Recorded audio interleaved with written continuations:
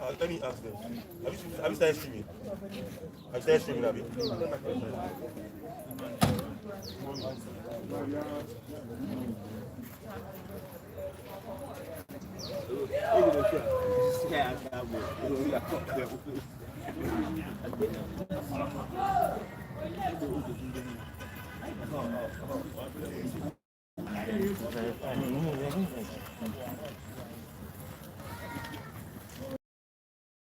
Good morning.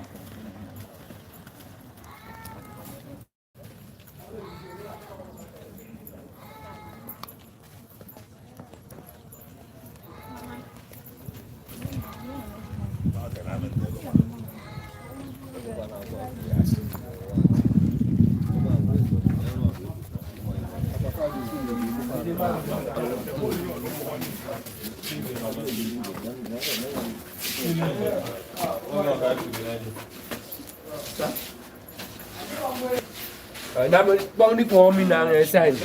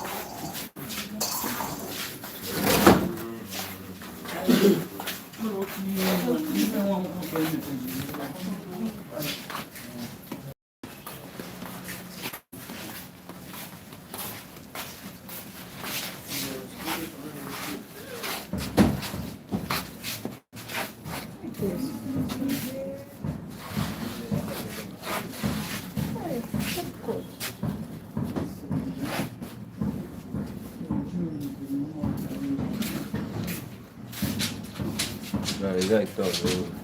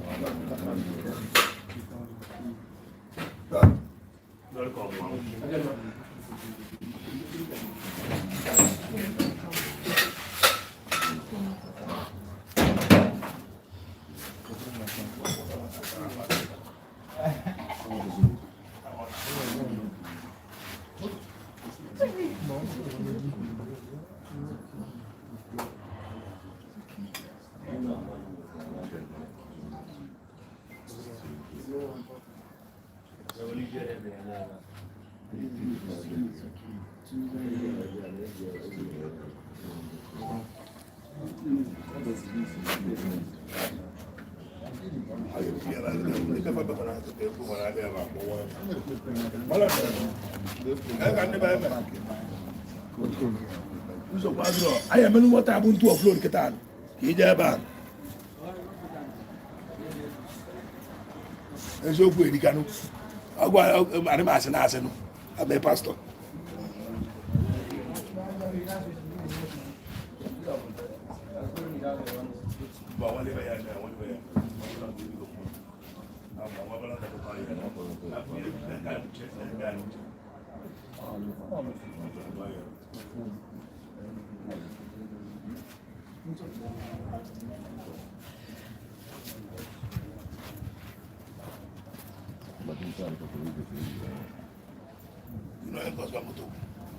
Ankere kwa sapa. Kwa ita kama to. Kokwa sisi yani.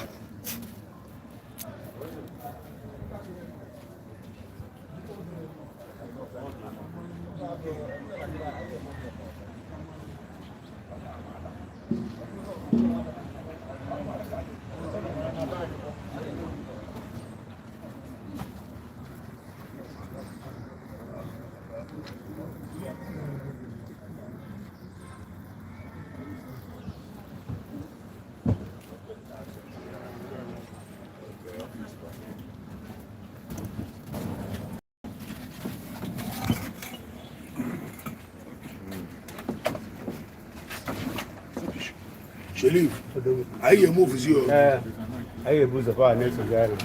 I am right.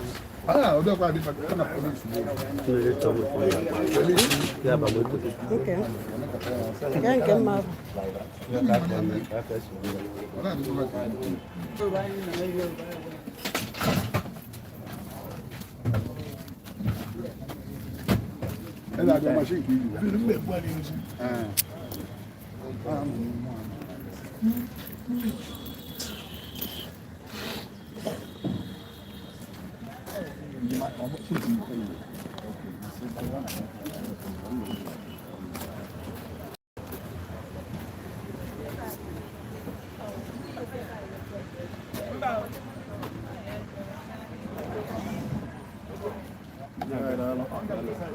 Saya dah kena.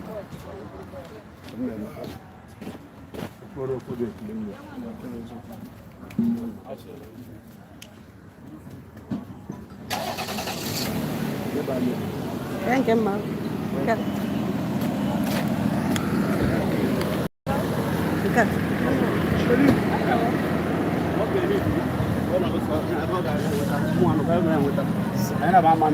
Ọ̀gá kwa ni ilu o. Na ga no go we na fidi fa. Yes, sir. Eba joke na. Okay, eba joke.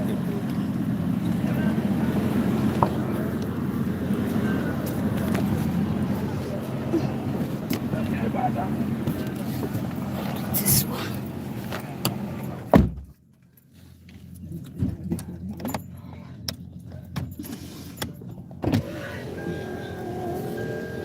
This one. This one. I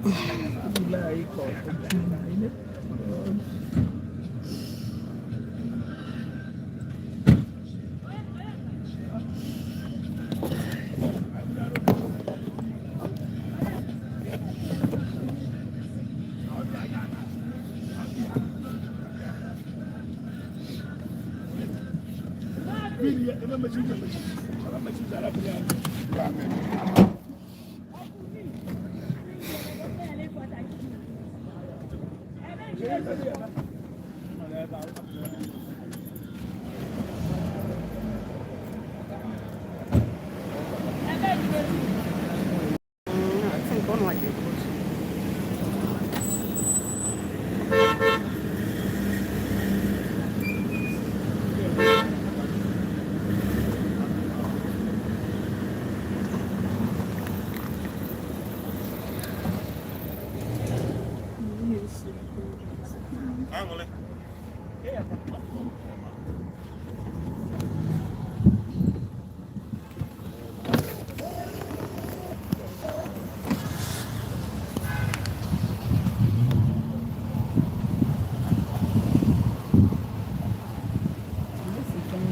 Yeah, I'm going to.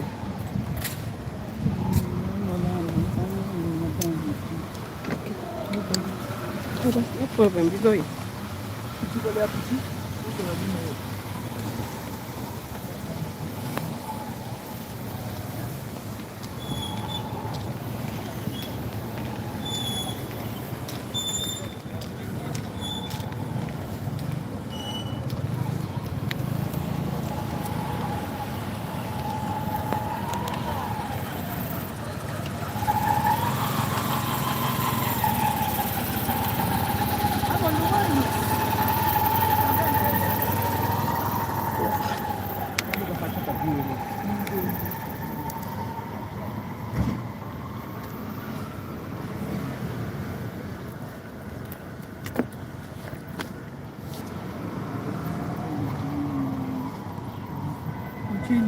Change, just the kind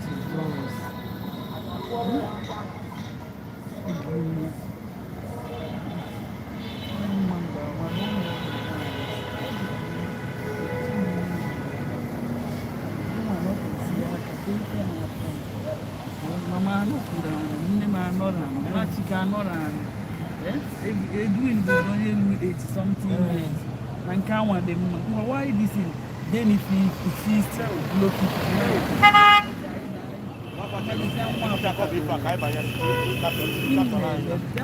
something. I'm not just uncomfortable. Mommy also want to check from across. All right.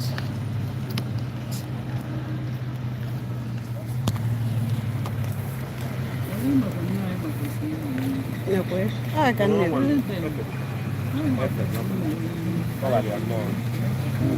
Tata, I'll go first here. I chose the waist too. So you're supposed to be at the front because of this.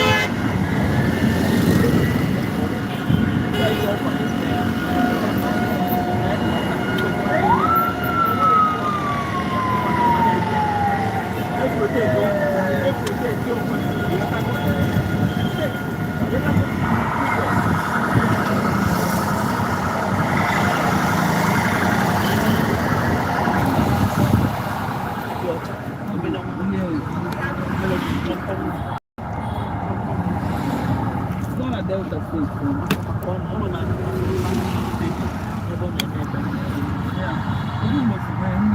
Hey, Onya. Oh, we can't see again. Onya, it's just here.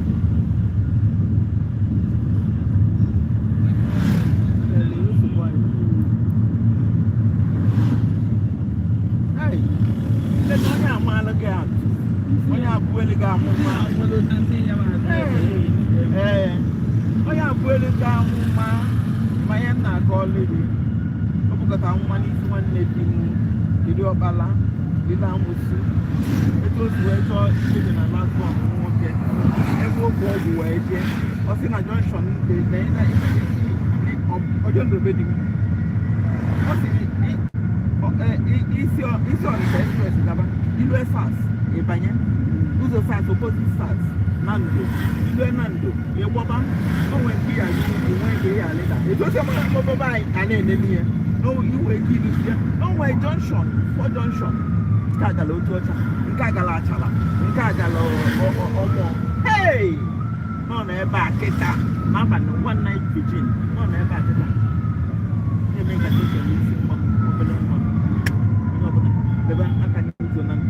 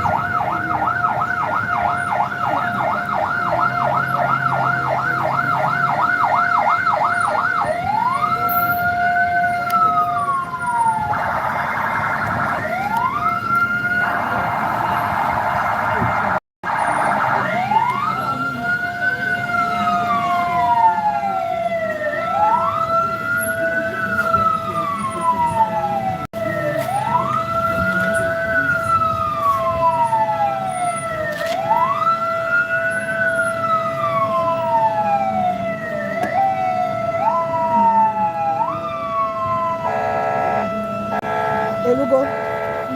Okay.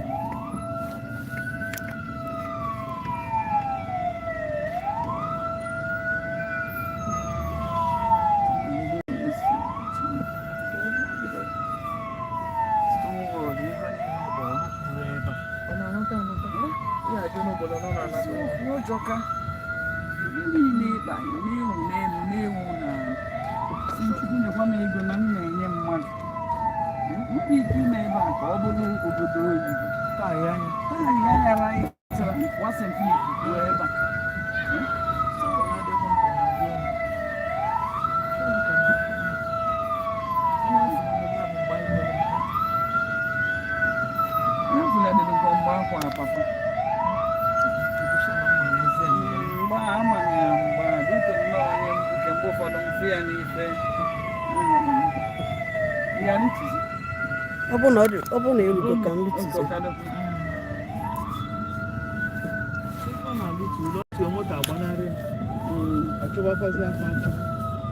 okay, look at top. After this compound. No need every cell,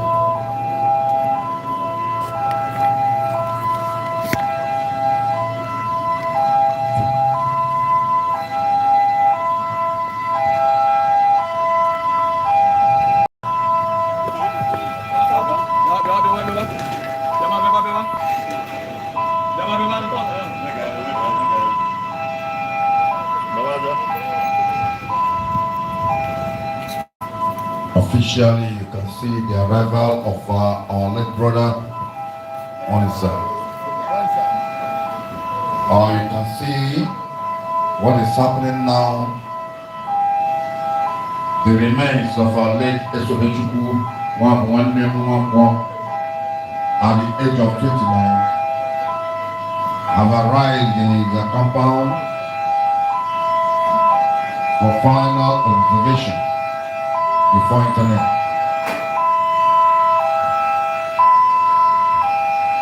Just like that and just like this. There's nothing we can do than to follow up. The boys, let us do what we can do so that we can see the remains finally before the church service commences. While I'm talking this, I know the family members are there.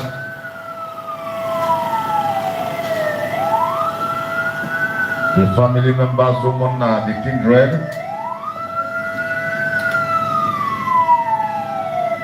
I know they are here already, so that immediately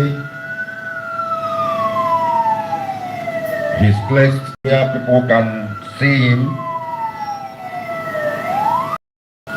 Mommy Okoso, good morning. We can do what we can be able to do, remaining the one to God.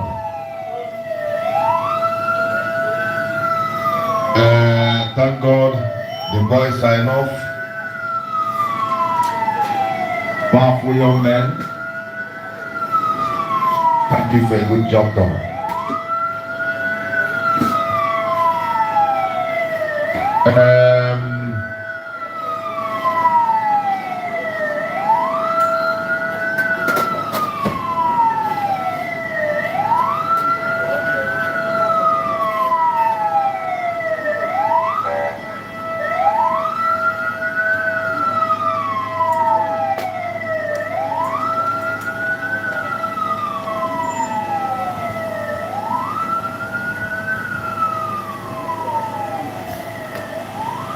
Okay. Omona, Obono, so.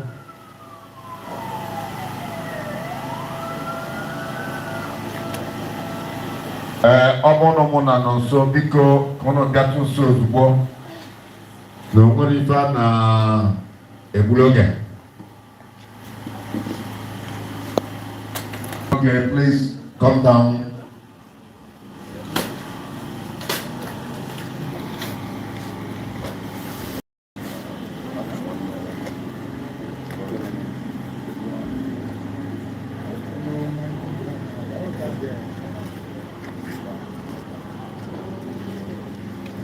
Please, Mr. NWANKWO, I don't know, possibly Omona,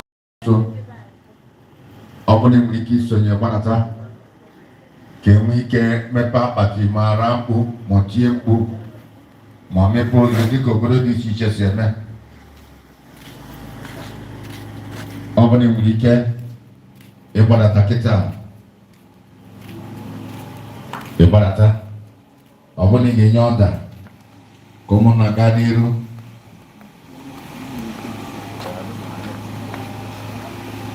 so an mayo biko kai wi kemenga mepozu atutu din noche abelude. Please don't go on with shooting of the guns because Anglican Communion, I think they don't do this. At the earlier time is after burial, you can go on. Daddy, go in. Go in. Omona, so share Daddy and your if I want was so any asojeni I can make My son.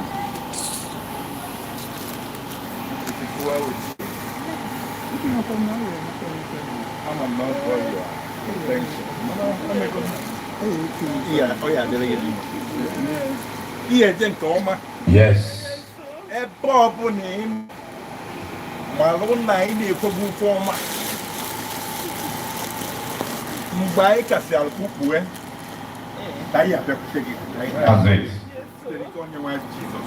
Amen. But that one, NWANKWO, the fellows do officially. On our who gets amen.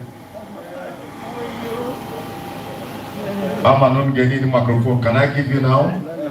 Okay. Give them the microphone. Are they sure on your one? The fellows do.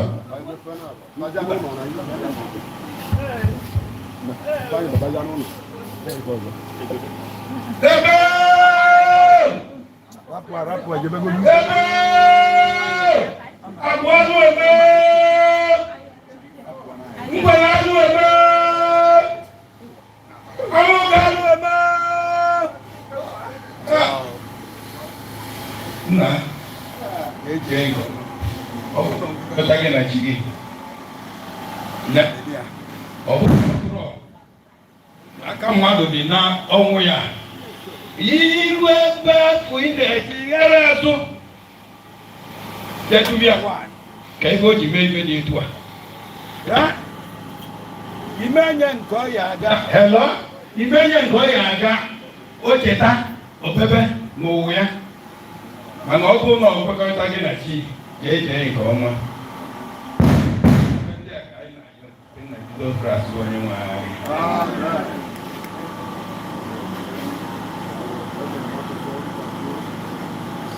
Aye kenego omona no depletion.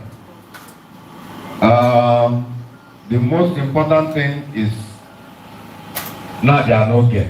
Me question not game okay. Okay, do no man. Immediate family, all immediate families can go down, go round, view the remains of our big brother. Immediate family can go now, so that we can wait for them to cheer. They will do. While the music in a low tone will be going on, friends and well-wishers can equally go in. Friends and well-wishers can equally go in now. While we are going in, rounding up from the right to go in and come out from left.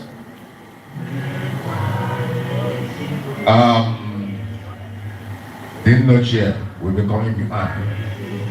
So don't know question you can go in now. You the remain of our big brother.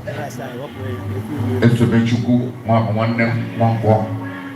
At the age of 29 years, it's a very young personality. I thank God. No from the boys, if not, I could have stepped out of the compound. But I'm operating in a gentle mentality.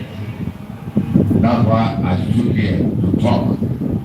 If not, I could have run away. I would have maybe this, maybe that. So in Chukuna, the compound, the family did what they're supposed to do in a simple manner. So I know about all your naturally they are playing now. Don't just go there and stay there. Just go around and come out. Let there be space. Let there be space. So that don't know what about the no not that they will watch.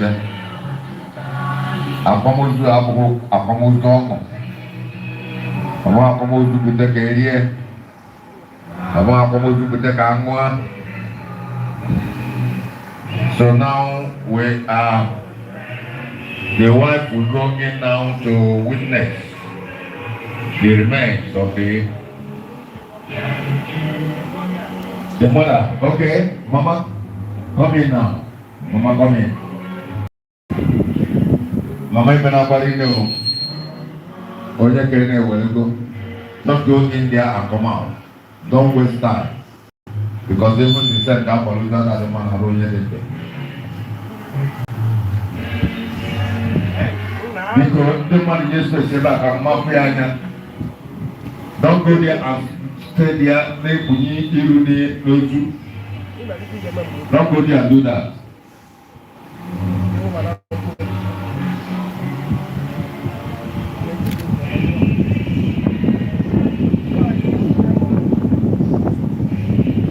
Yes, love this big woman. Talking with confidence and oh, when you are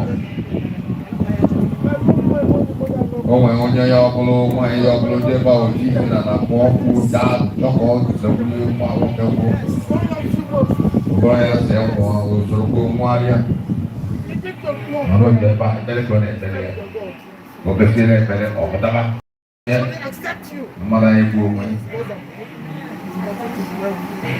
The president will wait for your siblings. Gather them together. You will bring brother to them.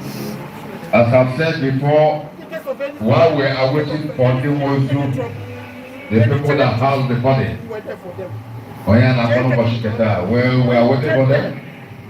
Very soon they will arrive. Just know that the Lord is with you.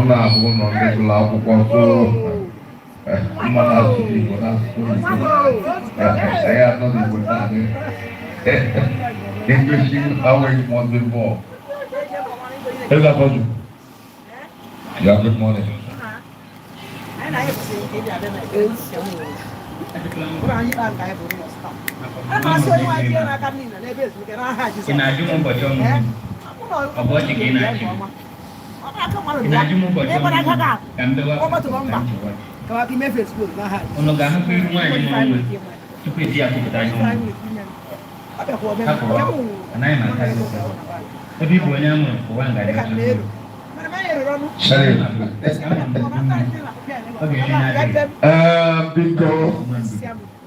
Friends from Yoruba land, we are expecting very soon they will arrive too.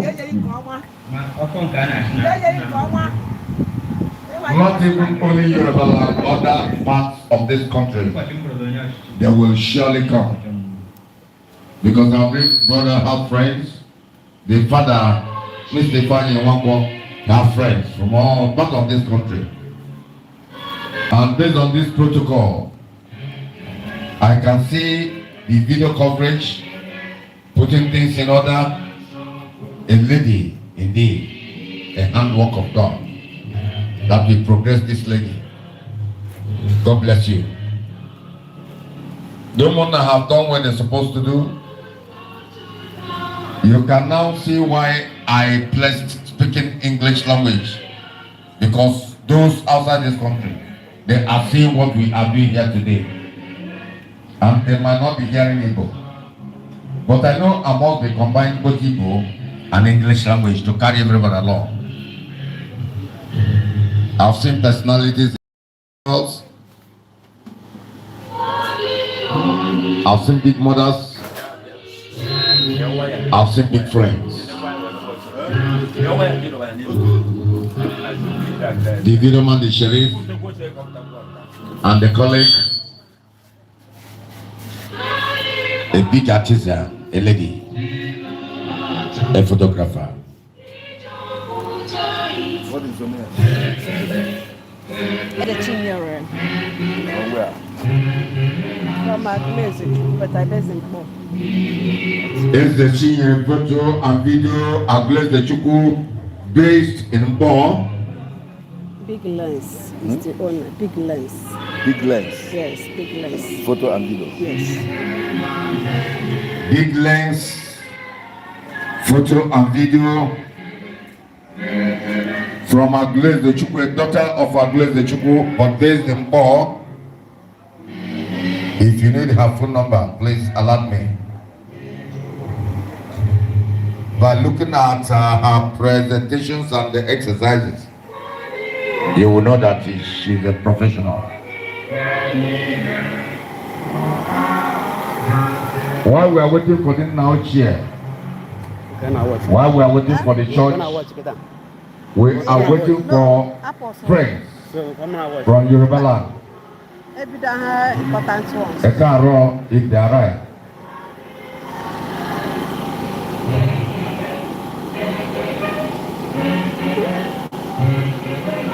I don't know people on uniform coming in one after the other. Either do matter from the union. They better make a malo.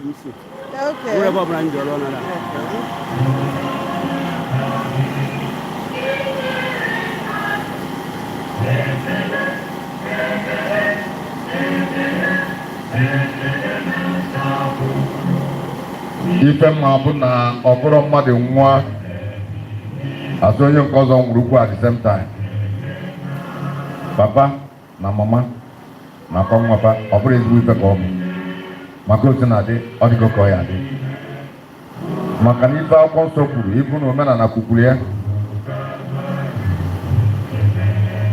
na ife ọbụla a ga na-enye Chukwu otuto ọ dị mma ọ dị njọ.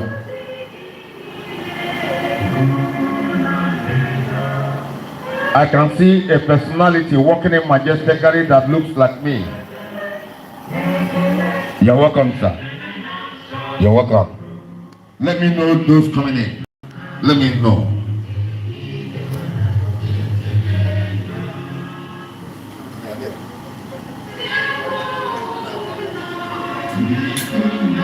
Evangelist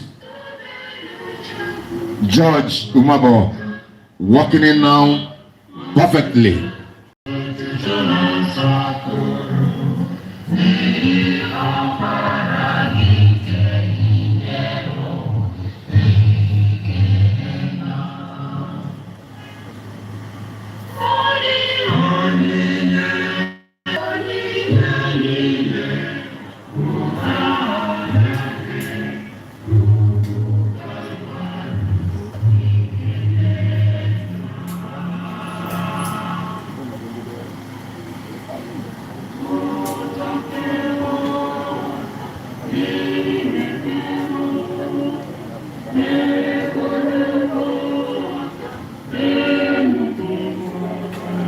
ana m afụta na ndị nna ochie nwanugo amatarugo dịka ọ kwesịrị na ga-eme. Ana m ekene mba niile maka ịbịa n'oge tutu ndị ụka abịaba. Ekene mba ka m na-ekene ndị evangelist George Mabo from far place. I know he's a personal friend to his family. Ndị nna ochie ụnụ ka anyị na-eche.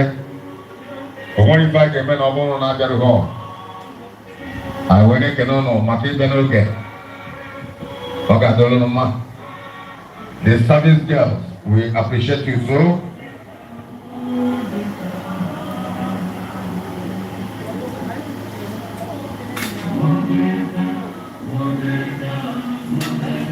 See? Omar ko matabano.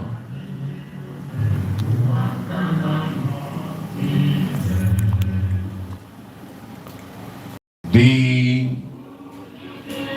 people that own this personality that we are burying today have arrived.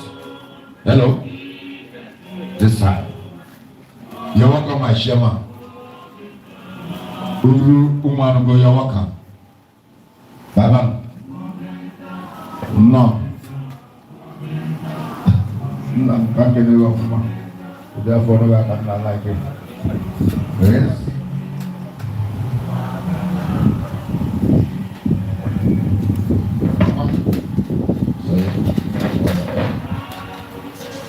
Sure.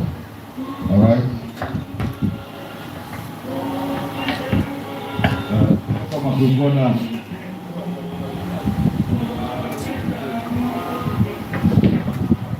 Okay. Uruma.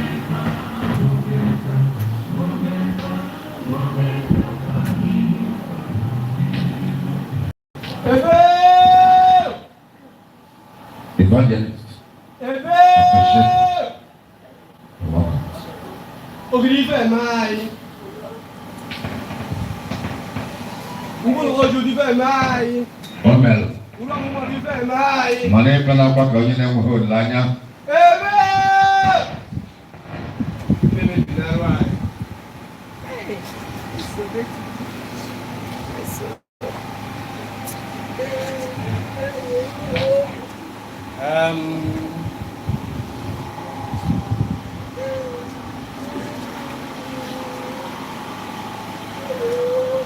Effort for Chineke.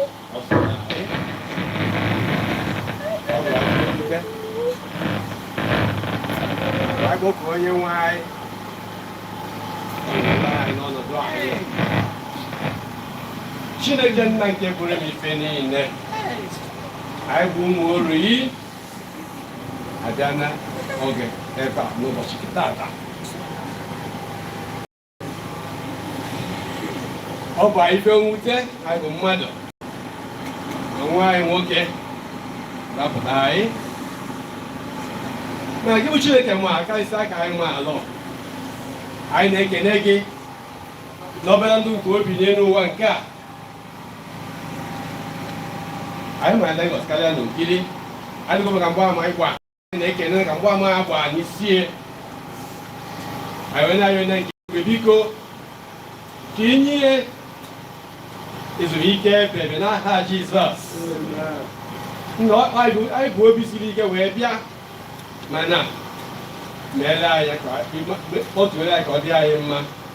Na nne na nna ndị nke zụsịrị ọnụ na ụmụnne ndị nke ọ rapụlọ n'ọba ife nwute. Anyị na-anyị na nke ndị wepụ ka ịbịa ka ịkasie ka anyị bede akwa ka anyị nwee olileanya n'ebe gị bụ nna nọ na-ebido anyị ọnọdụ. Na biko ewere ife ndị abịa atọ ụbọchị nke taata ịgwanye nwa anyị ukwu akpabịa nwere mkpọbi ụkwụ ọbụla nkesa ka anyị na n'udo. Na biko mere anyị amara dozie ezinụlọ nke a ka ndị dịka anyị na-emezi ọzọ na ndụ anyị niile n'ofu n'ogo anyị mesịtaba anyị na ndụ anyị niile n'aha Jizọs. Na biko daalụ na nke eluigwe melie dịka Jizọs Kraịst bụ onye nwe anyị.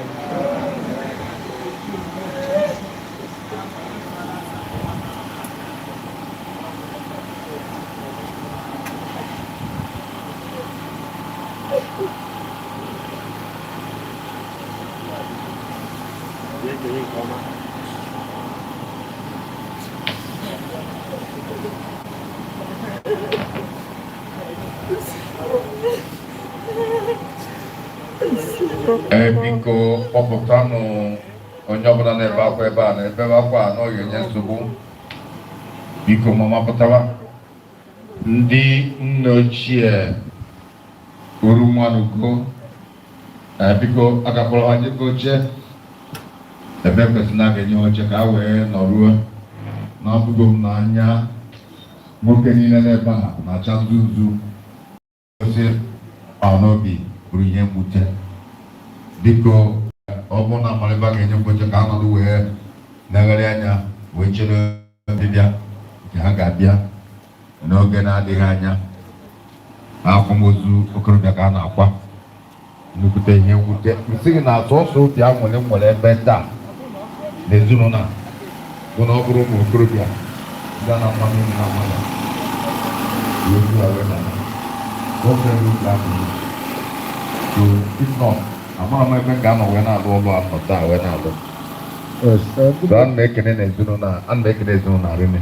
Obere igwe ogana ya nwebere okwu. Sure. I can ekele ndị nna ochie ndị nwe mmadụ maka na ụbọchị nwanne ọya na nwanne ozu na-agwa ozu arụ nwanne asụrụ kasị elu na-adịgọnụ ka ọ ya dị n'asọ Chineke ma nke ka mma sọ Chineke ma nke ka mma. Kene m ụmụnna ụmụ akpụ ama nwoke mgbelodiri. Aka na-ekelekwa ụmụnna ụmụ akpụ mana ọrụ ụbọchị nwanne ọya na Biko kenelu m ndị ya na ya na-alụkọ ọlụ bụ the master prince of Igwe.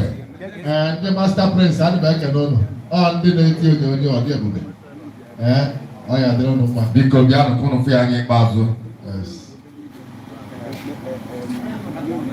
Onye na-enwe ike ịbịa mmadụ abụọ na-eche ka do that to represent you unless na ọ bụrụ na afụgo ya ọ na-arapụ ya. Ọ dị ka ọ na-afụgo ya. Okay. Mgbadalụ ndị nna ochie anya edugazi ebe a kwesịrị n'aka nọ. Ewekwadokwa eziokwu efuko nwanne anyị nwoke ezefuru ịma na okwu karịrị ya ọnụ ọma ife oyi egwu mana mmadụ ya egwu n'onwe. Evangelist George Mother, Ekenenge.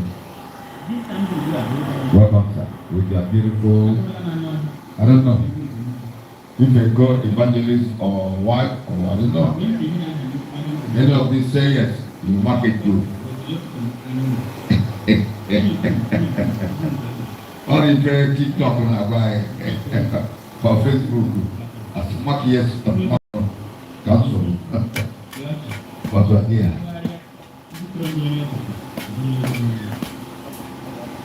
Kena kira mungkin apa nih? Umumnya no pasti kita istighfar NWANKWO. Mana kita istighfar ya kasih ya. Namanya ini kita usia.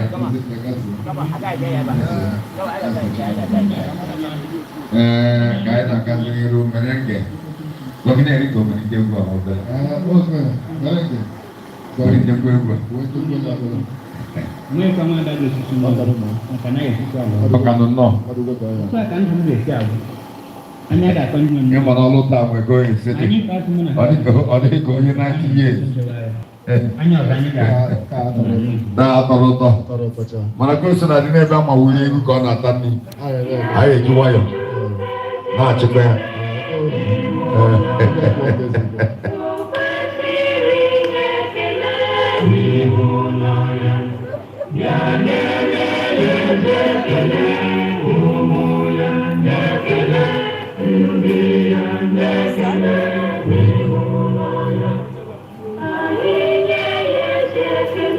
Remember that name for me now.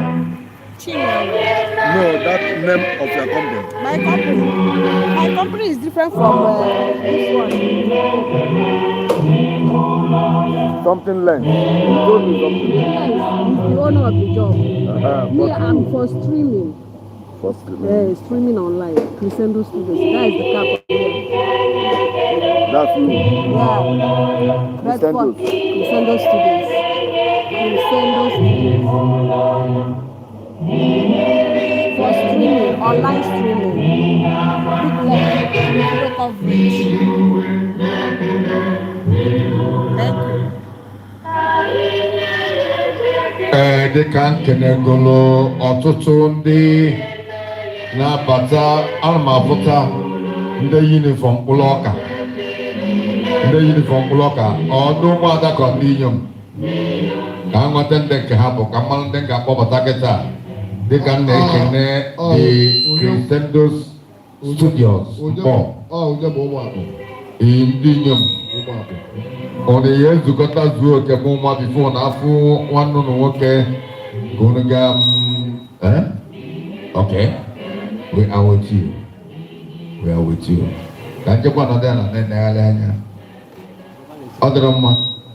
Come pro eba. Onsen pro. Okay. We recognize the security officials. None. The vigilante, action vigilantes. Not only vigilante, but action words. We appreciate you. None. Yeah.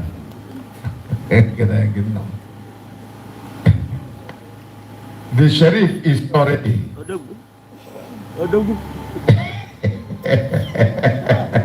The video and photo. Yeah. Other good friends, both in-laws, if you are ready. If you have not seen, those on uniform, our brothers and sisters, whoever that is ready, this is the time. Before the church, Sheriff Abbas, before the church, will now commence. Everywhere. And that's it. Everybody, they go in order already. Yes. Not the kind of chair, in the Nafu better. I talk a half, a half. And one of the big ones, so they didn't know chair. Now, what I also. Hey, the big dude. Now, when you're in the morning, you're very good. When you're in the I had the highest service in my year. Okay, why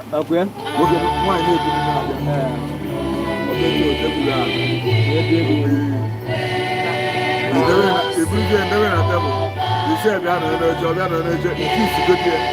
We very good here. Oh, yeah, when you want you. Oh, yeah, I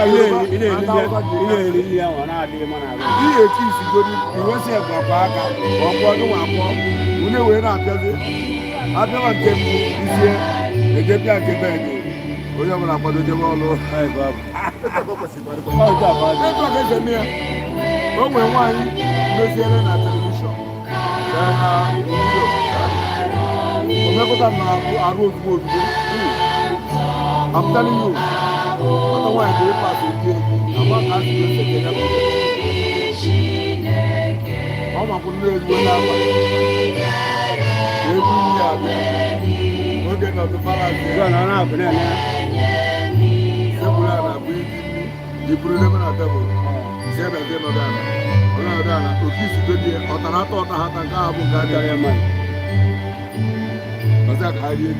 Everybody I did. You work a pass at your point. By out of 1 million. Oh, don't say, was them you make a point to my house? Huh? You want to move because December or 10 or 20.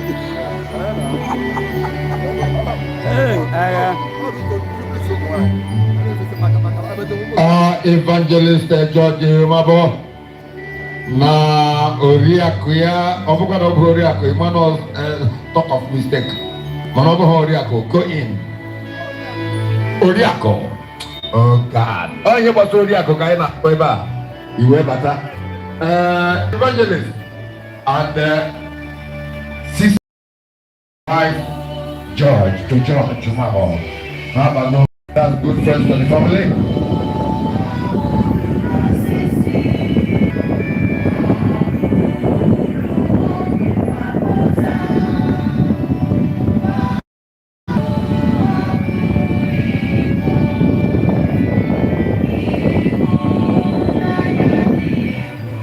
My evangelist, thank you. Thank you, sir. With your wife, thank you. Other people can come in, being long friends, wherever you are, to come and see the remains of a big old brother. You can come in now. When one day you be ready, they tell me. Oma Dabia, be ready. Tell me. One after the other, we gradually synchronize everything before the church service. Trusted labor. How they trusted the man now? Okay.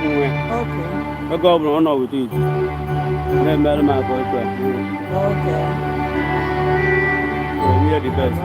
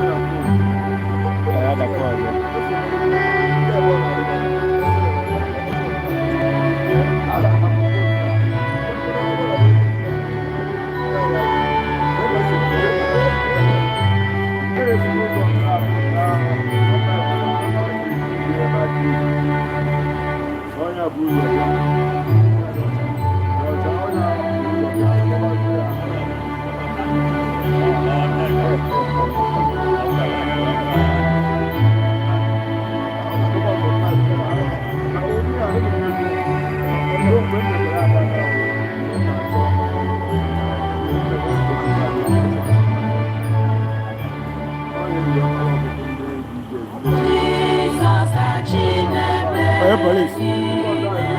Where is it?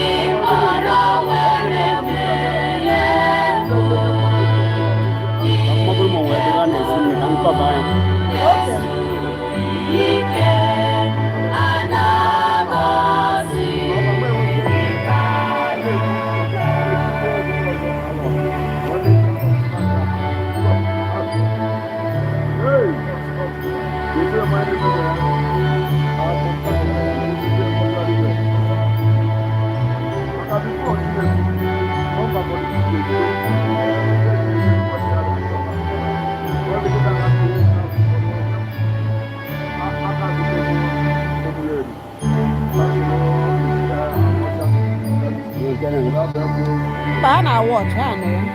Okay, ana watch. Ana ya. So de ka ha ga na ano. Ebido ha ngosi wa kwa video. Okay, ndị wana watch. Ndị na watch ya. Hand of 20 something. Mmadụ na watch. 27 mana ihe nọ kịta wụ. Ọ na ha na-abata n'apụ.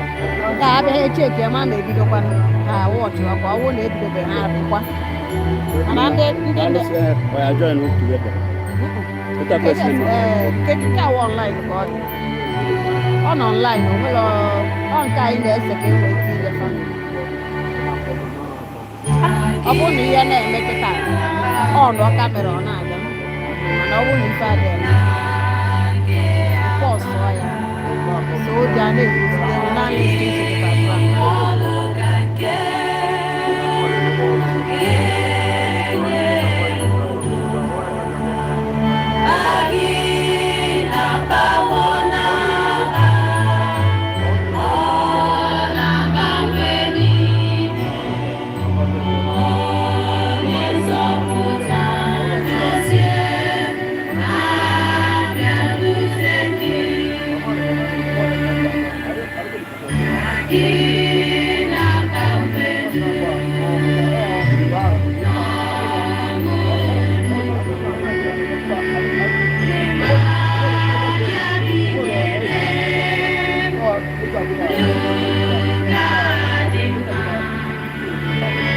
I guess as well.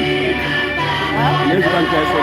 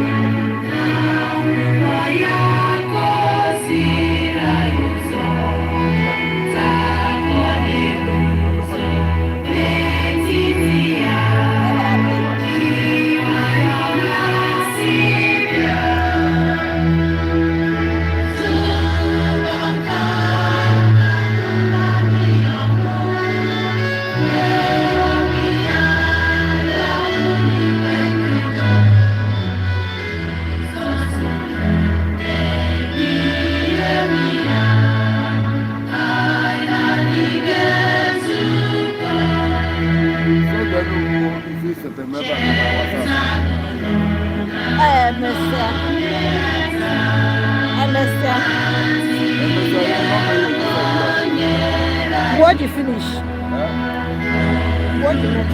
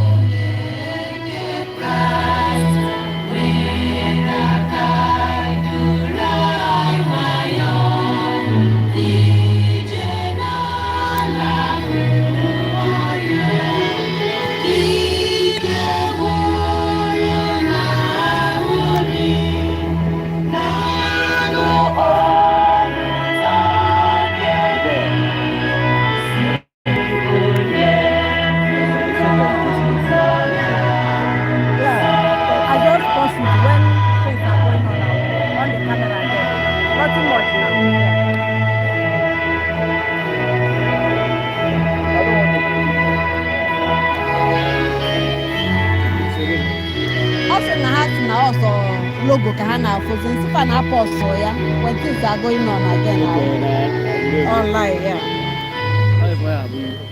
Ya return ko award cho kan temen.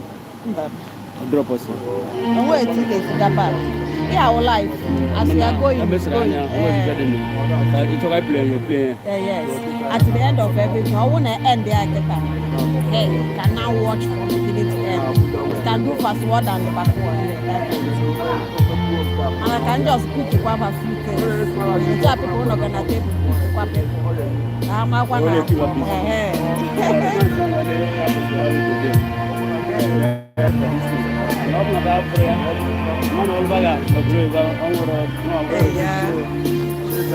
Can pick you up for some things.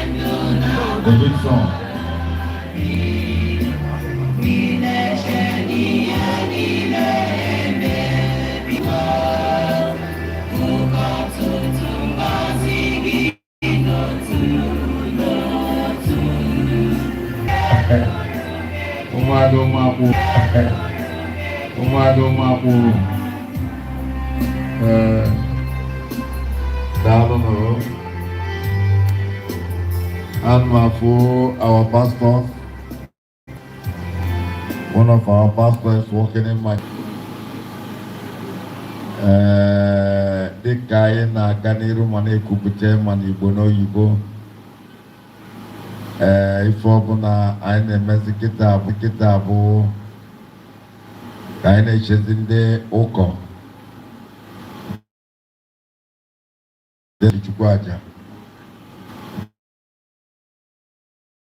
Chukwaja.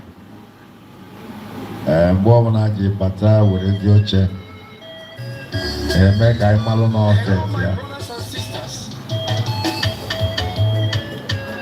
Do you still remember that heaven is real and hellfire is real?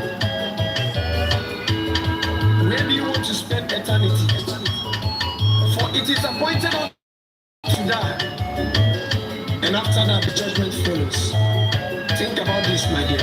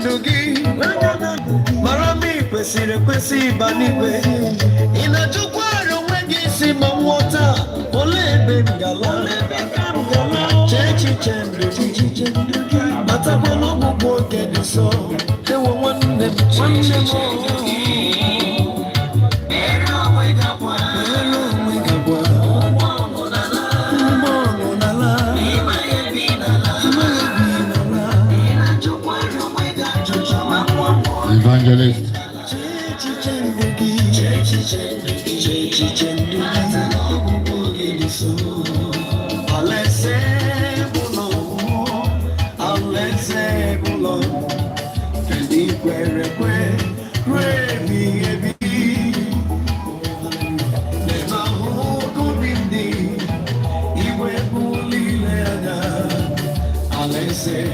Because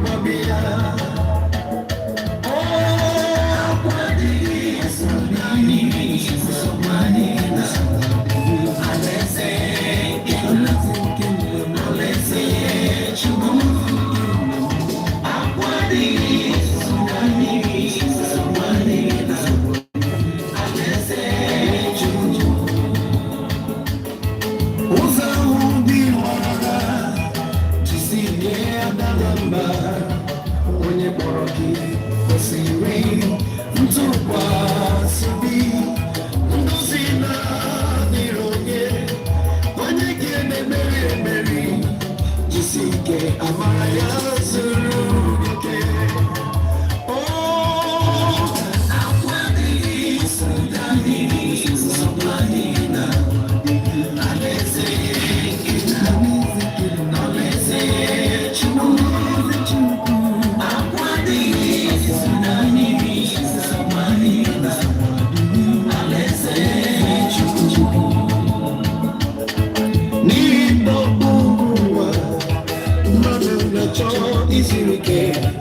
Anizike nechere ndị niile kwere ekwe n'ime onye nwanyị Jizọs bụ onye isi udo kwere nọgide n'ime ya ọ kacha mma nechere ndị nke ya ezi ndị Igbo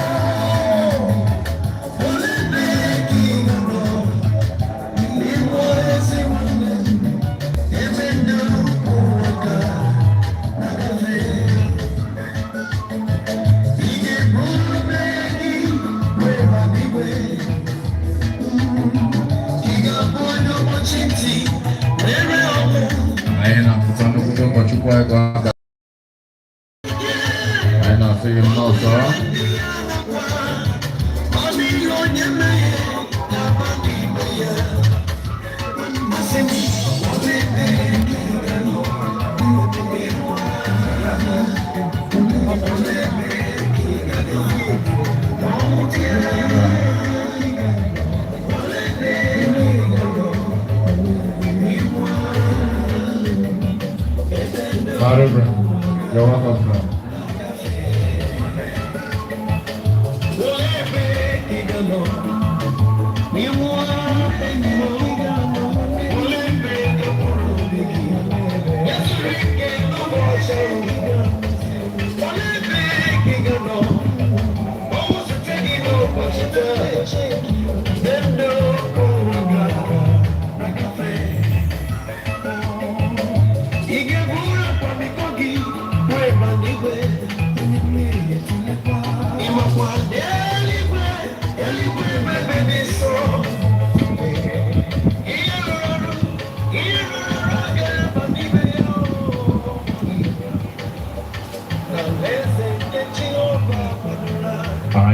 Africa, Omuna Joma Bawecha, Wenya Chuku, Ndoko Chuku, Kana Batano de Police of the Basis of the Niger, Nigeria Secretary of St. Philip Anglican Church,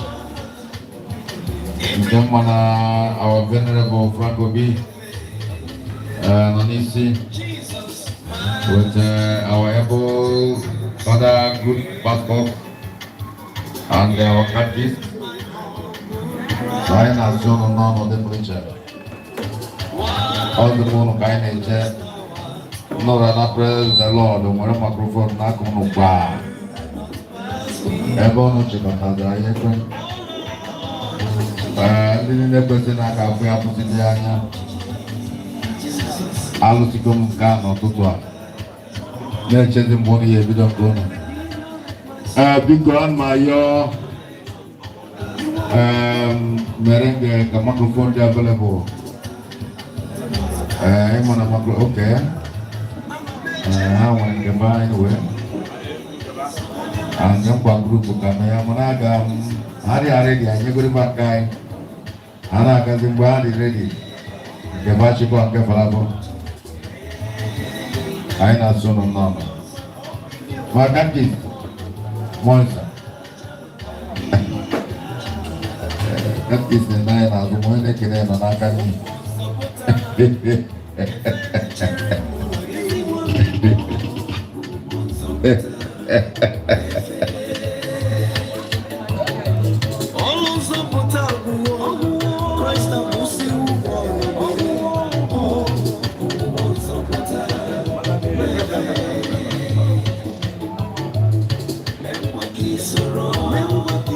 Announcement continues. Michael. No, sir. When the night after Verani Pazo, Dico, they can do that now. They can do that now. Mani Terana, Owenzoye Gaba. Eventually, that party, Kashama Brumo, dear.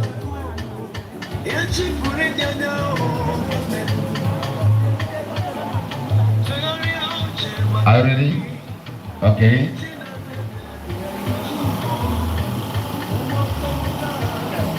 My personality is the Reverend Conduct. Today, sir. None. Microphone here, therefore. Let me give you this. Thank you.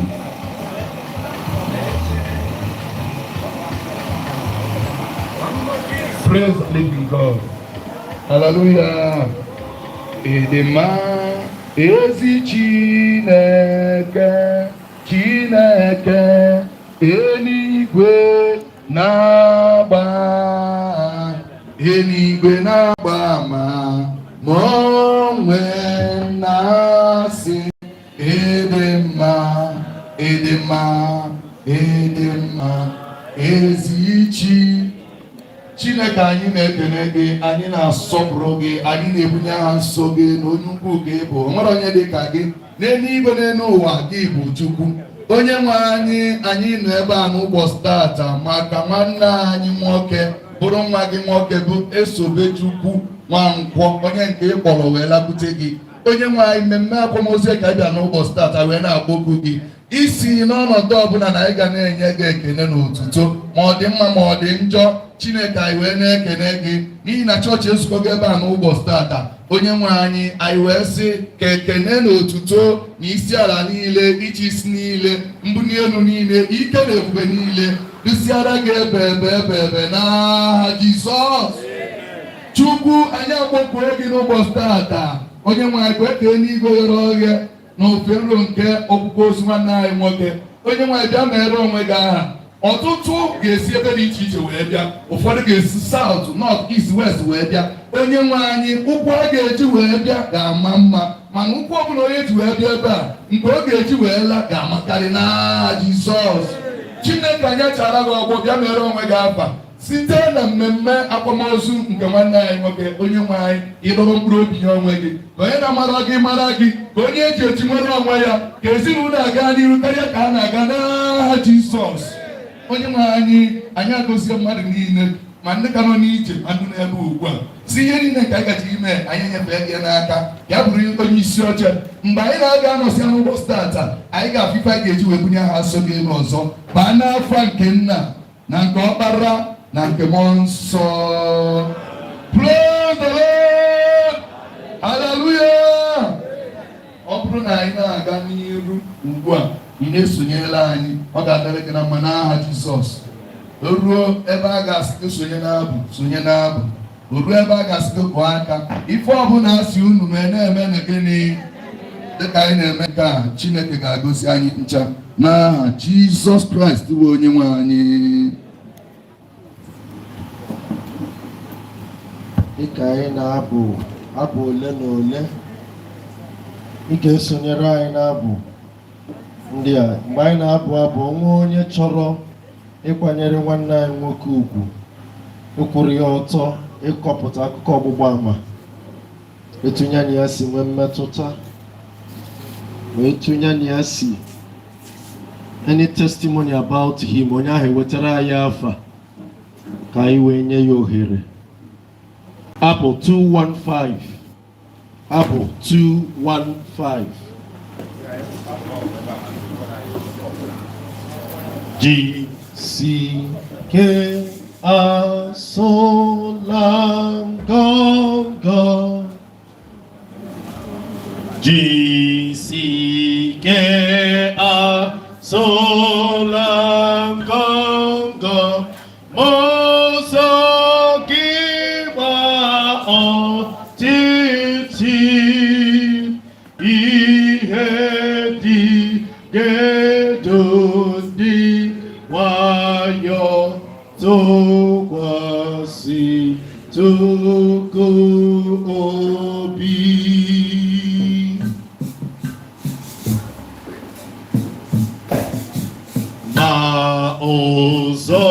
Ozotodo di ewu soto ya de kwa anya sonye nikena ike tokwasi tuku obi.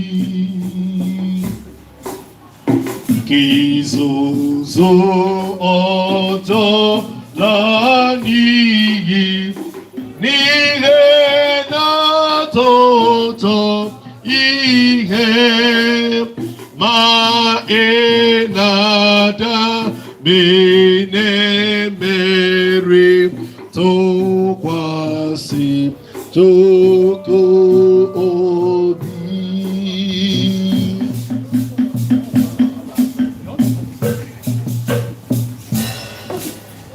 Mato fotoka oi asi Dios gelerai anya rabu ale anya delu tukwasi syuku obi.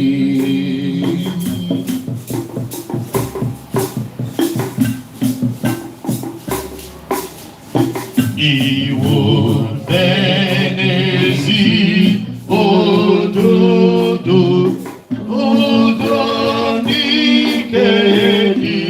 obi babando nenye inozotu basi jugu obi.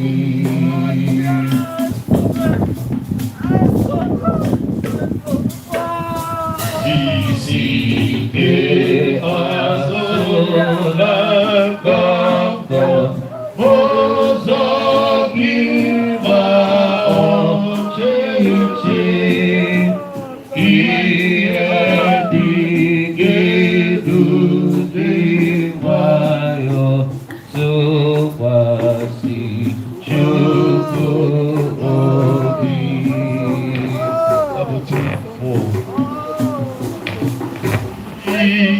Nedum nusando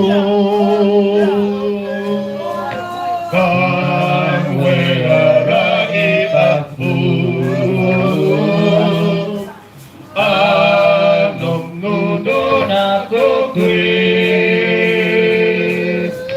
tam divini unanya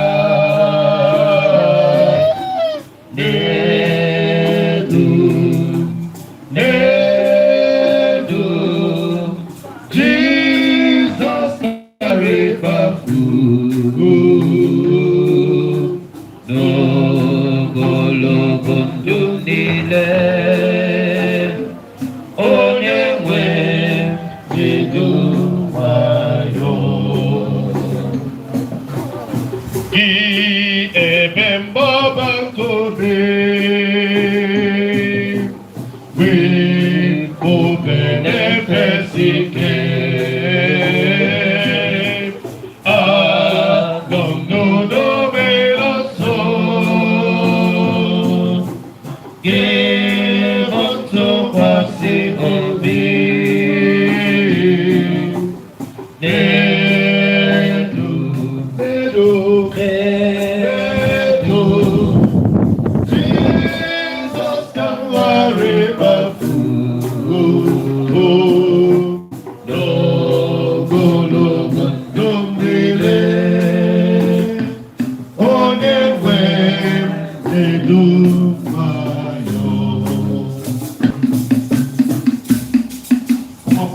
chọrọ ịkọ akụkọ ọgbụgba ka o weta afịa ya. Ledu nke bili mmiri kedu mgbe gabigasịa aga m eru alịghị ebe anya mmiri na-adị.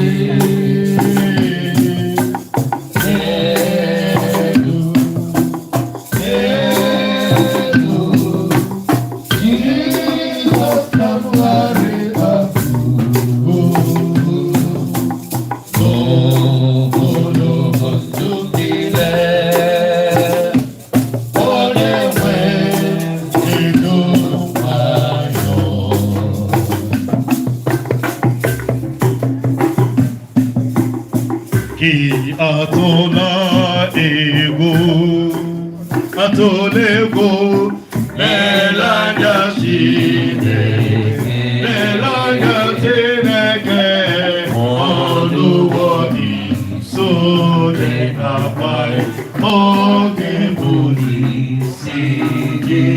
Abụ 188.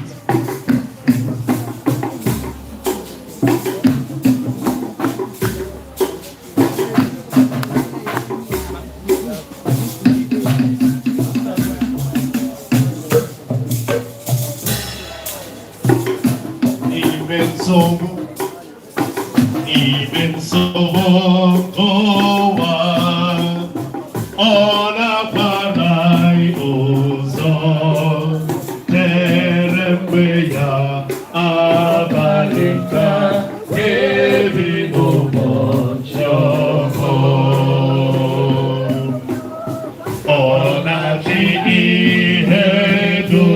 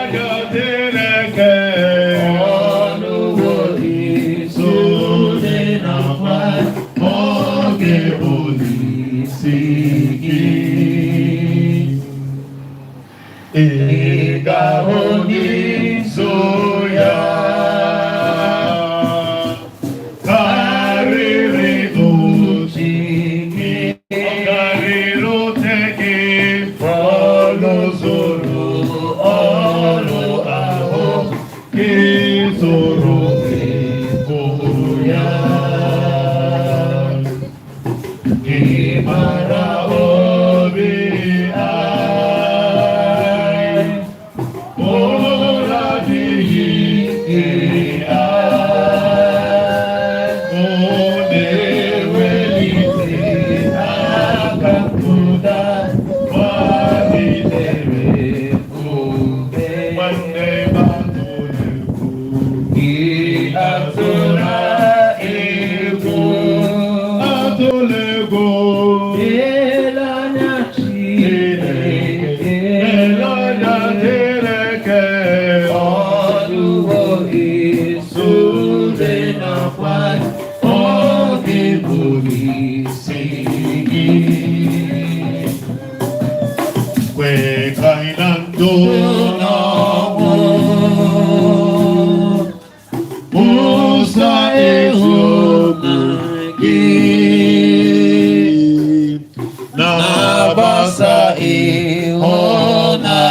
gị na nchebe gị niile.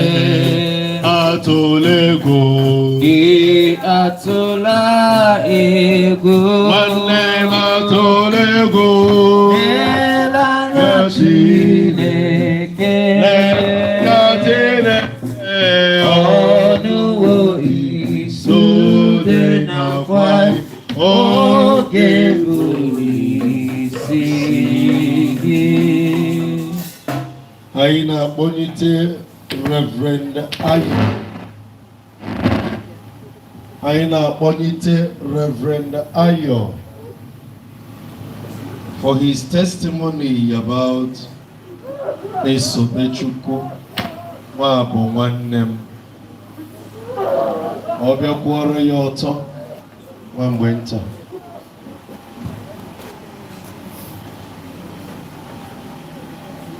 Thank you very much, sirs.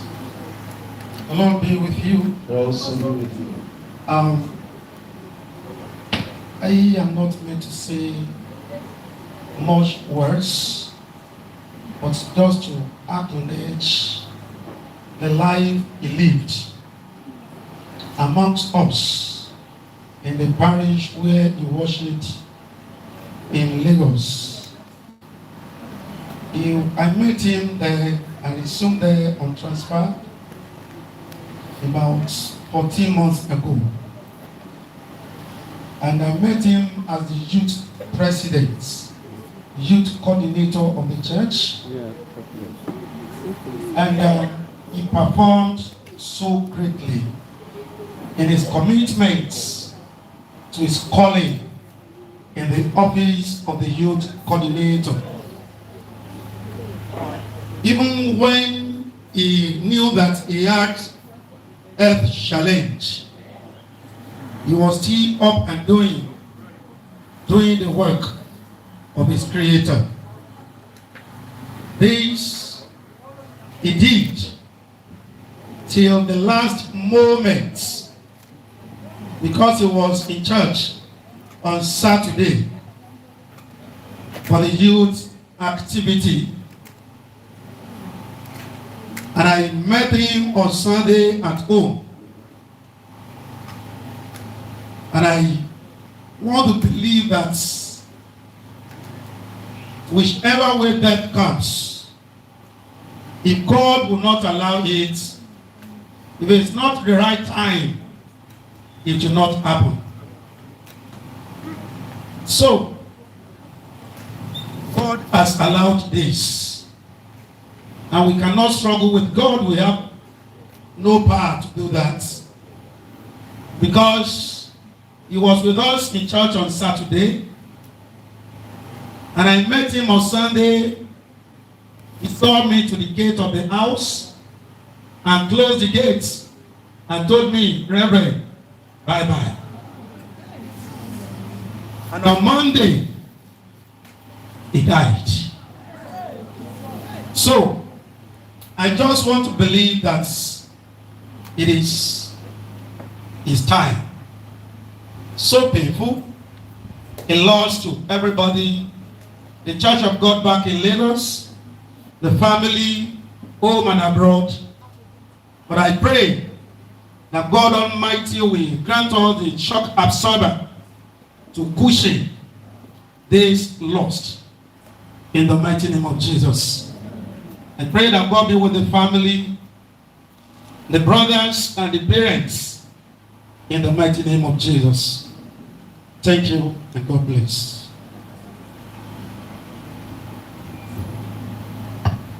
Anyị na-akpọlite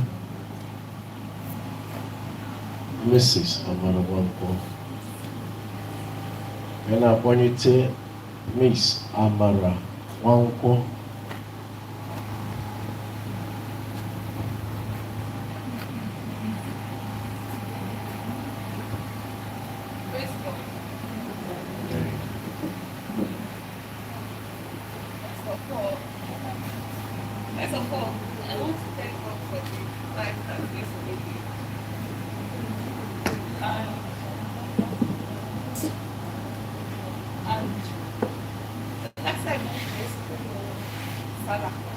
This year, been a while we connected, but we stopped.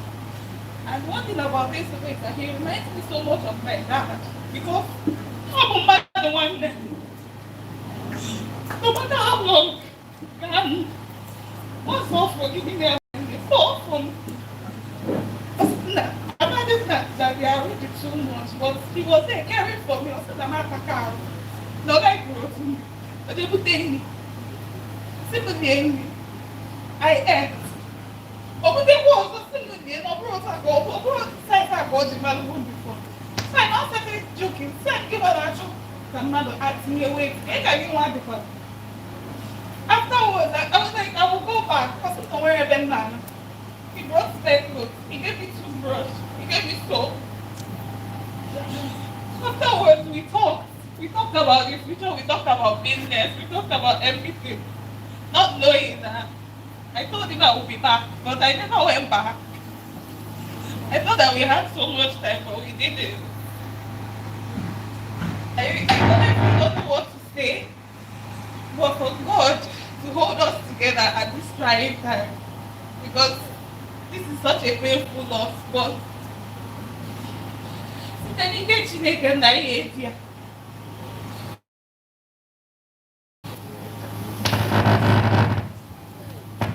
Album number 184. Site n'ịhụnanya Jesus, ọ ga-adị mma. Site n'ịhụnanya Jesus, ọ ga-adị mma. Ekpere ya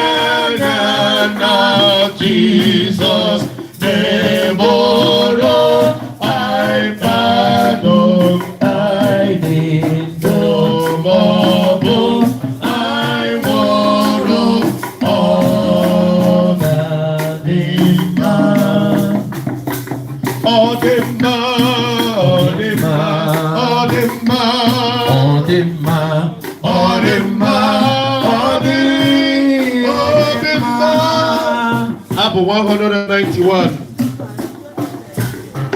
Udo dico sì, mi videro lo so, questo buona che lì non ho pola, me vuole sì, on the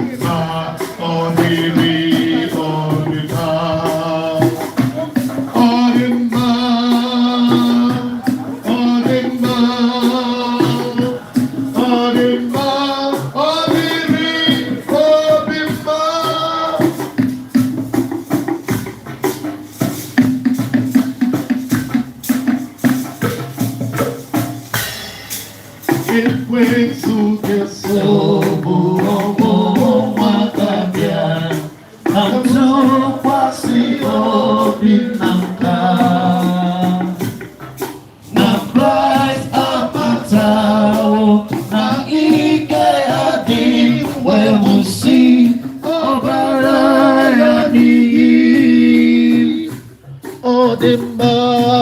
Odema, Odema, Odiri, Odema. Mekene chiche kanene mokomo, meye anile kara. Binobe Jesus, ebuyi kwamozo, tochuku urabi. Odima,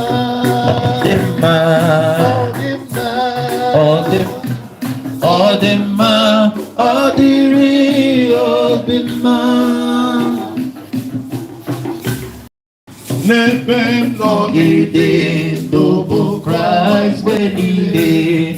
Oborona omo abia, okare utam, no modikanando, igenye urabi udogi. Odima, Odima, Odima, Odima, Odiri, Odima. Jesus, Obobi, Biagita, Nechere, Ili Agaya, Bolo Ai, Obi Kemosi, Oluke Chuku, Olilana Nizi, Keobi, Odima, Odima, Odima, Odima, Odiri, Odima.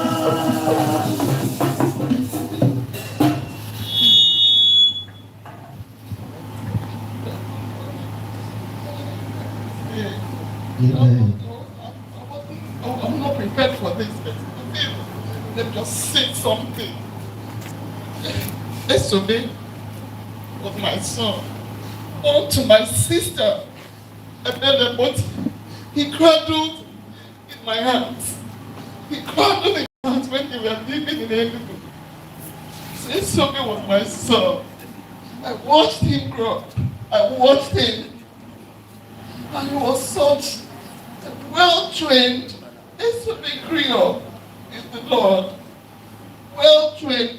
I don't think I have words to match how Esobe grew up. I watched him. Went to university, came out. Esobe was just a wonderful boy. You can imagine Esobe will take his leave. Who does that in this Gen Z, this day and age? Will take his leave and come down to Enugu and stay with his grandma. That's my mom. Even my kids, I will say that here. My kids are staying in Enugu. If I mention, let's go to grandma, they are younger, they'll go like, yeah, in how many minutes? But so they will all the way from Enugu, take a tree, take leave, come and stay.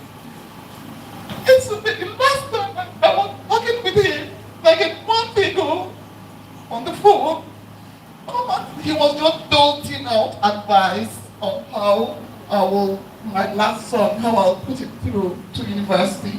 Because my son wants to go for what Esobe's line of major. Esobe majored in computer. So you need to see how this Esobe was doting out advice, instructions to me, like his mother, on how to go on my son's admission. Where will I start from? I'm not ready for this, but I just feel like I should give a word on Esobe is blessed. Esobe is an angel, and I pray you're going to make a way for us. Just, Nadima, I don't know what to say again, but Nadima, wait for us on the last day. Thank you. Thank you very much. I know when you tell me this is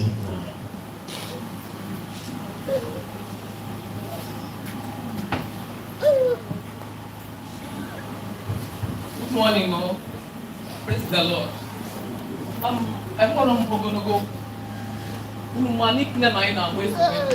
You find out we have father figure. You find out ways to bed. If mom now ways to, if all the cousins now father figure. It's to bring your advice about it. But way over the canon was it will fizzle out. It's the by this time last year we'll leave here. It's the by this time last year we'll leave here. Fly into Enugu. Land we are not shop. See, okay. What's in Niano live? Niabia Kayana grandma, no, that's my mother. Niabia Kiano yellow grandma, I leave out for grandma. Also, be well not 2 weeks with grandma. It's about not 2 weeks, Mama. She phoned to. It was about only picture kitchen. Mbagutani, the clean kitchen. And say, what is it? What is the just a family? Otiye grandma, Otiye grandma. Then my little son, who's been my own house. And as if Papa Lungo tell grandma, this will be that place will be there for 2 weeks. We're not here about to father people, who are not marry her father people. But they make home waka. They make it about Roma. But they make home waka. They believe him. Now, no. Now,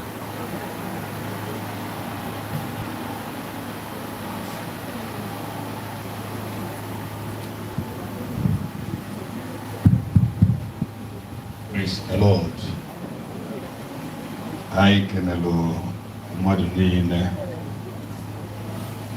Within a all right, come.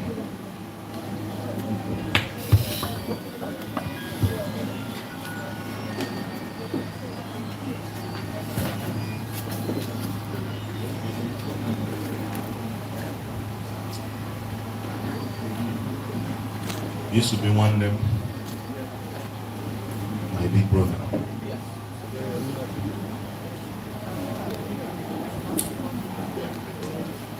After my father, always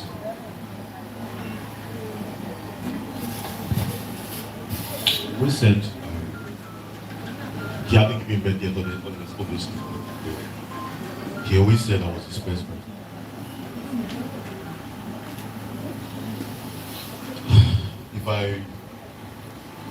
If I attempt to relay every single feel, emotion, experience, words for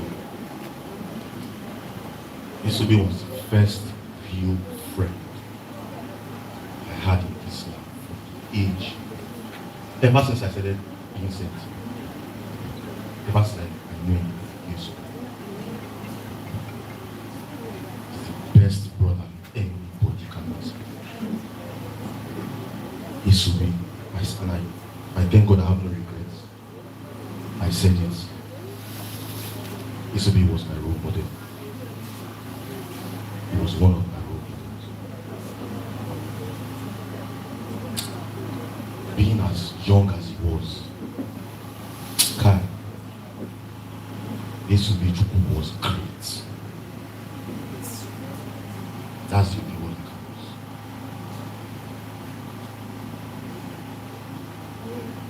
Isobechukwu was destined for the stars. For the stars and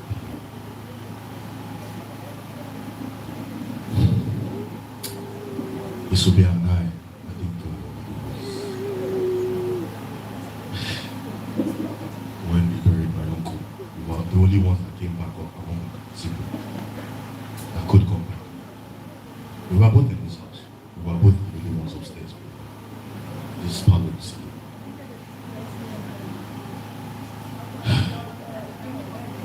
He finally told me he was proud of me. He was proud of the man I was becoming. I was happy as well. And we had begun to make plans. We had making plans since, but our plans actually started taking fruition, coming to fruition. Stays here. It's not what I want to see outside. Today, being the 2nd of October, it's my birthday.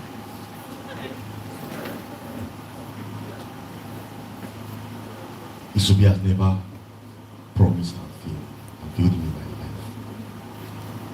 Isobe will equal man. Equal man 3 folds, 5 folds, 10 folds, 20 folds. From a young age, from when he was 13, 14. Equal man.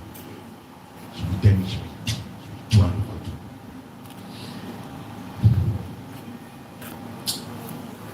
over do. This is the first time Isobe has ever made a promise he did not fulfill. He said he will be here with me. He will be with me on my birthday. Because then I would have signed out from school. The Friday before he died, I had written my last exams in school. I had sent him pictures, even everything beforehand. We spoke. I think on Thursday before that Friday. We laughed. We always laughed. Yeah, we always talk at length. Our phone calls are always so long because we missed each other so much. We always said that we had the same, we were allied minds. He literally brought me up in his image, so mentally I'm meaning him. There is no facet of my life Isobe was not involved in. No facet. And he helped me in everything. I signed out from school. We took pictures. I sent Isobe pictures for the first time and Isobe did not respond to my message. Isobe. Called.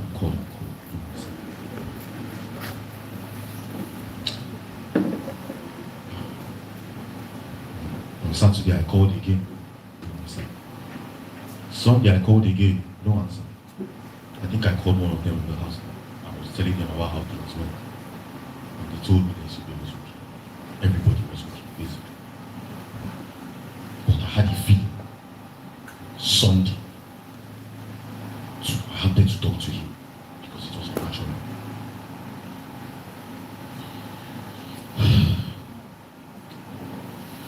Then on Monday at 3-4 p.m. I got a call.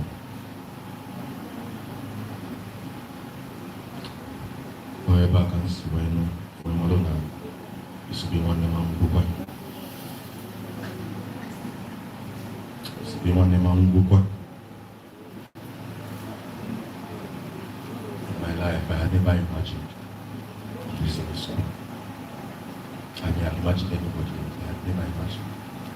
He had been there for time. And he looked like he would be there for time. Going on.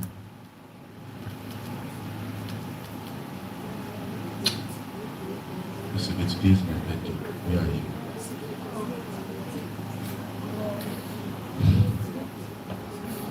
I'll be strong for you. I'll be strong for you. That's how we thought. And all our plans. We 3 left. We will make everything come to pass. Everybody will be well. God does not lie. Thank you.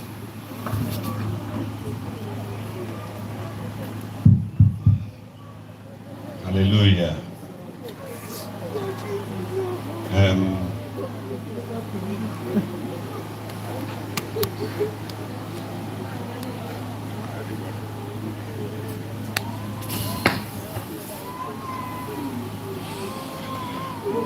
Everybody has spoken in retrospect about this bill. I'll make this very quick. I just want to touch on some of the parts. You know, we've done service of songs, we've done a lot of things, and I haven't exactly said anything. It will be very unfair if I didn't say anything today. Being the person who carried him into the car the morning when we were going to the hospital on the day he died, because he was too weak to even walk. Being the person who helped him shower, who wore his clothes that same morning. I will not come here and continue to tell you people about this today because, I mean, everybody has said everything and you will have an understanding now, but I promise you that whatever understanding you have, it was times 10 of that. For the last 2 months, I've had an issue at home. In my workplace, work, so I was in the middle of changing jobs. So I was at home with ESOBE while he was working from home. My parents would go to work. 2 of us would spend the whole day together. Sometimes it would get tiring. Why? Because ESOBE knows how to, just get you to talk with him. My brother said he had a feeling that that something was wrong. And yes, he will have that feeling. Why? Because ESOBE would always talk to everybody. ESOBE was a bridge. Like, if there was any fight between everybody, she would talk. Sometimes I'll be married, but we used to be married. She would be talking and talking. He's always on the phone, calling this person, calling that person, linking everybody, doing this, doing that, doing this. He had all the plans. Plans for Nigeria, plans for my mom's 60th, my dad's 70th, plans for December, plans for my grandma, plans for this house. He always had plans. Then our big miss would be, can't you rest? Every night, plan, relax. But I mean, all of that is, what I want us to know is this. ESOBE died at the age of 29, but from both service of songs till now, we've seen his impact. A lot of people who live to 70 will not have this type of impact. We need to understand that on this earth, we are here to make an impact. If you die 30 or 35, in the eyes of some, in the eyes of many, it can be seen as a life well lived compared to somebody who died as 101 because of the impact, because of the lives we were able to touch. So I want that to be a reminder to us today, regardless of whatever riches or whatever thing we are doing or whatever focus or whatever drive we have, keep making an impact. Let it be that when you leave somewhere, they will say, I miss this person. That was what ESOBE would always tell me. Because this is what life is about. It's not just about living the rat race, making money, and escaping. No, it's about making an impact. And ESOBE did that in ways beyond your imagination. Sometimes there was something he did one time. He did not even know I found out, but I found out. I needed some money. This was like 2 years ago. He didn't send it immediately, but he sent it. Only for me to find out later, I don't know how it was when I found out that he went to borrow that money because he didn't have. But he won't tell you. He borrowed it. I know who he borrowed it from. He borrowed it from the person. I was telling the person, please, thank you. I'll get back to you. I saw the message. I felt bad. I don't know. But that's just the type of person he was. I want that to be a reminder to all of us today. And regardless of the fact that he was only 29, he touched a lot of lives. Even people that we thought, we shouldn't even know, or maybe for one reason or the other, we shouldn't be close to them. ESOBE talks to all of them. All our cousins, everybody you see here is because he kept in touch. Some of our cousins right now that we talk about, some of our extended family, is because he was able to keep in touch and he passed it on to us. So let that be a reminder to all of us today that as we are living, as we are focusing on whatever, keep making an impact. Thank you very much.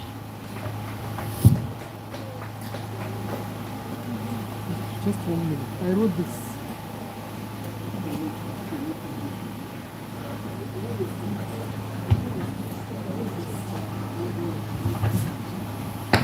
Praise the Lord.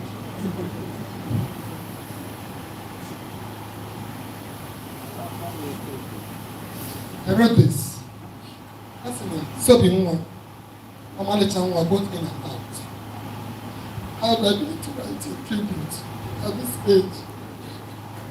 You came, affected lives, and suddenly disappeared into the oblivion, just like the candle in the wind. You were intelligent, highly knowledgeable.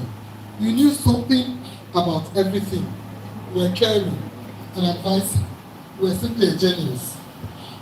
You were your mom's bag and her cook.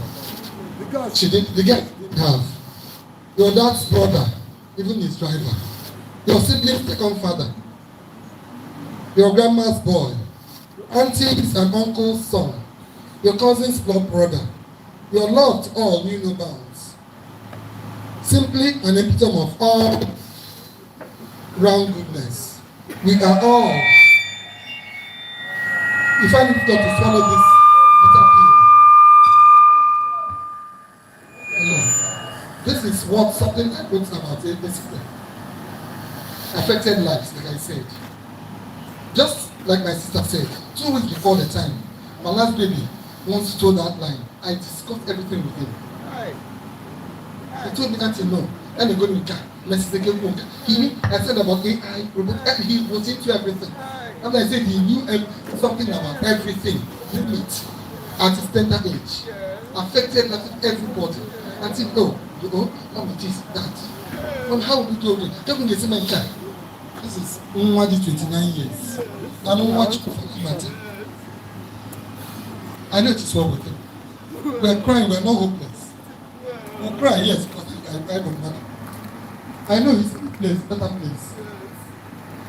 God will console all of us. In Jesus' name. Amen.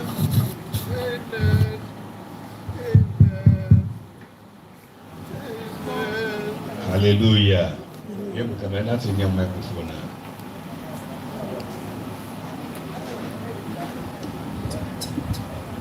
We welcome all of us. And I'm like it with the better.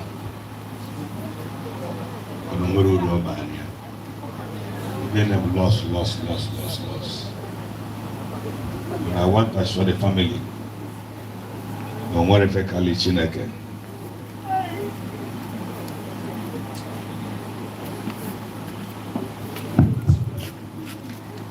I want to show the family.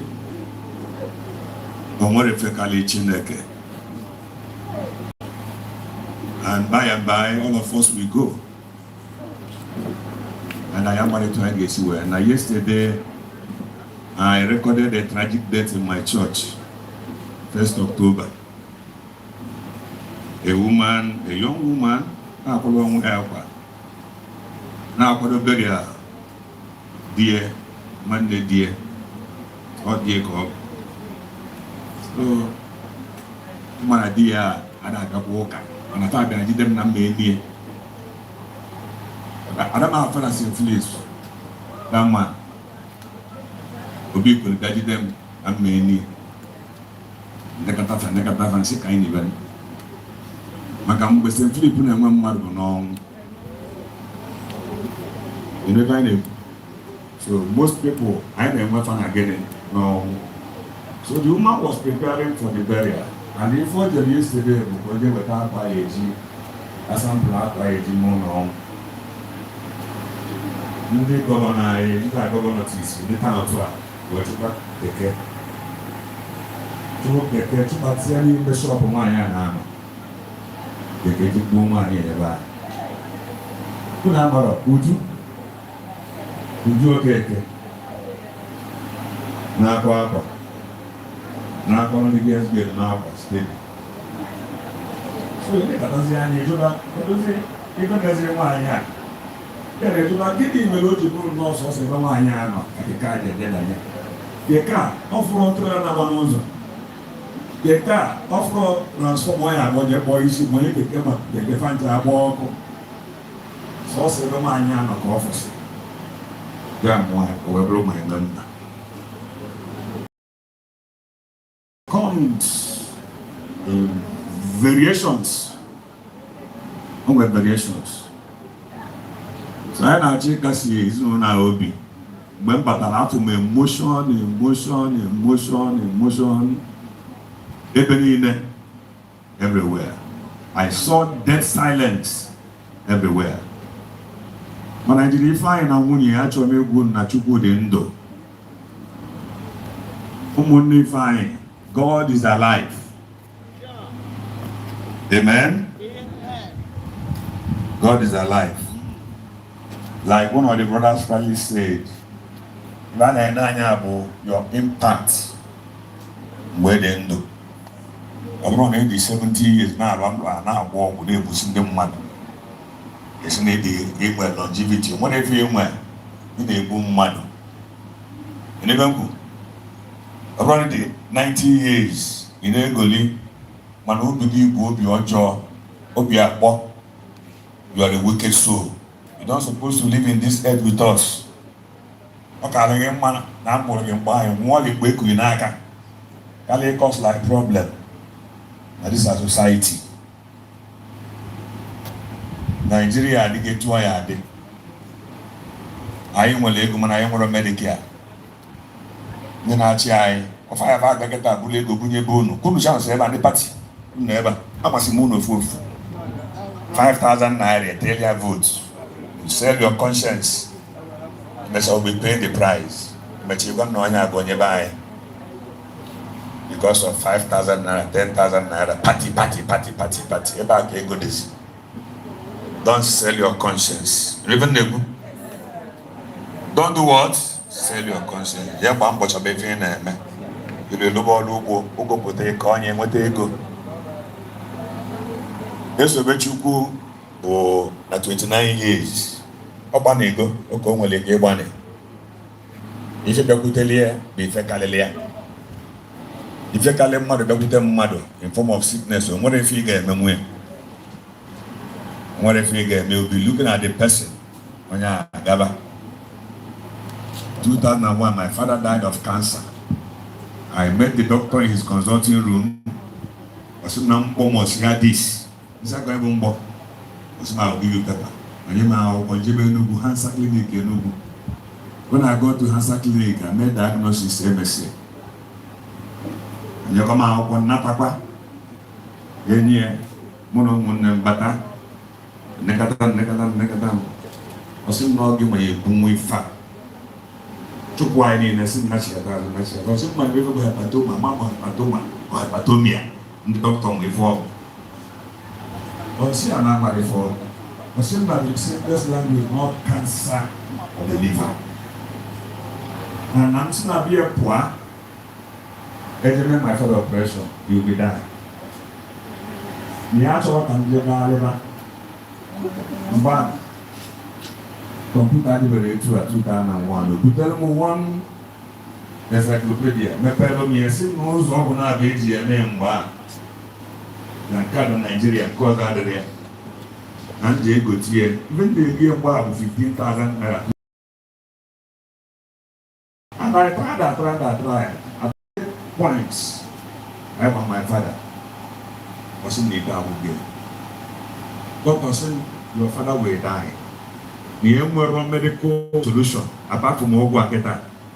Now, once man played you, contribution, I was in the better. No, it's a miracle. A major.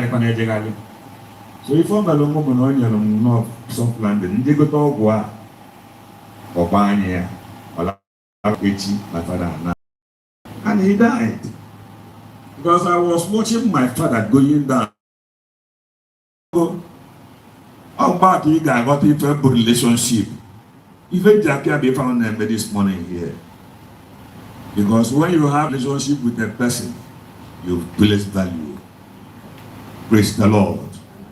And all your patalaija ayo esimoku benata. Can you tell me the gwenya? Ya megene. Onwe nkiji megene era. Kenwe mgene metota. Kenwe metota. So I was watching my father, and the day he died, saw someone on one of I. All of them left the house. And even though when you have a Frank Obita. So I told him, ESOBECHUKWU down. What do you know?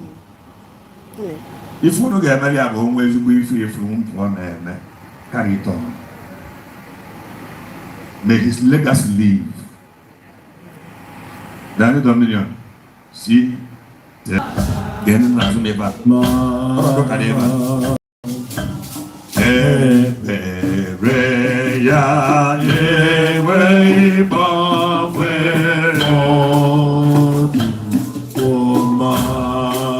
Hallelujah. Oh, Baba, you call Amaraya Suru,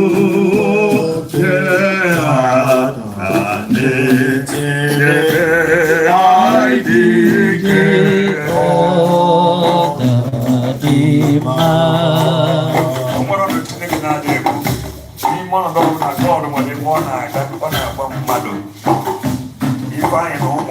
deɛ chukwu nwere ife ọ na-agwụ ụnụ ihe nsatatu kedu ife okwu ọsị anyị na-aga feti ahụ ọ dịwo mma zọpụta gị zuru ezu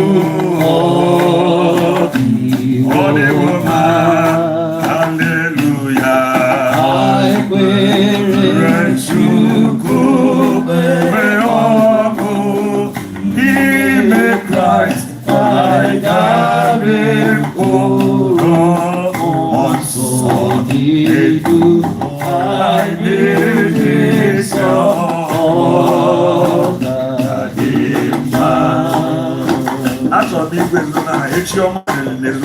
Jesus. Amen. Fine. Everybody, Chioma. If you want to enjoy the Chineke now, I want to go enjoy you with stroke. How is your book? Go enjoy the Chineke now. Stroke will do what? We come. So, come on, is the Chineke. I don't know who you are. You know one to tell. Who got to know enough for Jesus. Amen. Everybody, Chioma, now Jesus. Amen. I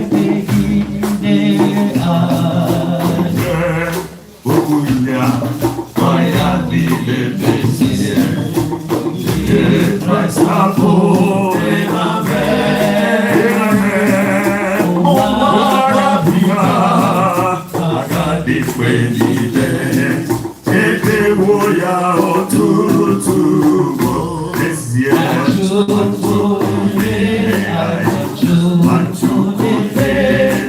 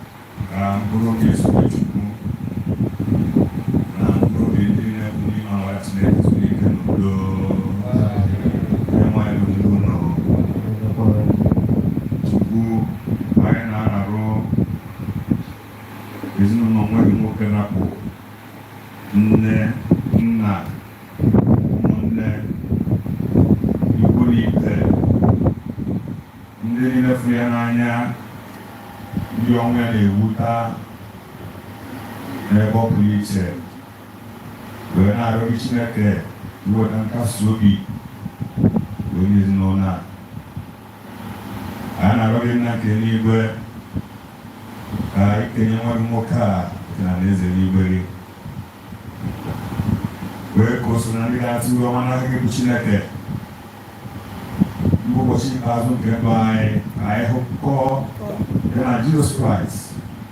Now I didn't know we were watching that day. We don't have to go for that. In our body. I might not go here. Zero 4 night there never was a time up in no prayer. No I get met or that. That's in no way to glory. Now I know why. I need Jesus to believe that. I don't want to be here. Because you don't like that number one, I Jesus Christ. Now you can live where I is so. I just live here. I'm sure. This is anywhere. The Lord will talk no why. And I time is my hospital. Why for the night? So your voice from life for joy. Then like you all. Just like not a different. Be my lesson. I get to store. And I become veteran. I might not alone.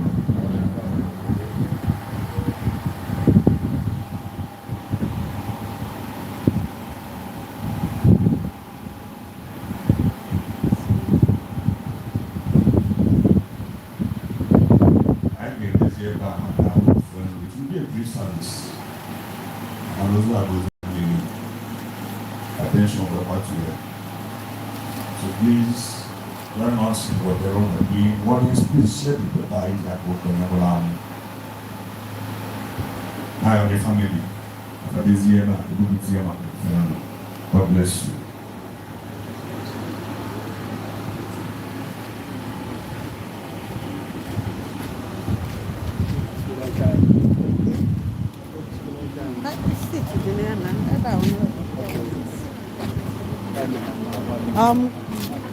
Oh, feel the gun. Oh, feel the walk.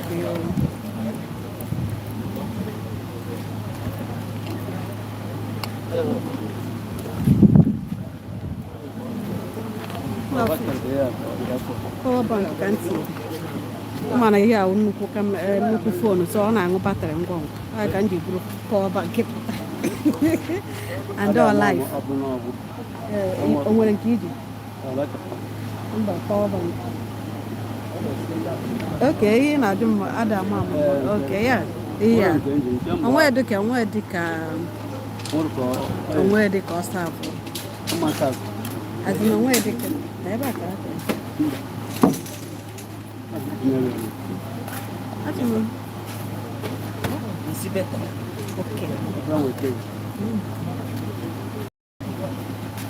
There's no way your phone battery will last for a day when you are alive. All the whole app is gone, so everything is running.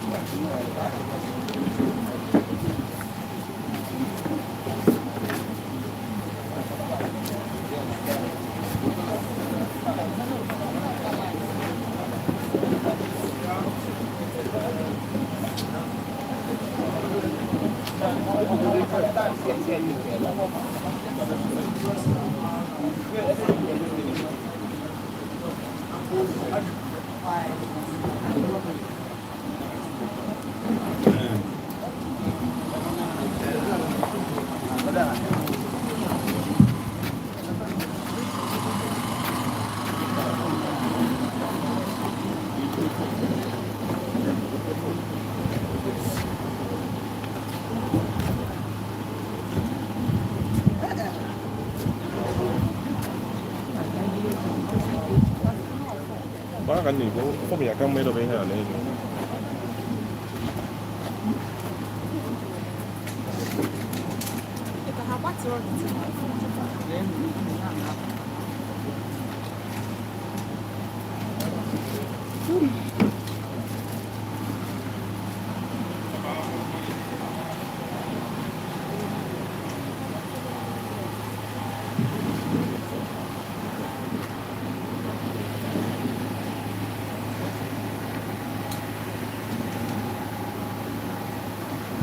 Onye mwari manelo no. Page 16 now page 16. Still okukwe. N'ime Jesus Christ, ana nwanna anyị nwoke Esobechukwu maka ofe bili ya. Ka anyị site na ntụkwasị obi enwe na Chineke onye na-enye ndụ karịa ya. Ọ nyere anyị ka site n'ofe nke a gosiri ike nke mmụọ nsọ gbaa ya ume maka sikwa anyị obi site na Jesus Christ bụ onye nwe anyị. Amen. Mụ onwe bụ mbilite n'ọnwụ na ndụ ka Jizọs kwuru. Onye na-ekwere na mụ ọbụna masị na ọ nwụrụ anwụ ọ ga-adị ndụ ọzọ. Onye ọbụla nke na-adị ndụ ma kwere na m agaghị anwụ ma ọlị ruo mgbe ebighị ebi.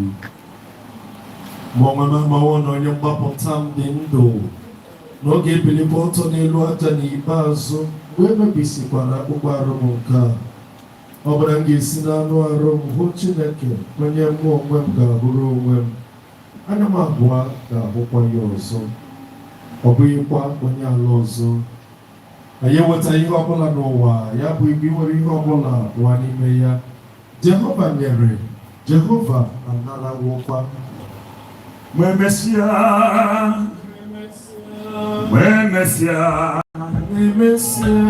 aikezo konala omaho. Mwemesia,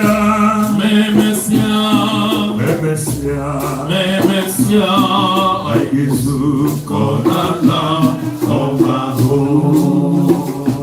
Mwemesia,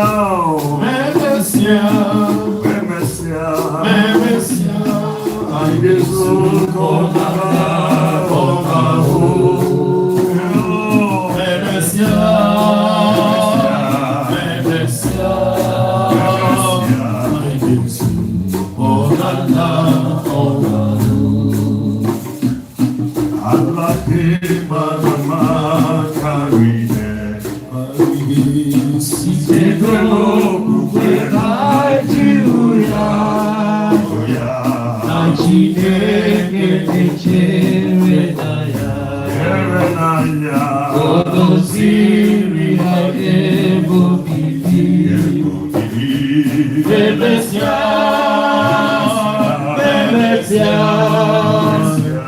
I get to Konala, oh my own.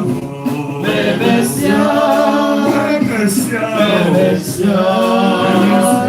I get to Konala, oh my own.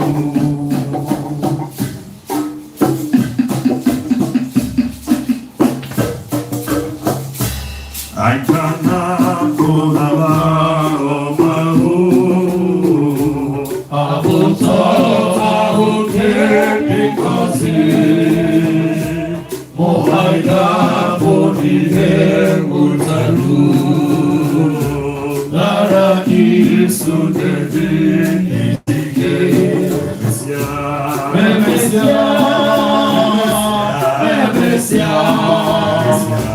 I get to for Allah, oh my own. Bebesia, I get to for Allah, oh my own. Always in my care, I get you to bless me. I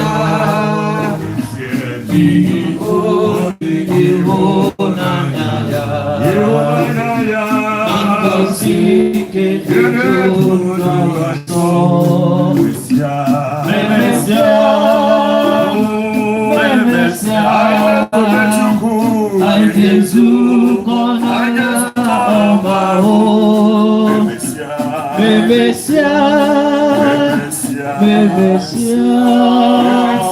ai Jesus, comala,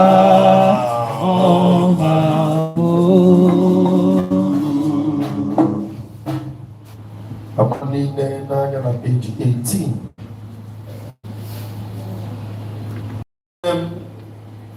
Onye nwanyị Jesus Christ kwuru sị, bịakutenụ m unu niile na-adọgbu onwe unu n'ọlụ ndị ebe ụkwara ibu dị arọ, mụ onwe m ga-emekwa ka unu zuru ike. N'ihi nke a ka anyị kpee ekpere kelee ekele maka ndụ nwanne anyị nwoke Esobechukwu bụ nwanne, ebe anyị maworo na ndị niile asaworo n'ime ọbara nwa atụrụ ahụ agaghị izu ike ebighị ebi na alaeze nke Chineke. Ka anyị kpere Chineke. Sonye n'usoro ekpere ndị a. Ekele dịrị gị onye nwe anyị n'ihi ndụ nwanne anyị nwoke. N'aka gị onye nwe anyị ka anyị na-arụ nwanne anyị nwoke. Daalụ n'ihi ohere o nwere na ndụ ya ije ozi nke gị. N'aka gị onye nwe anyị ka anyị na-arụ nwanne anyị nwoke.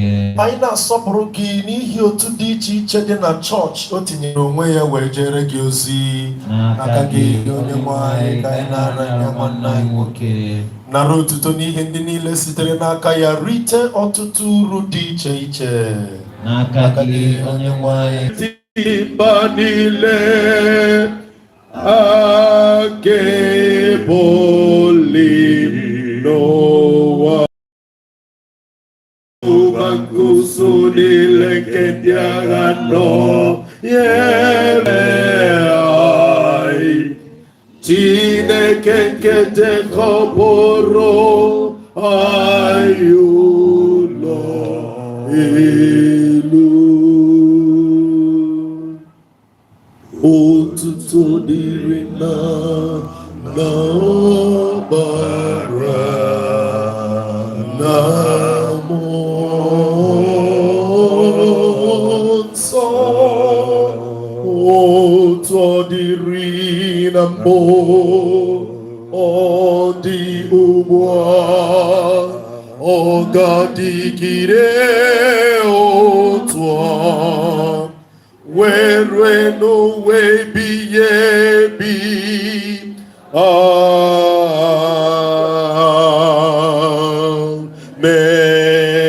Amen. The minister of the word, Ecclesiastes chapter 12 from verse 1.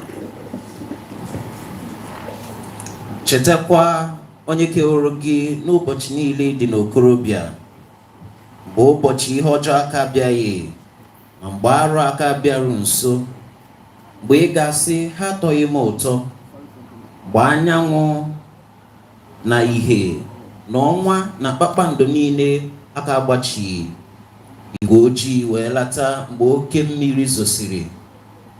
N'ụbọchị ahụ, mgbe ndị na-edebe ụlọ ga-ama jijiji, mgbe ndị bụ dimkpa ga-erulata onwe ha, mgbe ndị inyom nke na-egwe nri ga-agwụsị, n'ihi na etikwa ọkwa ọlaedo bụ ite aka adakwa n'isi ya, mgbe aka etiwakwa wheel n'olulu mmiri, dịka o si dịrị mmụọ ala bụ onye nyere ya. Nke a bụ okwu onye nwe anyị. Abụ iji 49 page 62. Mmadụ niile ga-eguzo ọtọ. Page 62. To remain this family. No boga bolu e mu fine na fine cheje whatever fan arụ ọrụ ụfọdụ fine na nwunye. Ọ reziokwu.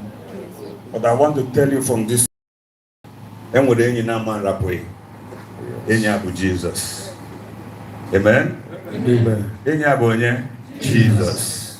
I Netufu donke oko ebo ihembo nezie ihe na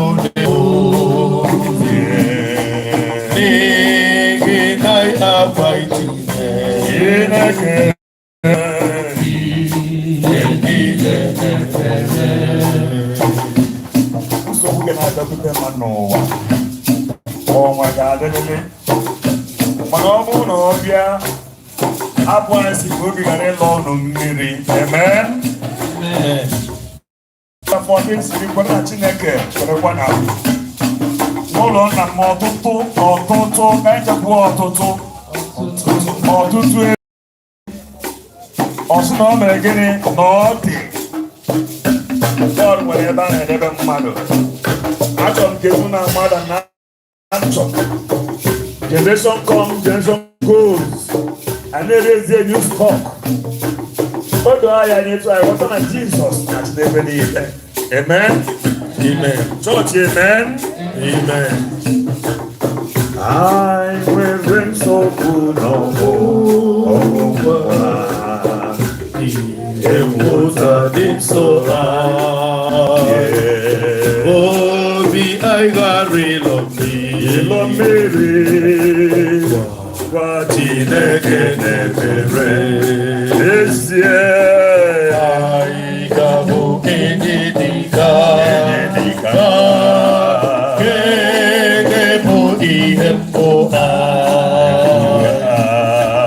Jesus paradise. I watch in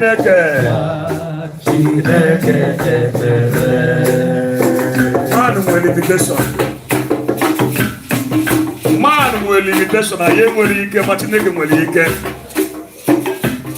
My guess is that actually negotiation IDK after Jesus Christ. Who gonna be can even Christ Jesus Christ. Amen. Hallelujah. Amen. I go madu newe.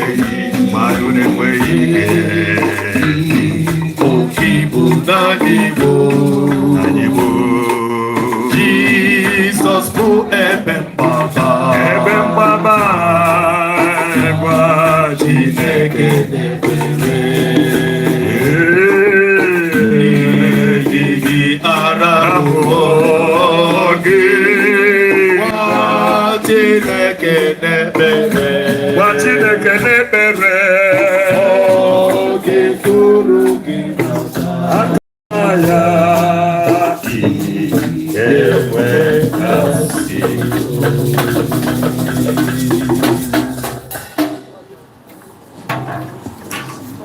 Kaibere Chineke nke pụrụ ime ihe niile, onye jikọtala ọnụ ndị niile ịlọtala n'ime mmekọ na ịdị n'otu nke arụ ọkpara gị Kraịst bụ onye nwe anyị na-arịọ gị ka inye nzukọ gị nọ n'ụwa na paradaịs ihe gị na udo gị. Amen. Kwee ka ndị niile awụchala n'ime mmekọ na mbilite n'ọnwụ nke Kraịst dị baa na ndụ ọhụụ, ka anyị site n'ili na n'ọnụ ụzọ ọnwụ soro Kraịst baa n'ọṅụ mbilite n'ọnwụ. Amen. Kwee ka mmụọ gị na-edu anyị bụ ndị nọ n'ụwa, ndị nọkwa na-adị ndụ n'okwukwe n'ime ịdị nsọ na ezi omume ụbọchị niile nke ndụ anyị. Amen. Grant to us, the faithful people, pardon and peace, that we be cleansed from all our sins and serve thee with all quiet of mind. Amen. Grant those who mourn, especially the parents and brothers of our brothers and their family members and relations, that in bringing their grief to thee, they may have the assurance of your fatherly protection and the consolation of your love. Amen. Help us, we pray, in the midst of things we cannot understand, to believe and trust in the communion of saints, the forgiveness of sins, and the resurrection of life everlasting. Amen. Grant us grace to learn from the life and death of your servant, brother ESOBECHUKWU, that our lives are but for a moment. May we 9, page 61. Page 9, page 61. Page 61. Na ni no go I na ni no go I na ni no go I ka get it I go to see no one can na ni no go I ka get it I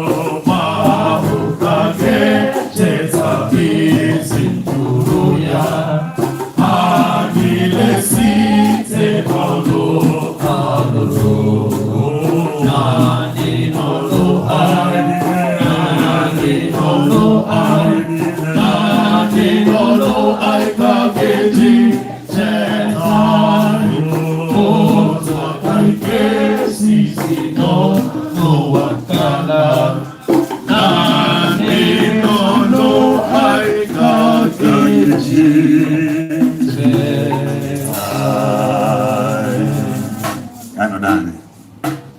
Chukwu ekele gị na ndụ ESOBECHUKWU NWABUNWANNE m.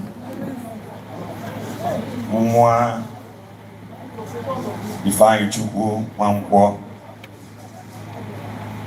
Nne ya dị ndụ, ụmụnne ya dị ndụ. Mana gị bụ Chineke kpọrọ ya. Ndị na-ekwu okwu a ji nwayọọ. Be careful. Shut up your mouth. Onye nwanyị gọzie ije ozi anyị na-eje ebe a n'ụtụtụ a n'afọ ya. Mee ka ije ozi ya meta mkpụrụ okwu nkasi obi wee nye ezinụlọ a. Ụgbana ya ọlụfụ ibu famara kafa ga-esi wee bupụ ya. Mana ọ bụ Chineke na-ezi ụdị ibu a. Ya mere weta nkasi obi wee nye Ifeanyichukwu, nwunye ya, ụmụ ya niile na ndị niile ọnwụ nwokorobịa metụtara. N'afa Jesus Christ bụ onye nwanyị. Amen. Mgbe m bịa n'oge ekwuru na m adaala nke ibi ụdị akwamozu a. Mana maka na o mere onye na-arụ ịma mma. Kedu ebe mmenu? So ife onye pụtara na-asị ya kasịe ebe nwa nwa ga-anwụ n'ugo. We're not about to run. Or a group of people, that's not father born again. That's not church father, that church is the wicked church. Even medically, Ibaqua will find a time in times of grief. Doc or is you medically, Ibaqua they remove tension.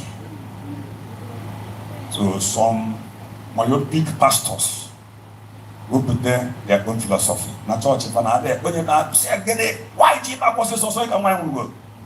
When you marry friend on we kolomenta. Within that can net bele kan mo fa nwa ni rufa. Kan mo fa nwa ni rufa ka fa what are the pain. Because a pain you have not passed through, you will never appreciate it. I'm using the word of literature, literal appreciation. Or you will never value it, or you will never understand. So when the time comes like this, the man are lost entirely. I don't believe it.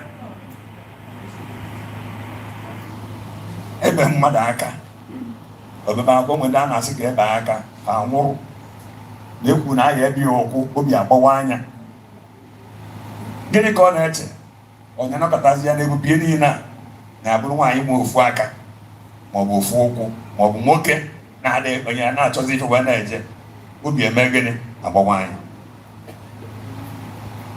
E nwere ndị na-enwe loss in terms of na their health deteriorates if we are enwezi aṅụrị because na health ya emezi gịnị ada agbazi eziokwu. O nwere mgbe ma mmadụ anyị gatara arụ ife a na-etu ma mmadụ mgbe ọ dị ndụ ma arụ ka akwa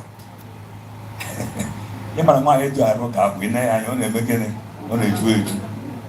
So ma na arụ ọkụ bịa mesịa ma mmadụ ịkpọ ya arụ ka akwa ọsọ na ya bụzi arụ ka akwa sa na asị ịbụ gịnị arụ ụka. You can change it. Ọ ife anyị ji mara mgbe anyị baịbụl mpe wee na-abịa. Gịnị ka o ji wee kwuo okwu a? Because na ọ fụgo onye si onwe ya anya ọ dị ebe a mgbe ama mmadụ na-agbakọta o ji weta akwa weta milk chịkọ ya ọnụ ka ya dibie ka ama marụ ya na cheta mgbe ya si ya mgbe onwe eze mgbe ya dịka ọda nwa anyị na nwayọ. You must face the challenge of old age. Old age abịago so gịnị anyị ma nhazi iligokpota anyị mgbe ilili ya. Kedu ife na-atụ ya egwu ife a? Arụ ya na-eme gịnị na-agbada. Aga ọ chọrọ ịnwụ. Ị chọrọ ịnwụ. Like onwe gị. So loss when it comes on aga gradually. Enwere ndị bụ ifano ọkụ bata etu ọkwasị efe na onye anwe gbariri anya je na-eji egwu egwu ọ gbaghị ife niile o ji bụrụ mmadụ. O nwere eme market gbara ọkụ mgbe a that year in the 80s. Fụ nwoke jee ka ada ya n'ọkụ eje nwudie. Ọ sị na ego na-eji wete travel echi niile nọ n'ime ebe a. ifeli ya ji webụrụ mmadụ nọ n'ime ebe a mgbe bank dịkwa mana average the market man believe na safe nọ n'ime shop ya onye a bụ safe ya nwere ọ bụrụ bank ya banye je ebe ha kwugide. So the man wanted to put himself into the fire. Ejego gbanya. The man lasted though. But I'm going to agbasịkwa mgba afa mesịa they recovered. I'm going to lawsuit nke bụ na divorce in marriage. Ụfọdụ ụmụ nwoke nọsị ama kai asị na ba divorce nwunye fa ndị mmụọ kai. Ịmana nkwado unu divorce bụ mkpepa ka ọ dị. Ụzọ eji nwa ha ga-echi echi. Amen. Ata ahụfụ. Atụrụ wee gba strike. Kapolo mmafa wanaga obodo oyibo. Anata mbata abịa show face na ya. Gịnị bụ akwụrụ? Akpụkọrọ ebe a na-ejegharị si na ịbụ mmadụ. Kedu mmadụ ịbụ? Loss. You've lost your family. You've lost everything.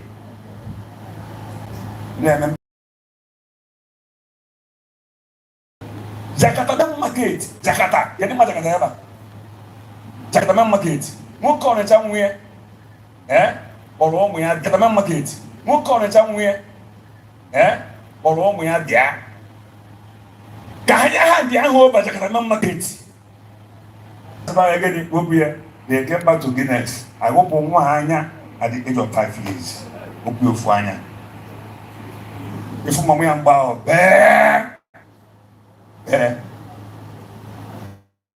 if even a woman and your sister were lost of a beloved husband. Amen. My idea, my dear, were one area one else, Namma Megan, na Muyakwa. If even a parents nando, they not at the age if I pray for you, you will never bury your son again. Yeah. You will never bury your daughter again. You know, who garden the can give who garden to. If you put your baby cool, so you will wear down. What if also? So I have one money to say, bata. Lord, I'm going to board your daughter. Check your room, boss. This is your office. Just your office one day. You made mistake. You knew when I will be a water. Kind joy. Rapping on man, I'm phone and then mine. Why is your first test your phone? God's waiting here. I'm one on board at here. No, get no go ever. Let me see you. God bless. Never when I get to food. No, I'm gonna go in the belly. Not literally you for no, no joy. Whether. So parents, when they lose any of their offspring, I'm not Yazo. But actually, going this morning, I'm going to take a Linda in. This young man never. I'll be up on the phone on a Saturday night, but no. For pain, for agony. Saturday when you're sitting and when you're Kiama. I don't want to tell by a man here. When you're going to beg any. Be gay, go put your seat in here. So, see, I only did you go see a banana in him. I didn't tell you. Yeah, me. But now I think, then we'll Friday. Now, if I must have a Friday, and I never is waiting. I'm a businessman. Negative and negative. I'm 1 million naira. So I will put the better and not eating. I can't get that any go. I will want to go to find him. Mahaga be better. I'm from Logo, but my father, my January. Come Poliasia, Mamma is in the is gonna naira. The market is naira. If you are getting dollars and pounds. I don't know what I am. Yes. Oh, you may go. California, Bob, and I have equivalent. Just me and was a good there. Oje weta the naira equivalent of $100. Megani. All right, you that. Weta ania. Nlienya. Magaba na ase anya sikona mu die da. Ama me fo mu jije gbo nwa anya. Beji maka ni fo mo ekwero. Buru di beria.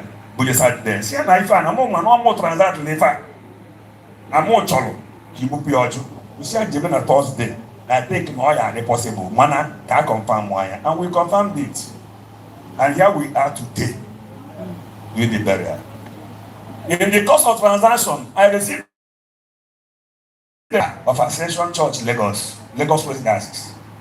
Get brother, I will let you. In the context of that letter, when this young man was youth leader of the church. Amen. And no matter only about 140 better, don't not watch now. It's even on because I try, what's the man? Every second to 5 before 5 minutes, you brought an apple.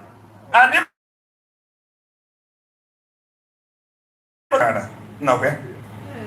Need to get back. Need to get back. What the good is you? Space every 140 minutes. Wait for 1,000 man or top. Watch about him. Back here to watch him. That's what you go to church in Lagos. Who youth leader at the age of 29 in the kingdom of God. Yeah, you know if I know. So look at that. Other people can do that, but they never can never lie. Keep yourself like man. Let life continue. I hear the chukuna down here. Through the God we raise intimacy in this house. Go ahead. Mgbe anyanwụ na ihe na ọnwa na kpakpando niile aka agbachi.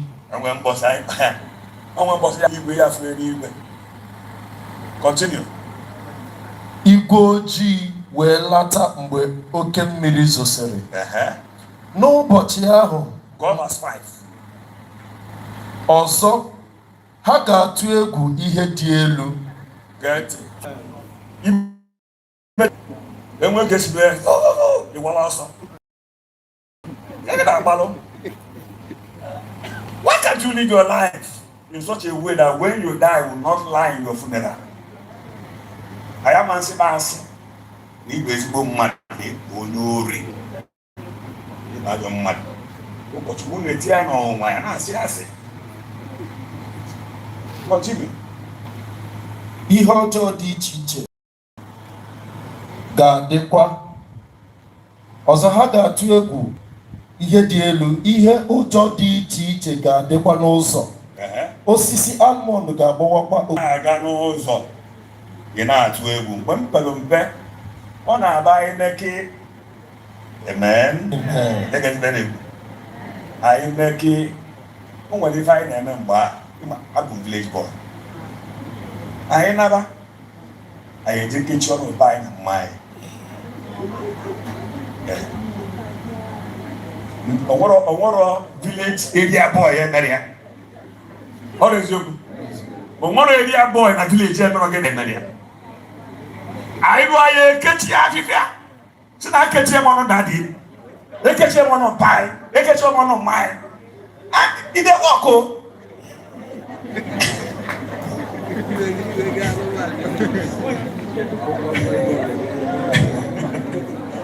Hallelujah. Amen. So I catch you say, Dini Batalia, or Sina, also died. In I get also, I try not to get you. Didn't I get you back? I am on when if I make it. I'm not with them make it.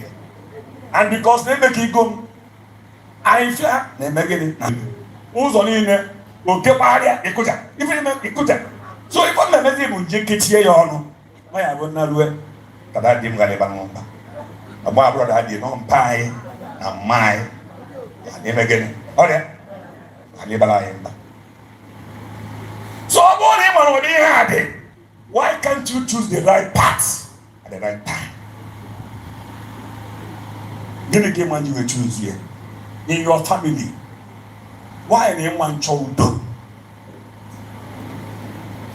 Why name man chowdo? Every man odd. Gini ki man jubu to wagi. Able the peacemaker in that family. Every name we. On the phone one Lagos. Ma kolon I may describe on the phone. I said, "Now, man, I'm going to give you a sika. See, I had to get my sauce. You guys go, man. Need you to go buy and bring the one. No, I can have that. In the Abasilia, you said, I'm going to marry Navapoon. Now, Mudan, no one would not jump my name over that self.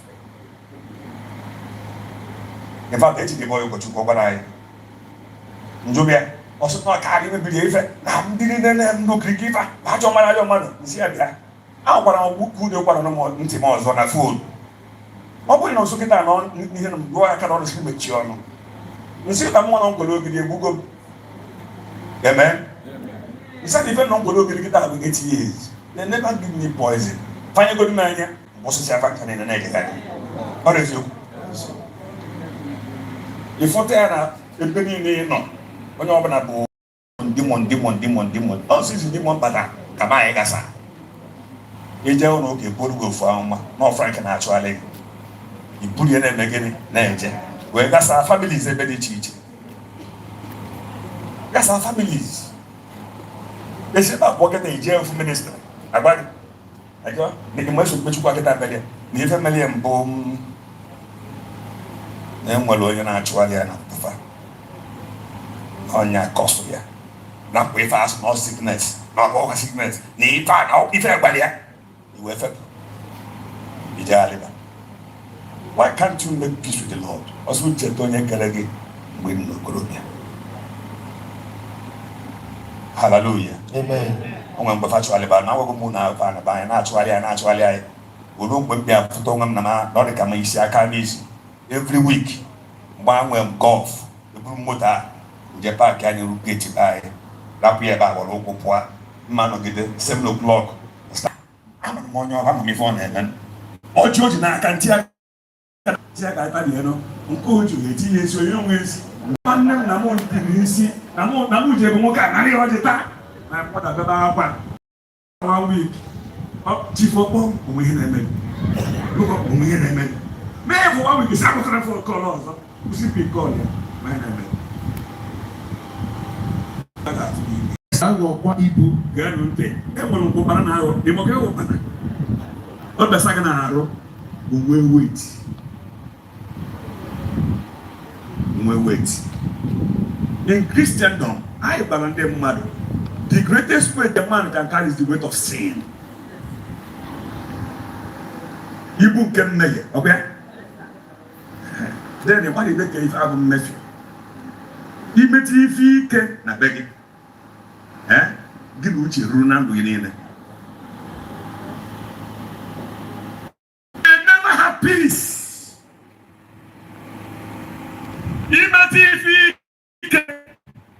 And I push it in my age. It will never work until you will only make any put.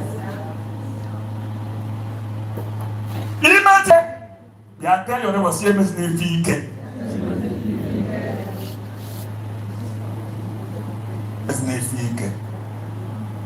you know, me if you were power. Let me tell you, how you were with the transient. How much you know where? In the next 10 years, members the power. Actually, give you a buzzy, no, because I must retire. You never know. Members of Paris. I will go home. Mbata, I had to go to no work, Fana again, Fanaga. Oh, my Abba, my 49. Said that man in his honor abideth not forever. You never buy. In life support, 140 better, the spiritual.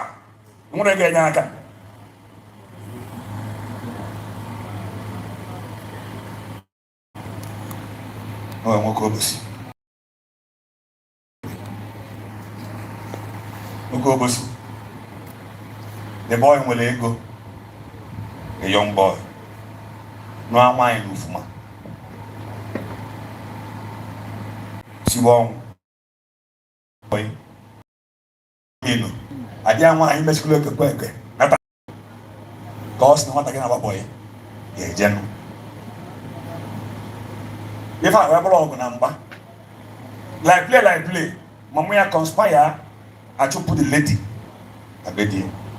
But the bottle on also. Kabulumuni. For where Jali. The make do jiggy no food church. As no mountain of fire called Jesse. E was just a munye. No, I have room. The boy, the bag. How was I a book with a belle? However, you bet Bella and Beffa or Bussy. A Bessie Bella, or see me, I am here. Munia went on at Legos. Now, another. They form a Munia, and Miss Salon. Munia. Why are not one of Poggy, no. John chapter 14, verse 1.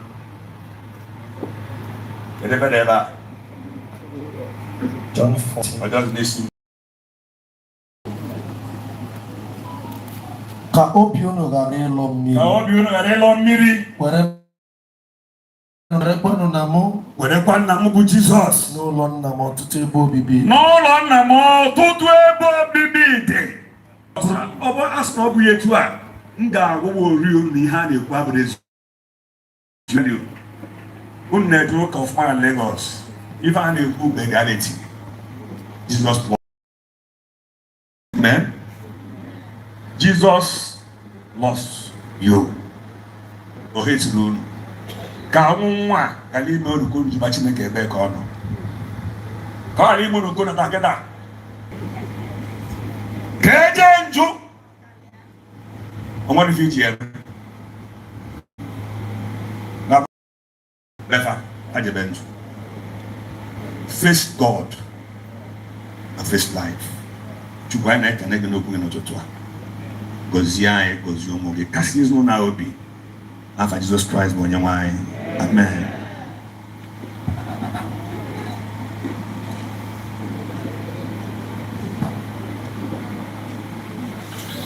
Anyị kenelu ndị niile. Praise the living God. Hallelujah. Make it Jesus here that order. Wherever you are, do something for Lord Jesus Christ. Make a joyful noise. To Jesus in good that order. You are blessed in Jesus' name. Anyị kenere Chineke maka ụbọchị tata. Anyị wee na-ekene the Archdeacon of Ogidi, Archdeacon Nri, and the Vicar of St. Philip's Anglican Church, Ogidi, Venerable Frank Obi. Ọ ga-adịrị ya n'ezinụlọ ya na mma n'aha Jizọs. Anyị ji ohere a na-ekene ụkọchukwu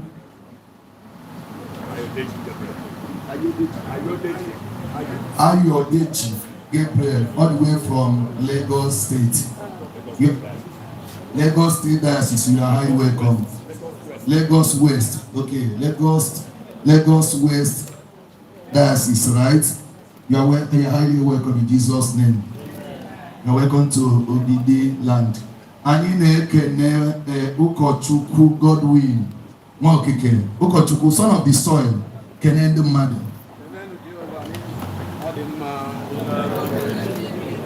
Ụkọchukwu, you are blessed as well in Jesus' name. Anyị na-ekene by my left, anyị na-ekene onye nkuzi ụka St. Luke the Evangelist, ọ dị under St. Philip, ụkọchukwu onye nkuzi Eze Okonkwo Chukwunonso kene ndị ụka. Praise the Lord. Chukwunonso, you are highly blessed. Anyị na-ekenekwa onye nkuzi nke St. Philip Ogidi bụ Chukwubueze Madụkwe. Chukwubueze kene ndị ụka. Praise the Lord. God bless you in Jesus' name. Anyị na-ekene ndị Dominion unu anọkwu ya kenekene na ndị ụka, kenekene church. Kenekene na church, kene church.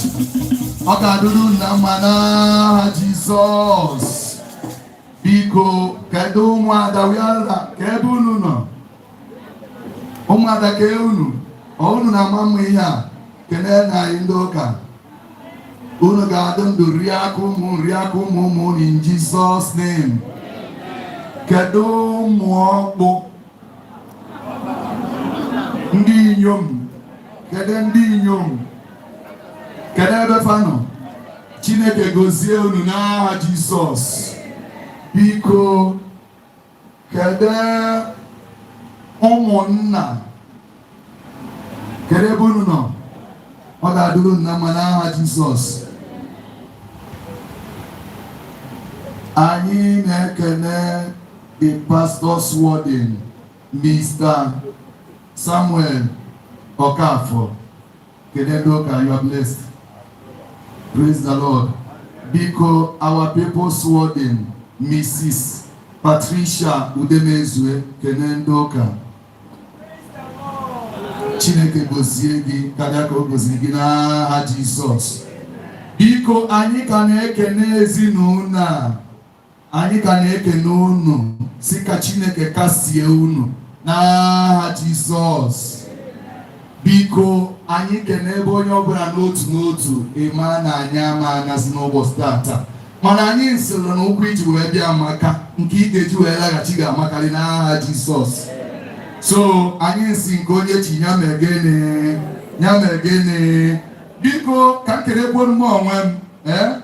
Ana m ekene Reverend Joe Anya Efena from St. Philip Anglican Church, Ogidi.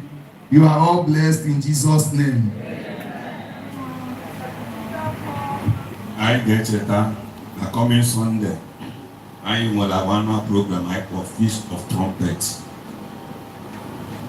Coming Sunday, come to church with expectation, burdens, salvation, healing, and what have you. Service will be 8 o'clock in the morning. Abon and the family be okay. I get you Ozuechi, Yewanechi. All of them are be okay. I can walk and never take a 9:30, 10. I would lose all of you. Una never. We'll just join if and 9 and more. Una join here. Manuni I woke by 8. When you are 8:30, or not by 11. Amen.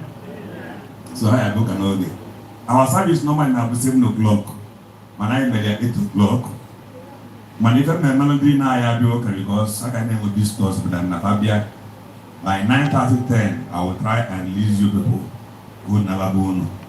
I never find them by. Man, don't be late. Or more of what you look as a flip mama. More is a flip mama, of course. I'm more born on an I'm going to the church. You better come. You have to be Kim Kanji now, 1 hour, whatever. And then that. And they go for their money by 9:30. One woman go with them. And the bear one call by 8:40. And I and the fudge. And the bear or the hoochie, then fudge there. So we are looking over there. More grown one man of either. I wear now. What do you wait to? I'm a human being. So I will Feast of Trumpets. Kabarobia, our polo for the Feast of Trumpets, there remains 4,000 naira. Can't give away. It's a quality polo. I got one. Can't imagine me so make a white team of everyone. Yet your favorite family. Oblong can do or below if I won't get it because you will go to pull without quality polo there. Yeah, quite here, because she had. I cannot dog. Cannot put on also. They will not better. I can not the family 100 pounds where you go to kill money free. I'm not better. I can make a rap of. So, I better have no better low mass. I will cook and not a few supposed to put what here. So, when they put my hay, I got around 4,000 naira. Una Johnny Manko, who like a day, and got a call, give it a money fine. I go. Uru can look along. Then, one get it back. I can be a mega as a fat information. On Monday, we give that the killing women. Here's what I said, Philip, so get by 8 o'clock in the morning. When I'm going to see me, I'm with 5 when I hear Megas. I'm going to keep with an ear with her. You may get it, you were here. ọ bụrụ na ị wee flip na nwere nke iweta abụ nwaanyị je weta ya tinye na ojibụrụ late ịkabarụ weta ya wee mee harvest ya this year. Harvest of prosperity is coming up. Ekwu m na the mighty men I don't want a church here. Yeah, they 12 and above. Those mighty men won 1 million naira and above. So when a family give 1 million naira, they went no man with here. The what they went here. The what they went here. Family give 1 million naira. Go and get it. What more get? Over that. You know what 1 million get you go. As a Philip will give you even never. Amen. Church, amen. If I ever find a nefa, email you to be remember. Chineke, like an animal. But like a neighbor, ne put a prologue one answer with this teacher no one. Into a campaign now, near man up, I born nice, but I'm not going over. So I want a family give you 1 million naira and above. You were here. Or Chukunemia. In the other, but God provides 500, 100,000. And also, mana nda bụ mighty men, you money low gear, go and put your name there. Do no be here with you. Hallelujah. Also, I have no company. Echini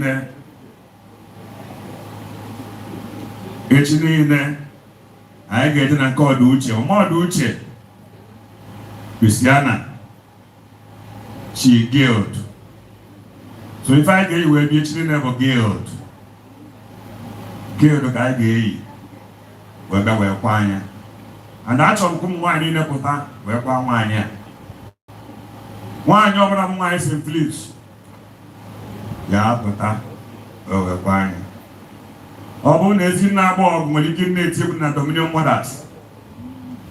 I'm going to have the rock. I don't need it. Isn't that what we praise the Lord? How many years ago that? 8 or 90? On our 90 years. What can they tell you? And Dominion Mothers.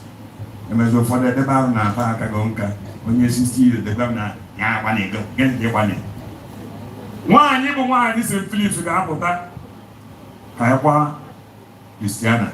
Then on Saturday, when I got what is in Justina, which you give the chamber, whose place me found them. Indeed, Okuriano, there's in the mother of faith, no who all of you, all of you, who you have with that. Made better number each. I don't want to finish on need to have family go. Almost family go. I knew my papa. On our body see again. But a minute, I you were more won't call again. I won't call again. I talk on 15 and email for it off the night. Guarantee. I talk on 15 naira. In fact, I talk on 100 naira self. Mbos ndi nyomo ogidi melo August meeting. Onye na late when you 200 naira enu. Amuro yobali yogo 200 naira when you enu when ege. So sita when you 200 naira 500 1000 enu wetin ye ba keta. Obura no nje inyomo kwele. Inyomo ogidi ni ne. Late bu 200 naira. And when I don't enjoy. Never kept away out. Although get you above 15 naira. I don't want it. Come here, Pana. That will never.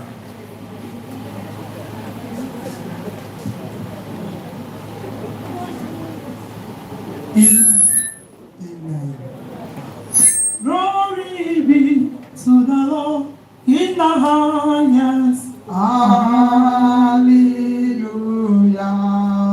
Glory be to the Lord in the highest. Hallelujah.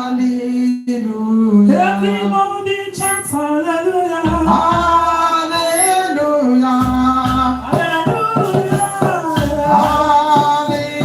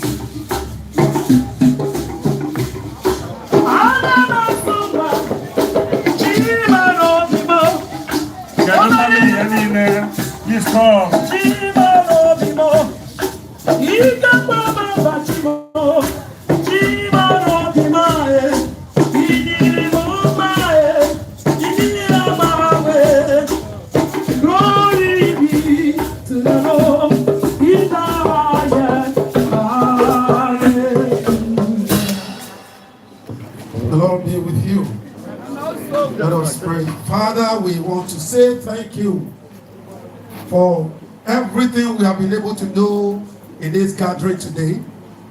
We appreciate you, O Lord, for giving us a good day. We thank you, Father, for everyone gathered here. We appreciate you for this family, the family of NWANKWO. We thank you, O Lord, for the life you gave and you took. Father, all the glory, honor, and adoration belong unto you. Please, Lord, accept our thanksgiving in the mighty name of Jesus. Amen. On the table here is the offering of your people.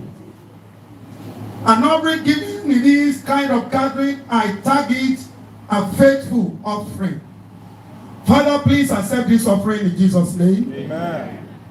And I pray for you all that have given this today, that God Almighty will give you the new blessing in Jesus' name. Amen. The new earth in the mighty name of Jesus. Amen. And for everyone that needs healing, that sickness will not claim your life. In the mighty name of Jesus. Amen. Because of your offering, for the Bible says the offering of the giver makes way for the giver. I pray that this offering will make way of healing in the mighty name of Jesus. Amen. Ways of prosperity in Jesus' name. Amen. For the family, we pray for you. That God in His mercy, we attend to you in the mighty name of Jesus. Amen. All of your needs, we bring before God Almighty. It will compensate you in the mighty name of Jesus. Amen. He will give everything that makes life easy. Everything that does not allow inacts in the family. I pray that the record of your family that have been shattered by sickness or death in the past will now be decorated with good health in the mighty name of Jesus. Amen. With healing in the mighty name of Jesus. Amen. Affliction will not rise again. Amen. And so, Heavenly Father, in your mercy, accept this offering. Bless every hand that brought this to you. And bless your church, St. Philip's Anglican Church. In the ministry of your Son, our Father, the Venerable. In the name of the Father. Amen. And of the Son. Amen. And of the Holy Spirit. Amen. Unto God's gracious goodness and mercy we commend you. May the Lord keep you and bless you. Amen. May the Lord shield and shepherd you. May the Lord lift up light of his countenance upon you. Amen. May the Lord's family will contentment that comes from him. Amen. May he comfort your soul. In the name of God the Father. Amen. God the Son. Amen. And God the Holy Spirit. Amen. Yeah.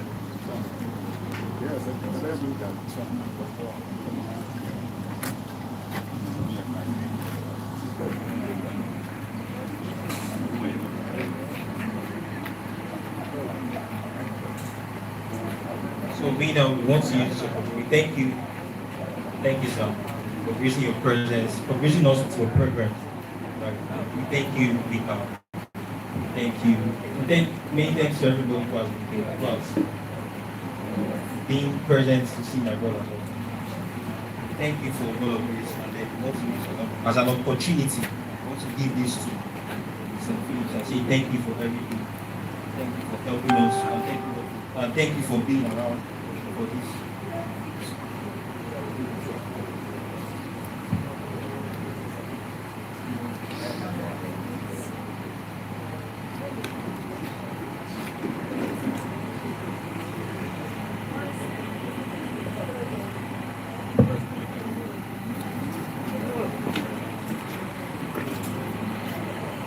May we rise.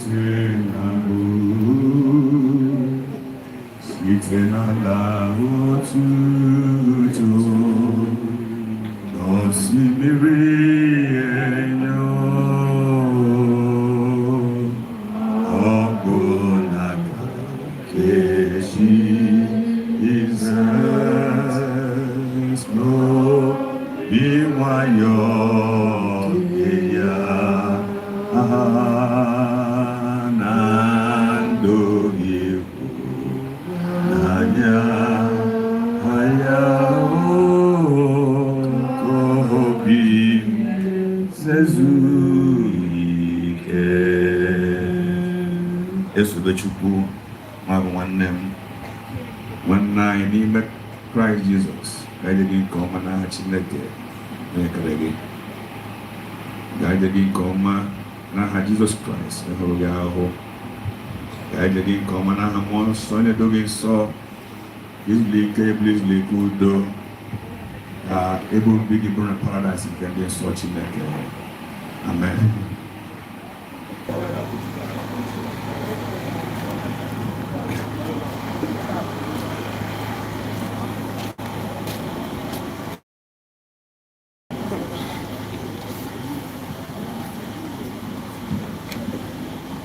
Chineke onye tụrụ n'ọbara Jizọs Kraịst n'ihi nke a anyị na-arịọ gị ka ọ bụrụ ebe ike nke ahụhụ anyị nwoke bụ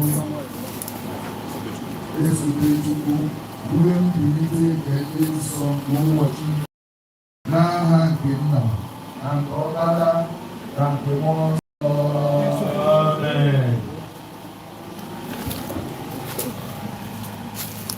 Mmadụ nke nwaanyị mụrụ nwere naanị mkpụmkpụ mgbe ịdị ndụ.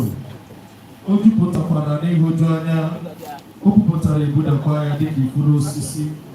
Ọ na-agbapụ dịka onyinyo dị otu ebe. N'etiti ndụ anyị nọ onye ka anyị ga-agbakwuru n'ihi inye aka ma ọ bụ igi onye nwanyị onye na-ewu kwesịrị ekwesị ige mmehie anyị niile ma otu ọ dị gị onye nwanyị Chineke kasị dị nsọ gị onye nwanyị kasị ike gị nzọpụta dị nsọ kasịkwa na ebere arala anyị n'aka ihe ụfọdụ ilu nke ọnwa ebighị ebi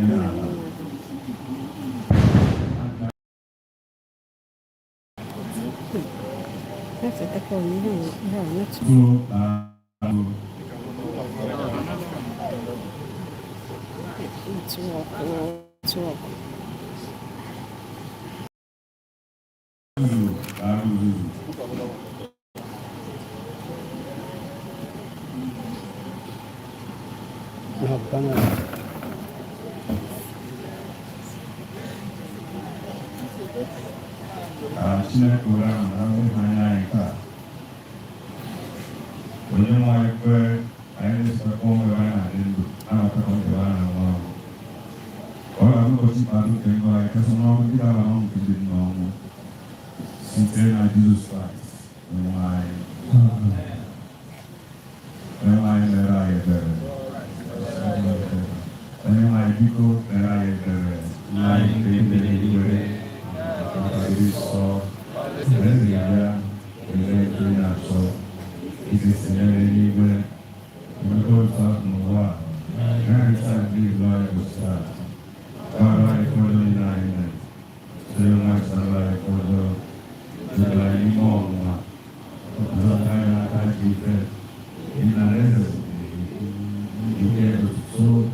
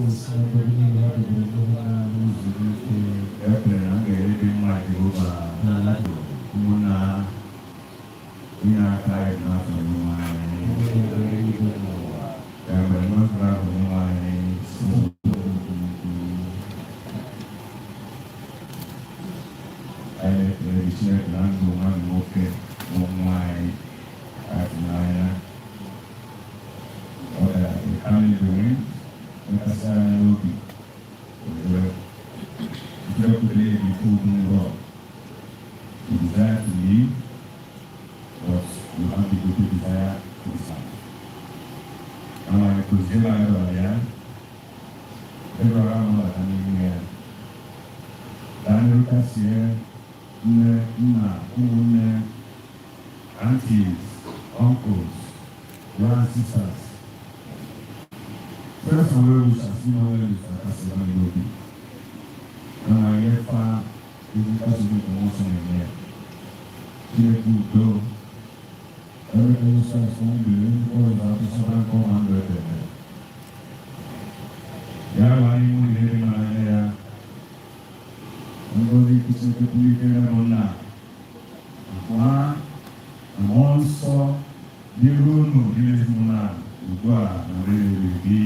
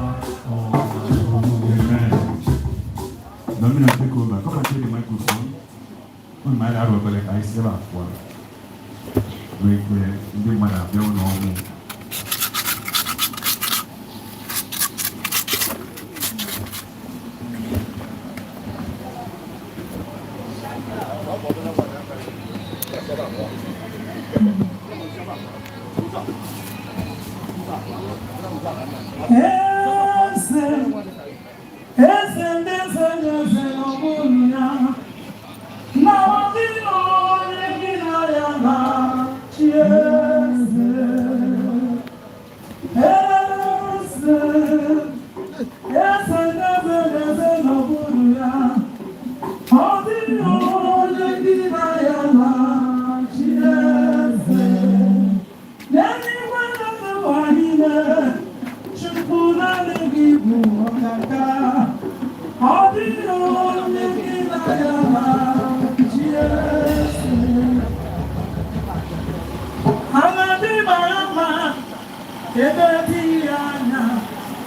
Biko, ọ bụrụ na ọ nwere ka ji akwụkwọ a jiri onye bere akwụkwọ chọọchị nwunye ndị ọrụ. Akwụkwọ a bụ akwụkwọ nwụrụ anwụ. Iwere ya na-abịa gị lụba ndị nwụrụ anwụ dị nwụrụ anwụ. Ọ bụrụ na ọ dị otu ya, mmadụ ji iji ya eme onye nwụrụ ha na akwụkwọ eme gịnị ọpụta. So iwere ya na-abịa gị taa, ndị na-abụ ndị nwụrụ anwụ, ndị nwụrụ anwụ, ndị nwụrụ anwụ. God bless you.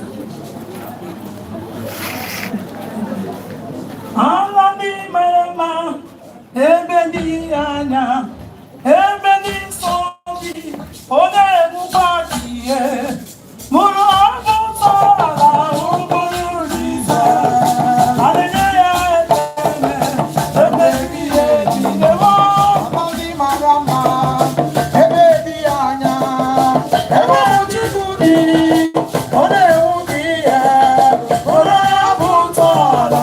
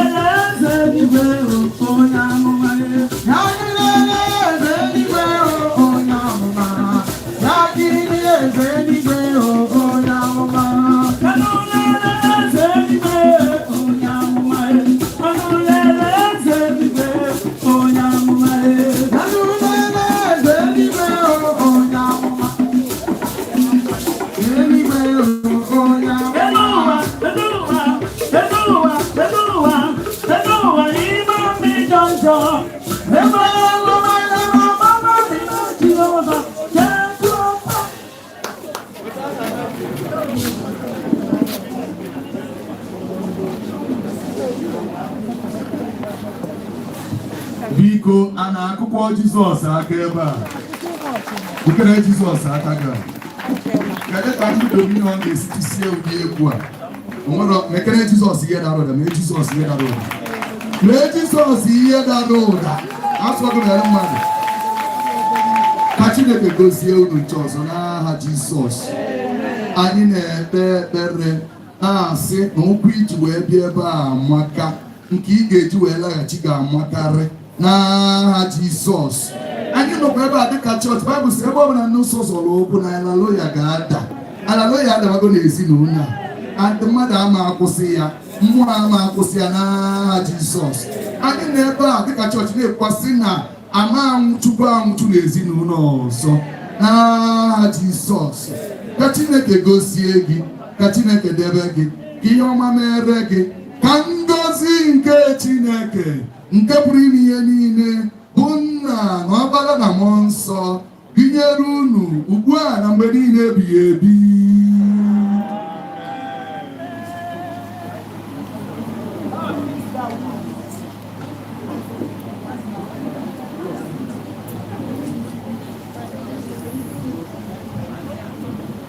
Onye nwe anyị nọnyere unu.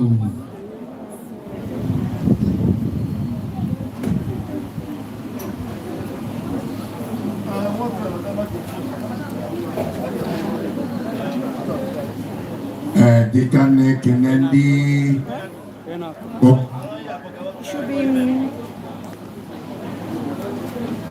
This is the one. Ada na tanto portrait. Ada na tanto portrait. Wow. Che fa nello cuoco. Oggi no tanto.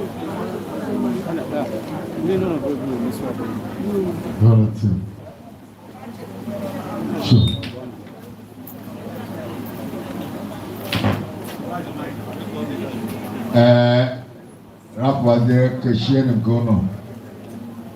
Rapode no kai de kai. Makama no kai kai ya lolo tutu na we bia. Makosi na de aine kenendi St. Phillips. My ever venerable Franco B. Aine kenekwe no de pleasure. I will try to be combining Igbo and English so that those from Yoruba land will be fully know. Oh yes, the Reverend from Yoruba West, we appreciate your coming down to Anambra State, Ogidi precisely.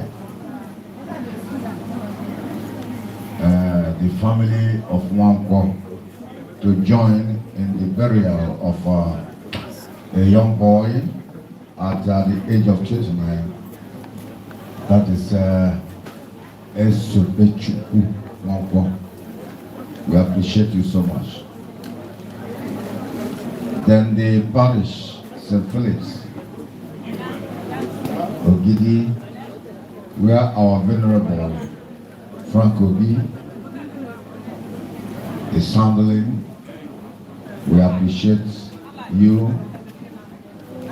We appreciate the Umada. We appreciate the Nino.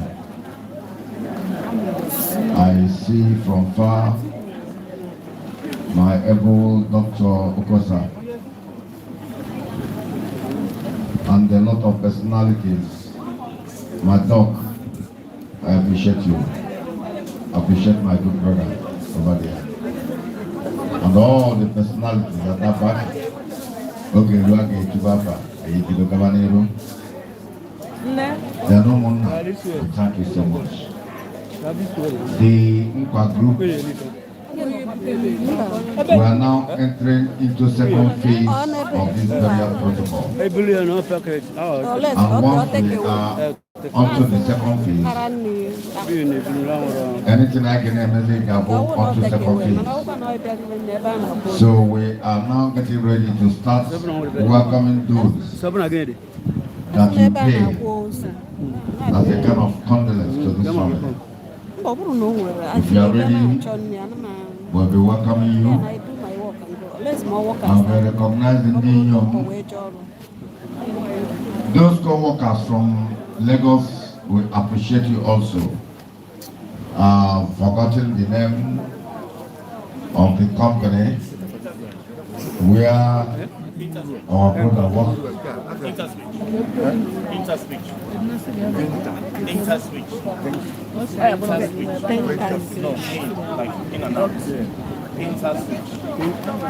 printer switch. Interswitch. Okay. The company he works with, the Interswitch company. We appreciate you. I saw one of your personalities there. Yes. Darikos Yawakasa, Mesha, HR. Your intonation is a wonderful type. We speak intonation like people who have read in the night. But your own intonation is what I read in the afternoon. But manage me the way you see me. Whatever I say, just say hi. You appreciate me? Thank you very much. My Reverend, Ekenenge. Igbo Nyigbo. Ekenenge Igbo na muna gara na size. Your worship for Kaide. No Chineke na adobe anyị. Enwere m isi ụbọchị nwe ka je like ịgbalị pamba.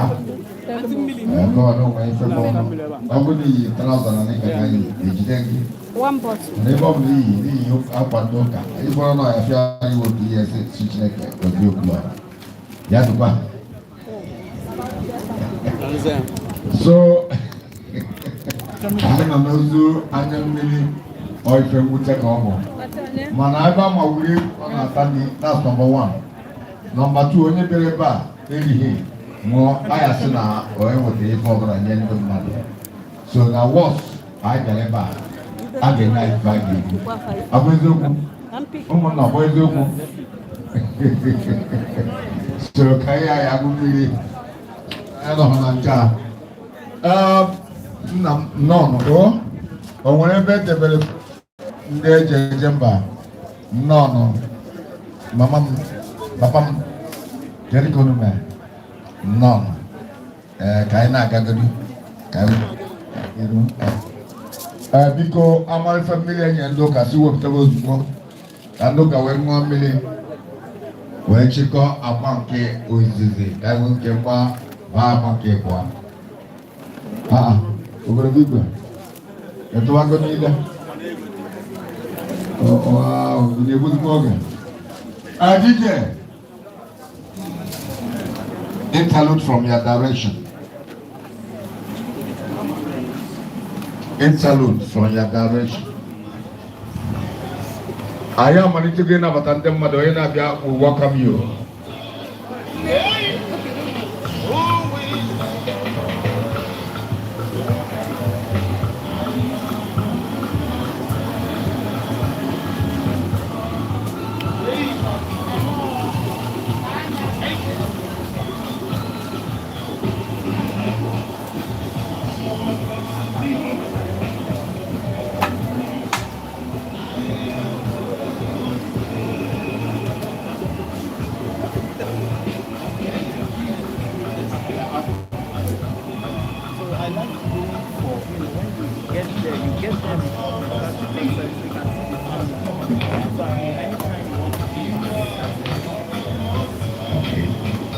Are we ready?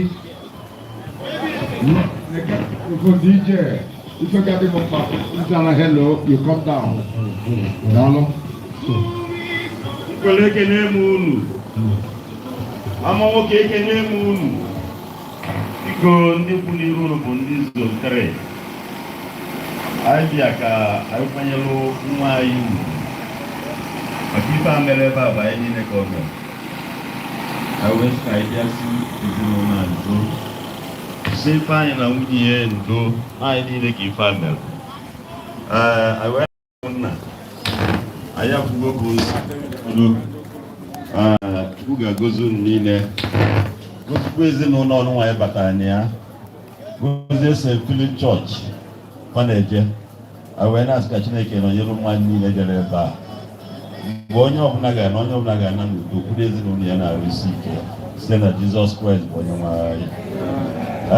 Envelope unu bụ ife anyị na-enye onye nke anyị rapụ ezu iji wee saa fele ebe ndị ọzọ ọ ife anyị kwekọta n'ime onwe anyị n'aha Jizọs. Daalụ. Sotiri ekele m unu. Ifo ifu eda. Asi dị bụ nsogbu. Ọmụmaji enweghị lapụta bata n'ime n'afa Jizọs. Alụ n'ụlọ.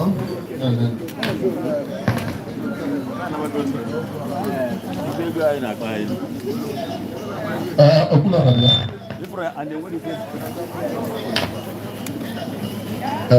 can Sir Philip, Zone 3.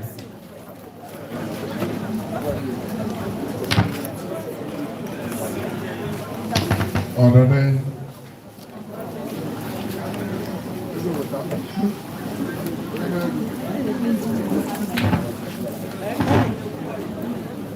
Is it the food? The food. Okay. I'm a name people for now local and Lagos. The interswitch. Lagos. You can start coming now. Start coming now.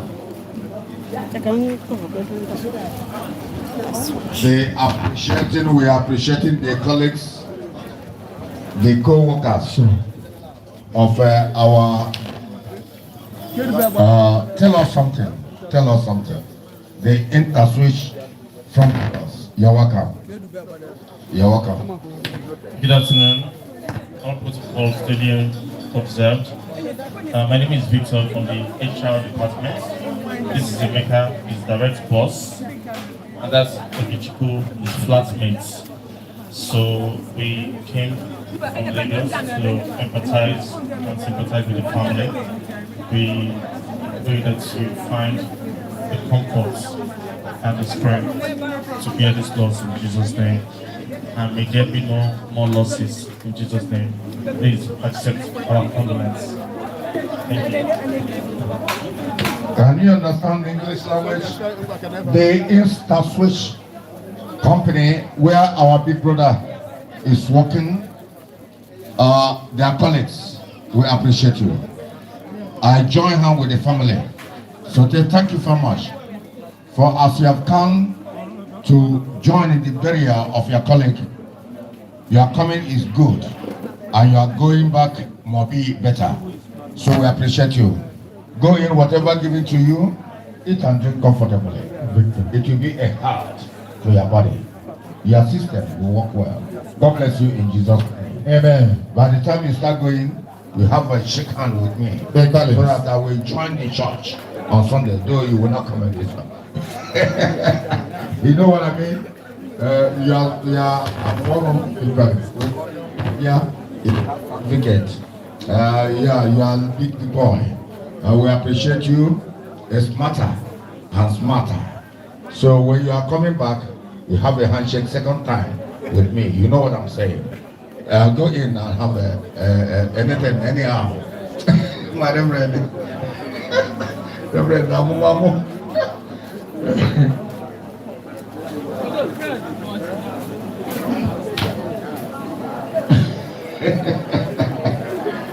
No.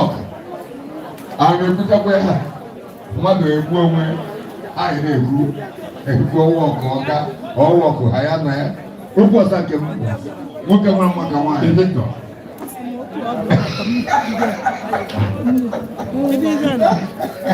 Nah, but my chum if I can.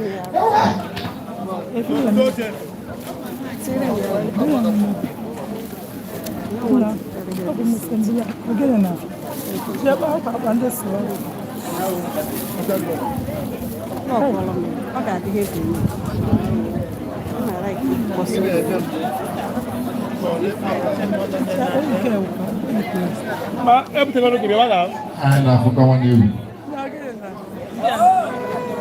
One you. And I think it no. Yeah, boy, if you know, no. I did you not get it like a good meal.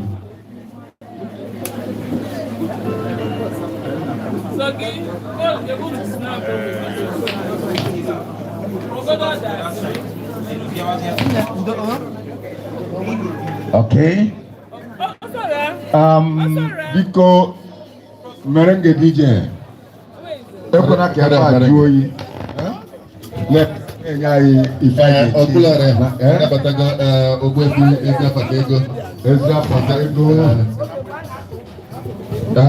Ogwefi ezra patega batago. Yes. Ezra patego no. Yes.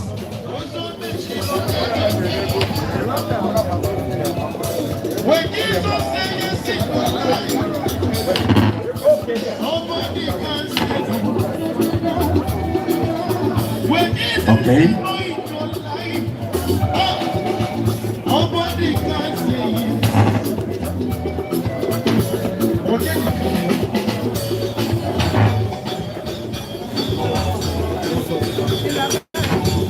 Only I got some food.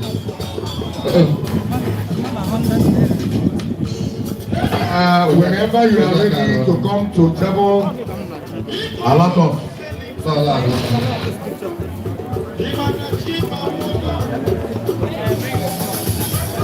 sure.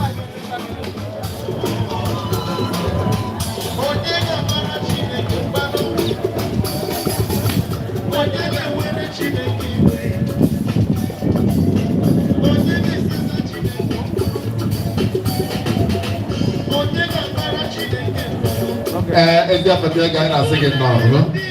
Ezi apati ego.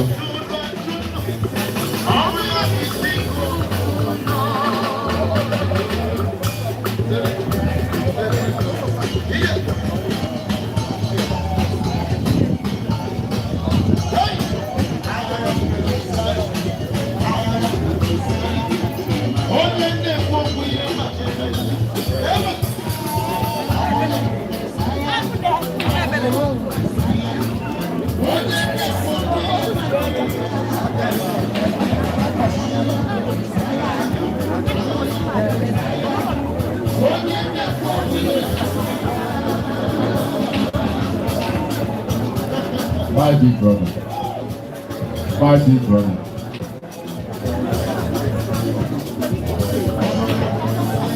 My big brother. Biko onye ọbụla chọrọ ekene ya ọbụla ekenebe my big brother. My big brother.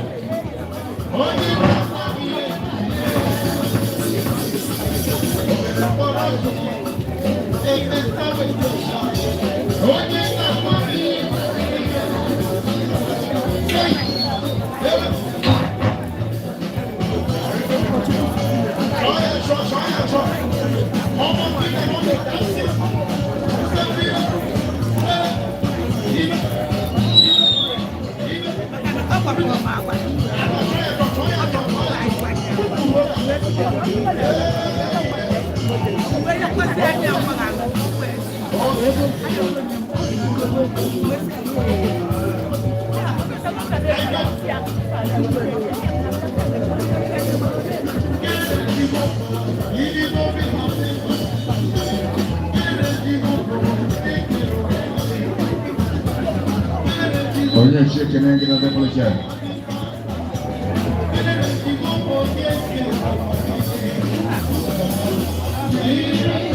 Dr. Prota.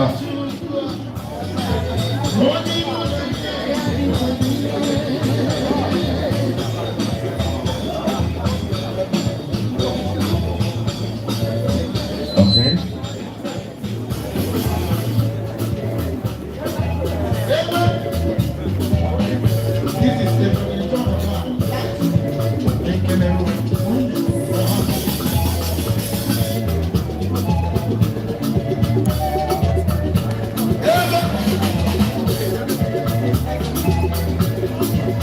I can see even in a favor this battle to the British and the Paradisa. On a meal. You're welcome. No, mommy.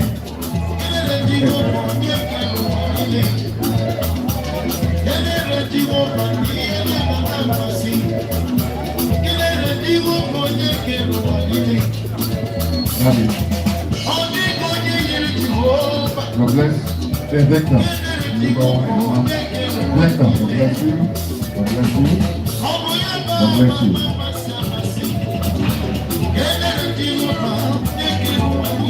None.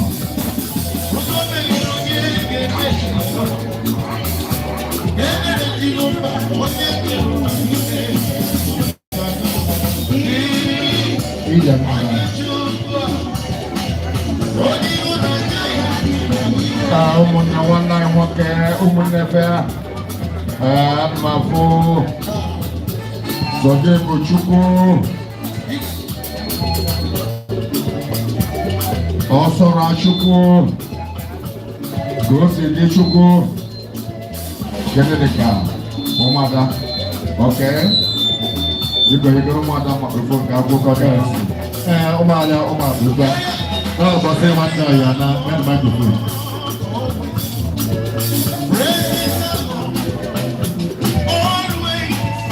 Right.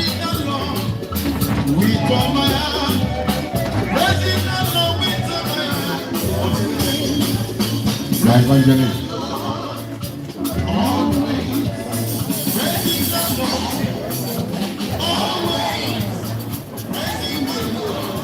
Ụmụaka na-akwado ka ha mee ka o si dịkwa n'obi kịta ka anyị na-aga n'iru.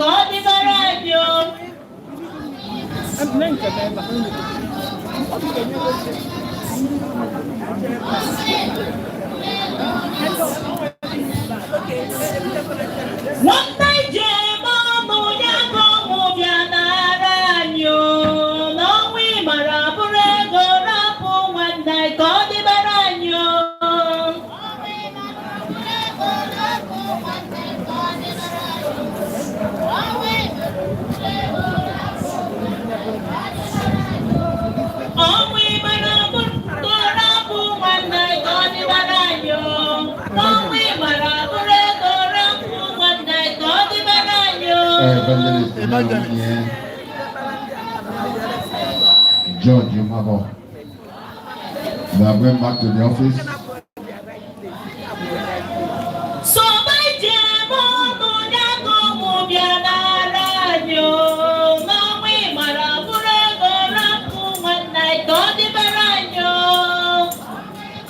Go Oyene Lefa. They cannot do somewhere at the gate. Oyene Bioga. Oh, I can't put up almost like everyone. I'm very okay. Oyene dear, I'll be again.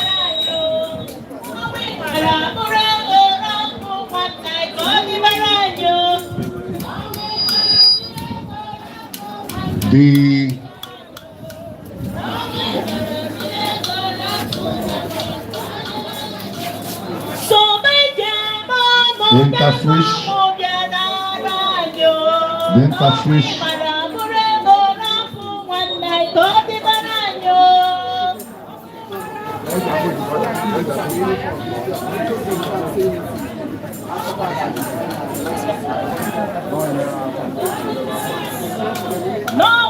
My shaman.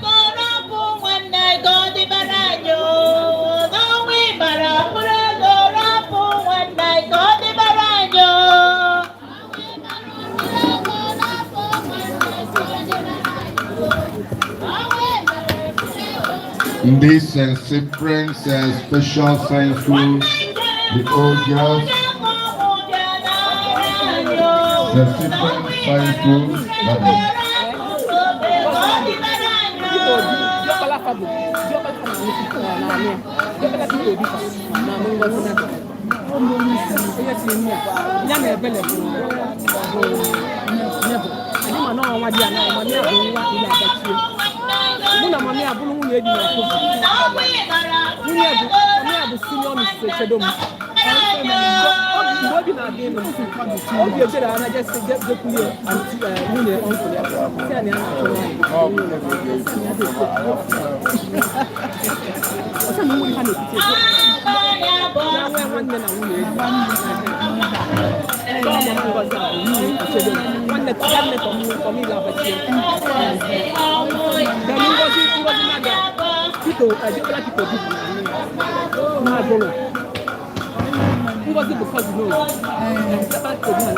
Oh yes. never. I'm not like to lose you and you're about to but this is the best way to have it. Hey, who was the place in the movie? Who was the number? Who was the number?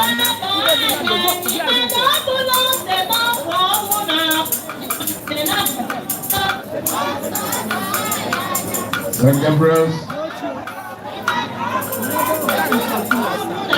You start some money to the St. Gabriel's. That is true.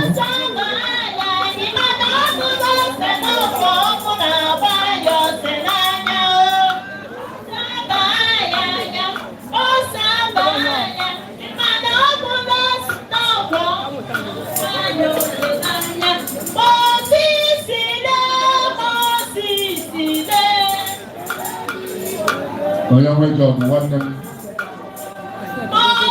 Adieu.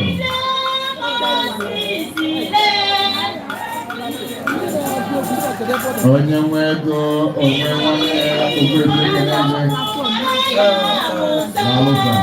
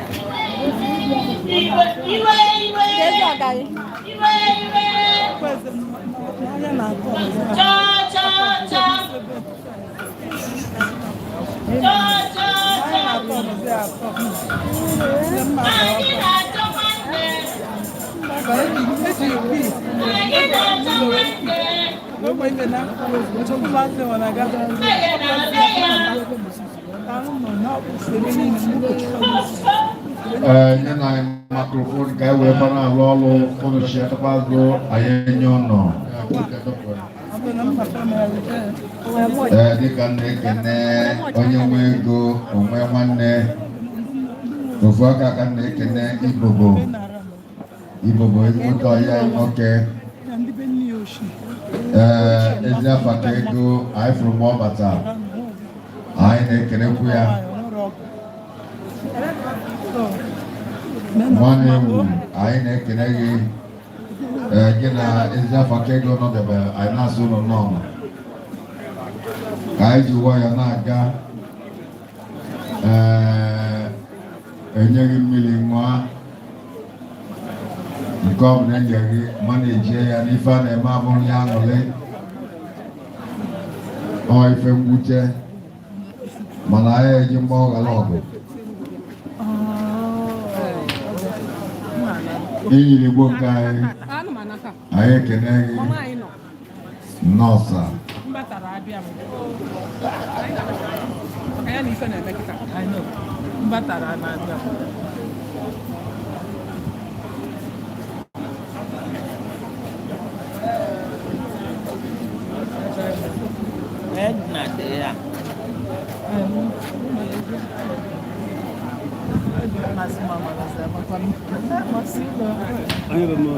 Gosiri Chukwu.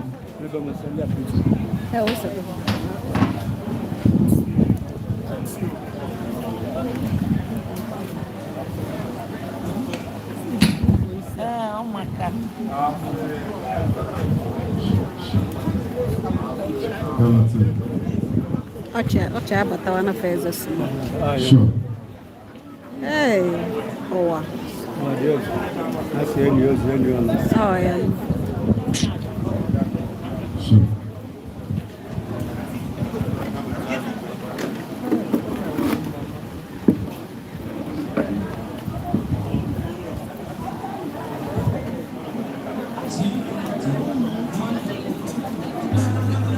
ESOBECHUKWU.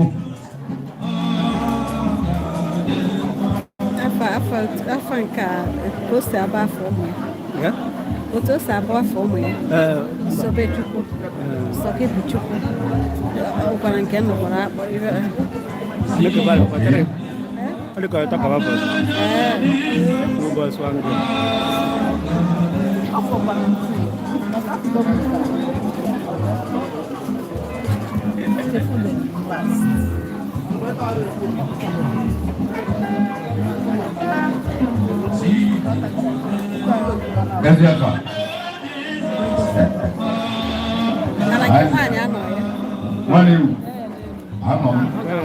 Okay, white. Born of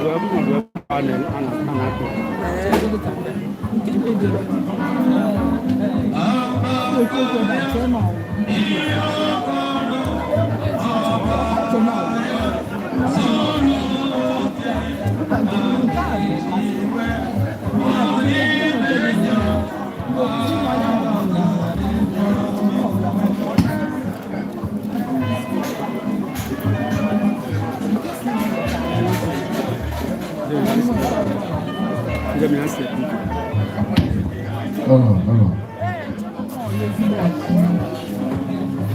Sure.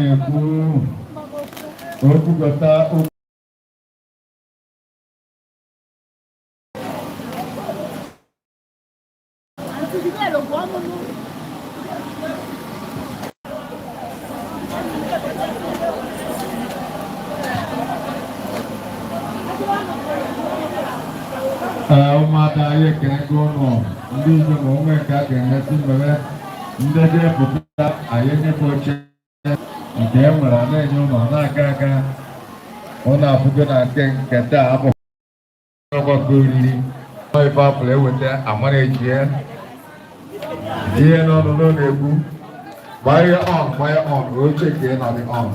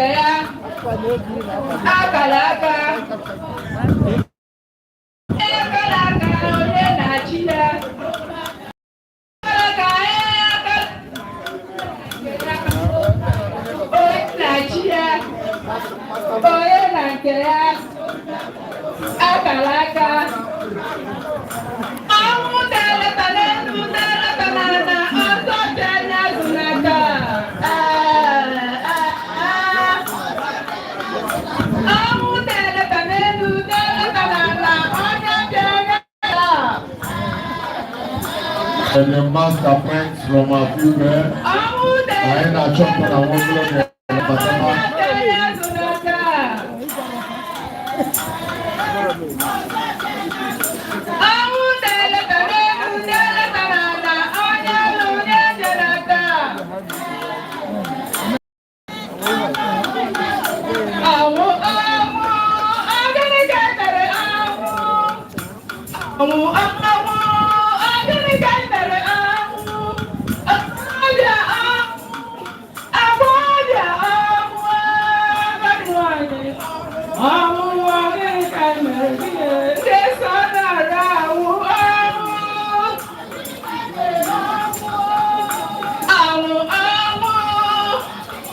Oh, you go go garden.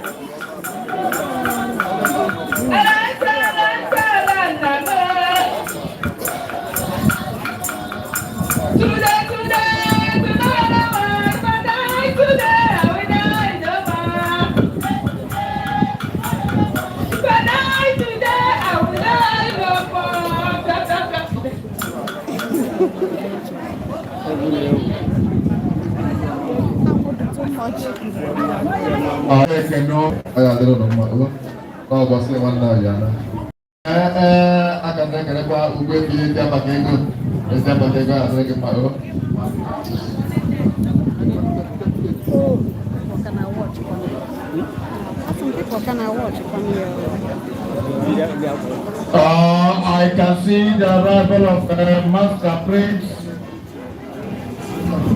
The executives, chiefs executives and the officials of Master Prince of yes, Master Prince and their staffs working in majestically and professionally. Yes. As far as printers, I know what you can understand my speech. Thank you very much. Tell us something. Ogide ekele m unu ndị nọ na-apụta na tebụl bụ ndị Master Prince nke dị n'okpuru Okposa hospital na afọ igwe Ogide. Anyị si ka abịa n'ụlọ gị maka na mgbe anyị nụrụ maka ọnwụ nwanne anyị nwoke bụrụkwa onye nyekwuru anyị aka na Master Prince, o wuteka anyị maka na Okposa ewuteka anyị bụ na for the little life m ji wee mara ya, ọ bụ ezigbo mmadụ. Ọ kwa na nwatakịrị mana ọ na-atụ alo ụkwagote na ọrụ na-aba n'uru nwekwa mmụọ inyere mmadụ aka. Ọkwa ife na-afịa arụ o nyere ya aka. Even up till now, this last one ọ bata o wute ka maka na o nwere nwa mbọ ya okwe mkpa n'ọfịs anyị na ọ ga-enyere ya aka na-akpọ dịbụ anyị abịa ka anyị adọ maka ka o tinye ya na line up ya nwa nọ ya. Ọ sị na the boy na nọ ndị ada aga so ya bife wute mgbe o sokwu nweje nleta ndị mmadụ n'ụlọ ọgwụ n'ihe elu ndị ọkụ ụgba o nyekarị m aka bikọsọ ndị ọgọ m mmadụ na-agba ọkụ ụgba n'ihe elu o nyere m aka na ya bụ ife melu n'ihe elu na abịara ije so adụmeluzi n'ụzọ ka anyị nọwedo n'okwu ebe a nwere onye kpọrọ ya asị so o nwekwu ndị nọnyekwara ya ebe a ndị maara ya asị ezigbo mmadụ n'ụlọ nke wee sị na fa ya bịa efe anọnyere anyị so na ife nna ya Chukwu bụ onye ezinụlọ ogologo ndụ na alụ isi ike ụdị elu a ga-apụtakwa ọzọ n'ezinụlọ a. So ana m asị na ọfa ya nọsị ebe a naba agaghị anọkọ ọjọọ n'ebe fa nọ n'afọ Jizọs Kraịst bụ onye nwe anyị. Amen. So na ife ahụ nọpụ na ebe a kịta bụ biko nụ ka anyị je na-asị inu ndo na sọpọtụ ka ife a na-eme daalụ nụ.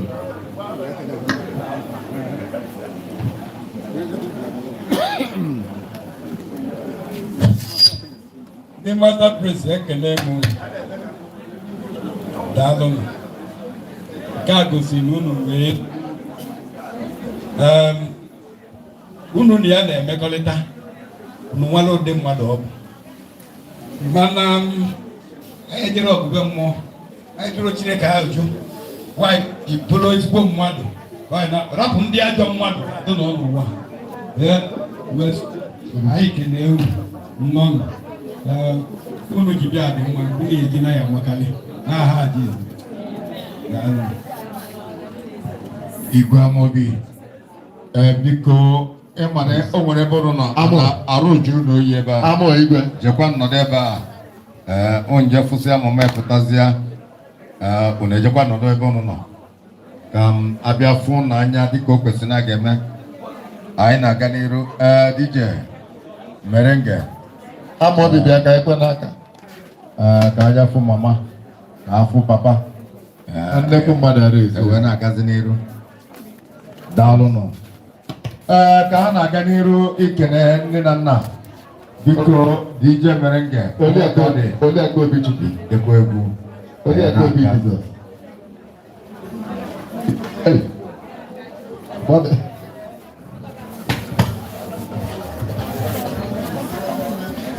the master prince afọ igwe echi ịmafọ ọfụma ebe ị ga-enweta abụ n'ụlọ enu Dr. Okosa ọfa na-anọ n'anị ya so ọbụla ị chọrọ any printing work any printing work ijebe na asị nke ị nọ n'osigide afọ igwe ebe ị ga-enweta abụ na nke Dr. Okosa ị ga-enweta ọfụma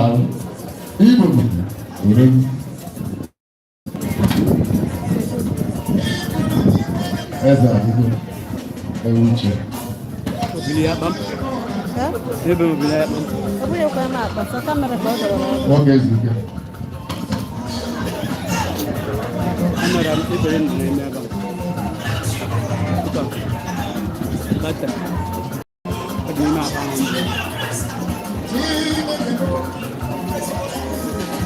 Ọdịgo ga ọ ga-adị ọ gara Ogbebi n'ogiri jiri ebe n'ogiri jiri ebe daalụ ọ bụrụ na a ga-enye mmanya ọ bụrụ na ebe daalụ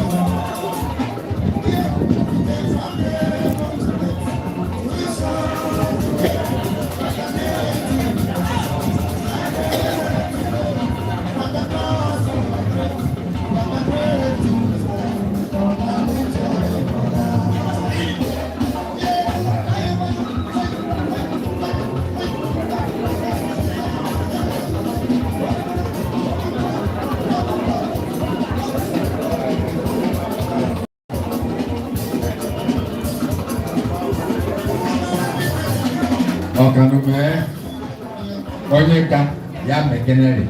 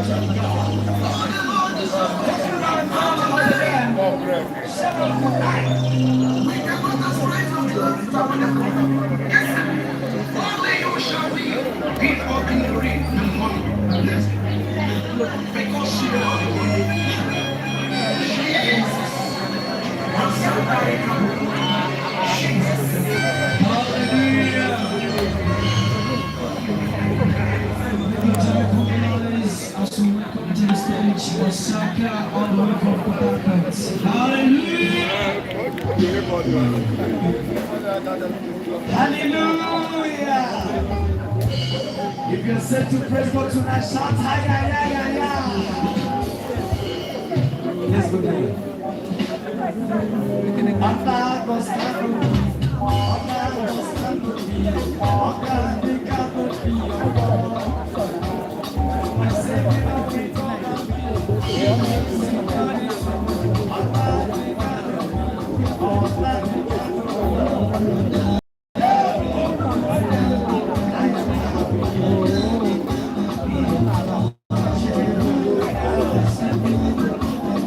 I can see. Oh, okay, okay. Okay. I can name on this only. I can name on. Oh, they got some seed. My chairman, for you, oh, if you have some seed before, I'm not saying that. If I can talk about that, my chairman, if I can bring seed, some seed, whatever I have. Okay, can I talk about that? Sherry, go. Maria.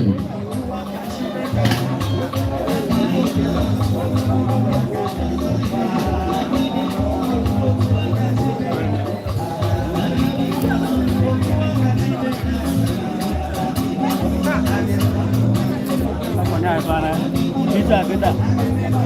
Masa dia tak itu. Ini mana kamera? Mana dia tak itu? Saya tak.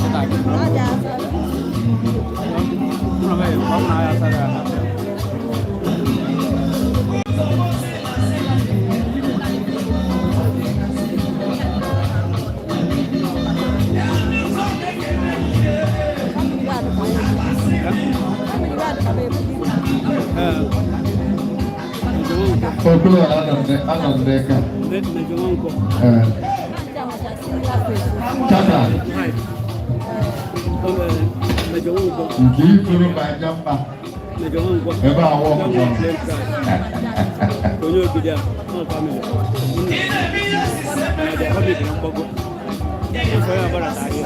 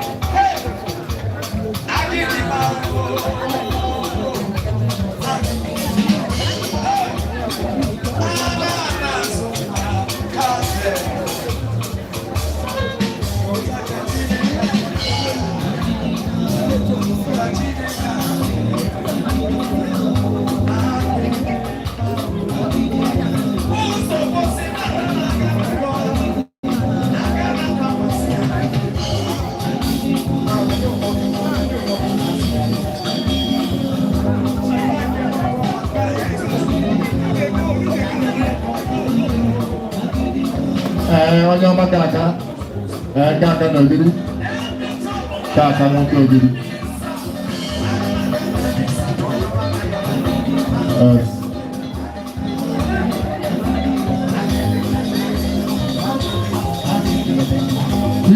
Ibubu tá por aqui não tá na pomada do lado vai continuar por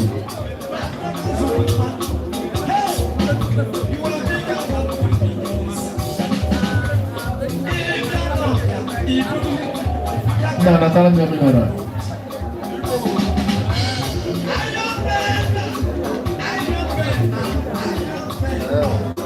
sola no gidi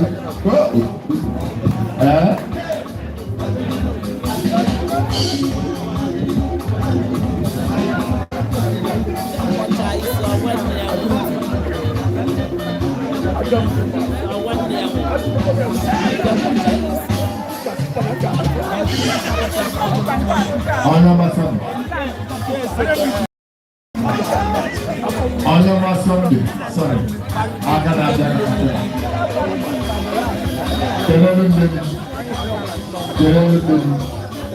Oji parole moto. Oji parole moto.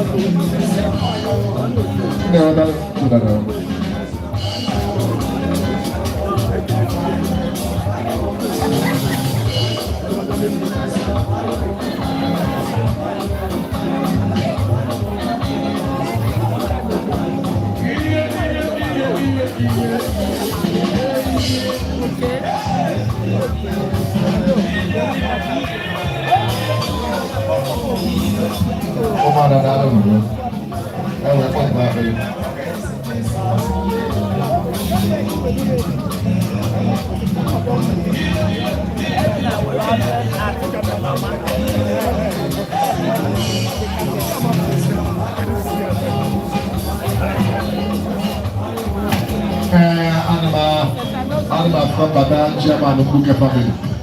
Obuefi ESOBECHUKWU n'Ogidi. Every chairman of Buke family, and I think him no. Jesus. Every chair, power.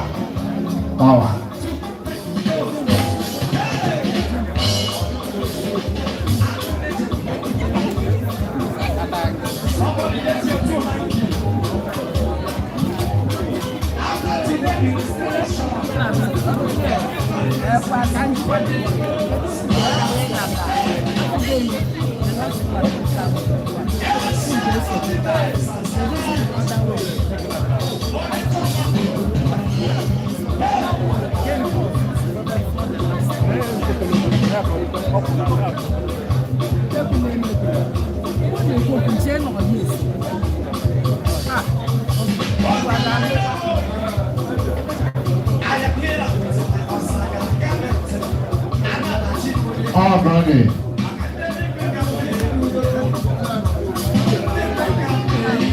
Onye kasị oge ezu ike. Ọ gị na-eme ụlọ dị salad. Gị na-eme ụlọ ọhụrụ kata. Onye kasị.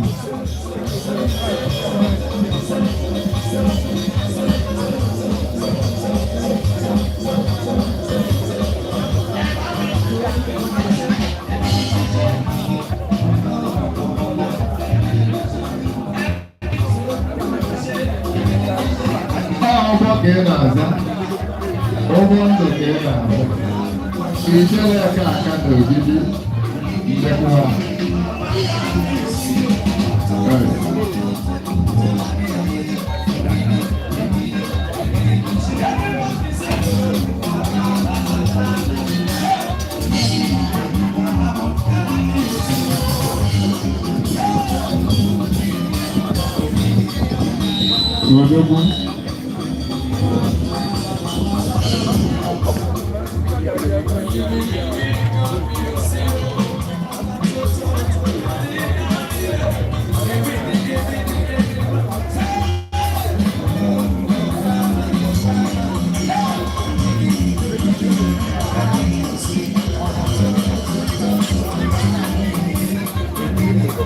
When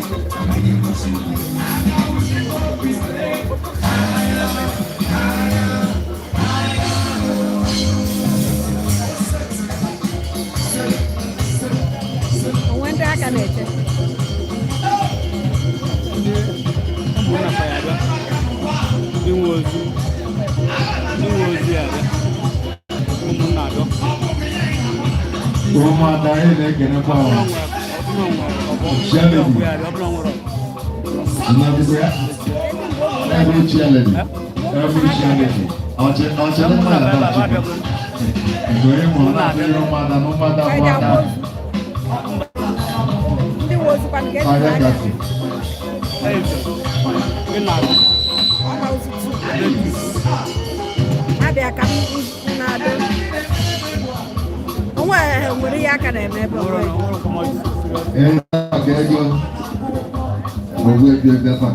Those people are for going out or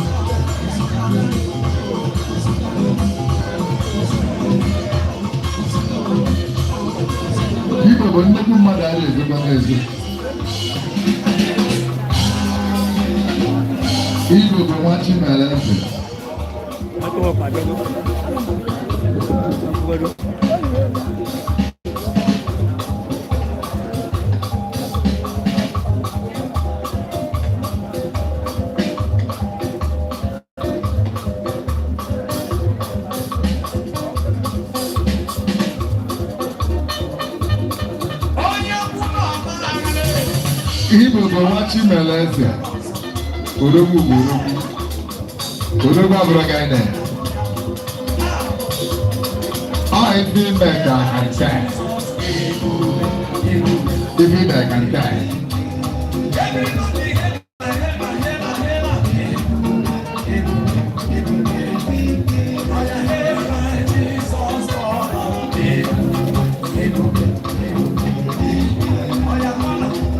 Okwu ala ga-enekwala m Igbo ba again. That's it.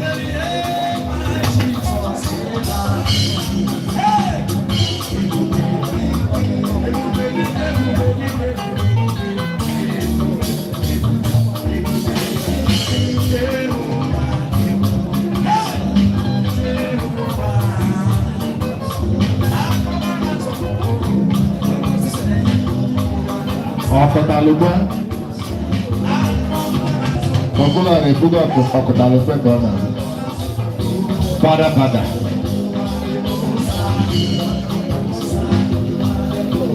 ọkọtalụgba bụrụ mbata gị fada yagharị wepụ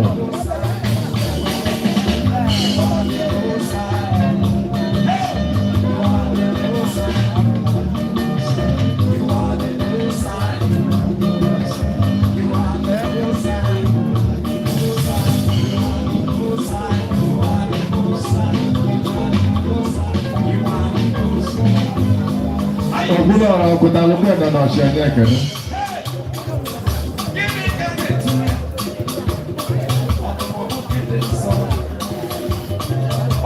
A kà sí gị nnọọ, a sị na ncheta aka.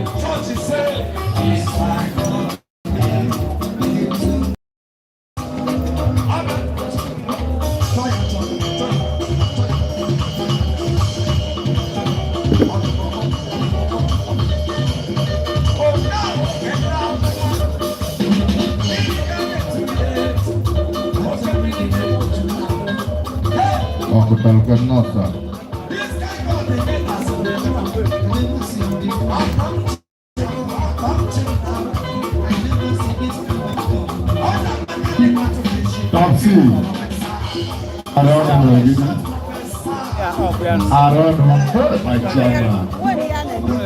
My chairman. Don't say.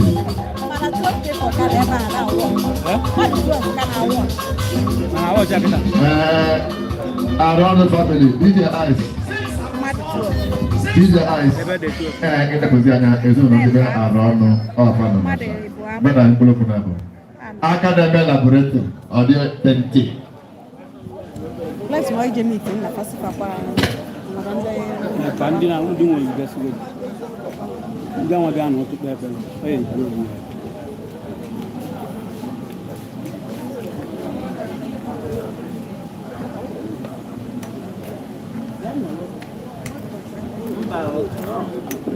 Essa ide ko gaba un ko ro bi. Essa ide ko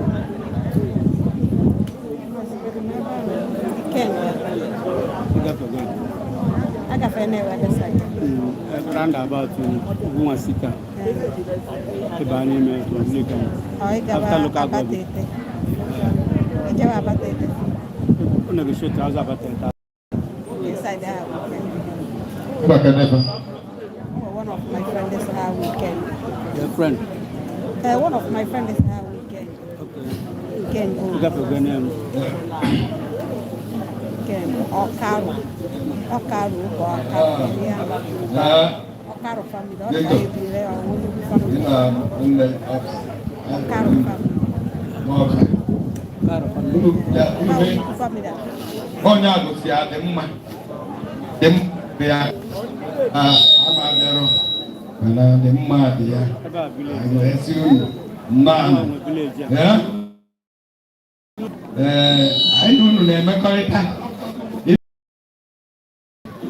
Na ngodo manya na family ai ni na zo ana kwakwi izo so I was saying no dalu dije ku ji bia de ko mo ngi ye na ya mo kai ngwan aka ezero na deba ro no wala sura ga no maro obodo nwe ka alu si aya ke obodo alu zolezo ana maro ana furanya jena na nke Victor ọnụ ka ọ mee gị labụ ọ mesịa gị labụ labụ ya na-abịa otenti ọ mesịa gị labụ ije n'ụlọ ọgwụ enye ya ọgwụ ọ ga direct ife a na-eme gị jebe na ya olisa iju ọfa ka ya na nke Victor ara ọnụ na-eme labụ dị otenti chọba Victor ara ọnụ ka ọ mee gị labụ ka ị dị ndụ maka na onye nọrụka ọfụrụka ọja ka ndị mmadụ ji wee na ara ọnụ labụ ya na-abịa otenti ara ọnụ ọ ya adịrị gị mma Gano top C, my chairman. Top C, my chairman. No. DJ, good to go. Good to go. I don't know what I'm going to do. Okay, Colombia. Madame, take a try out. Yes. Ozi Colombia question. Okay, ya da lele. Makana juara lama, yes. Pakai dapat tempat untuk kita berada. Semua ada kaya pangka. Enggak apa terkata. Itu anak.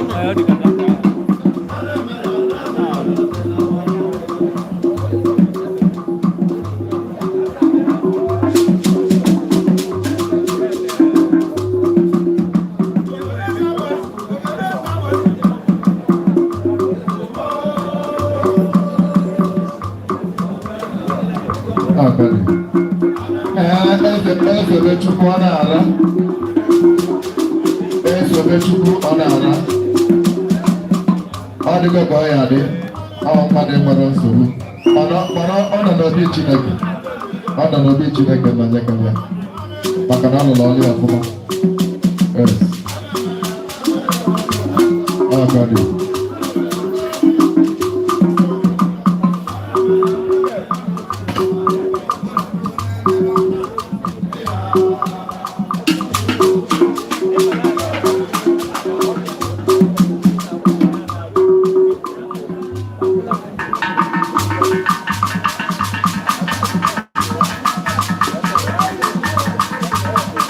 Ọbụladị Enyilibo ogiri.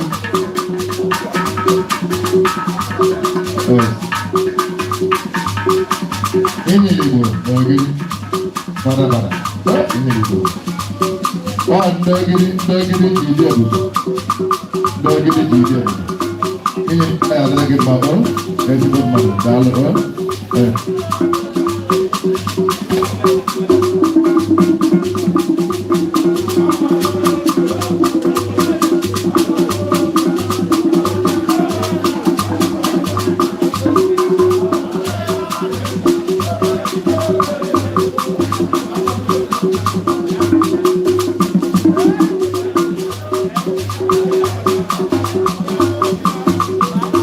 ESOBECHUKWU Onara.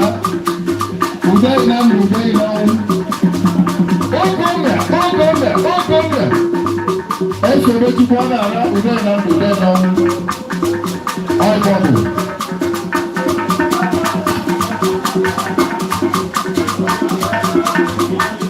Ọgọmẹ.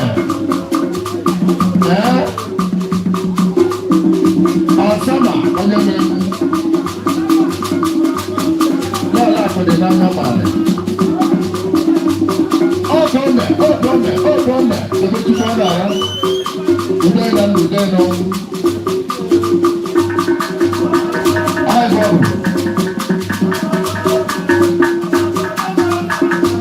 Nwoke sirikaba mmepụkọ Onyeka Alvaro. Yes.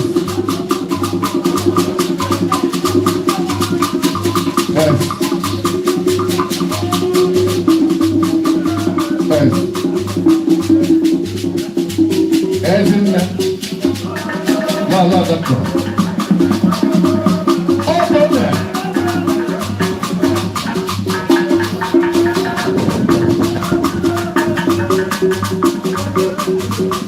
Onyeka Alvaro.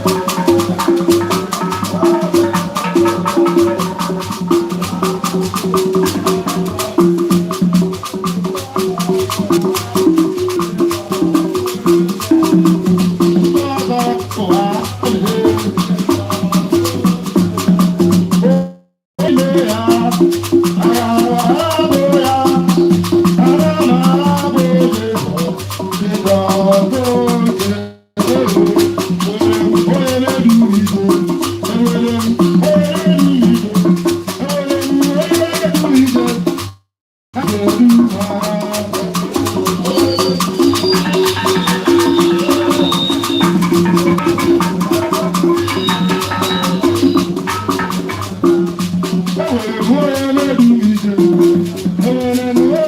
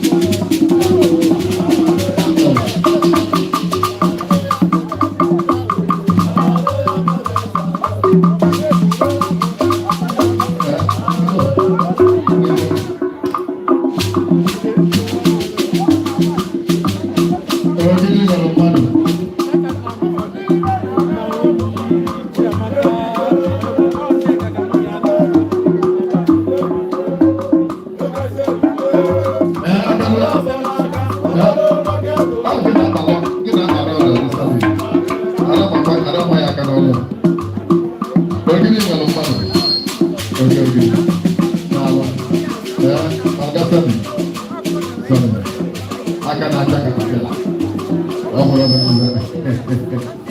na alụkaka ọrụ mkwụdela na akwụdela na ọrụ nwanne mmadụ abụọ ya ọyazi ụmụ mmadụ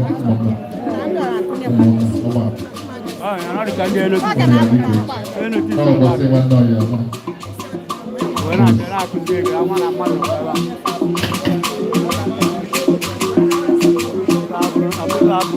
Arano na Brente.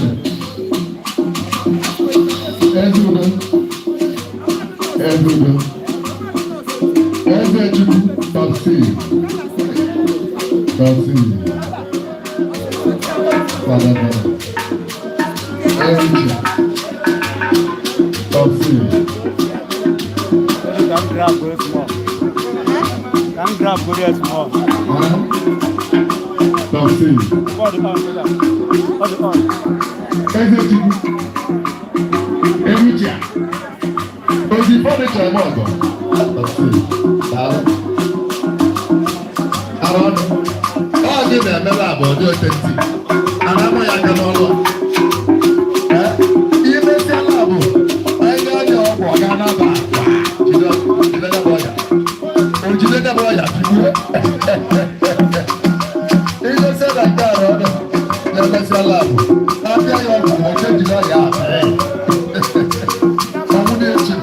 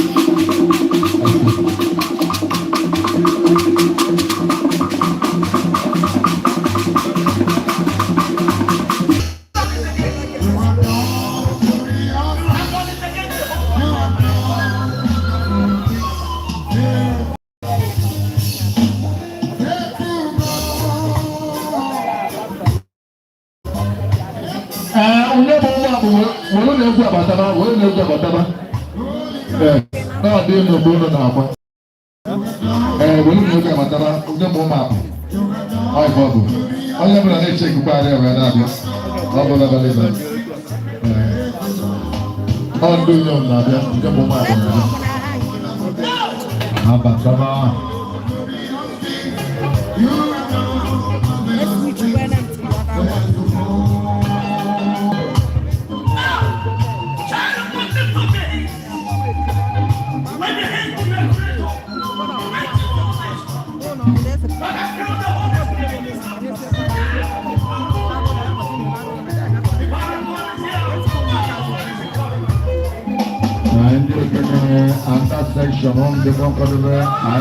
Thank you.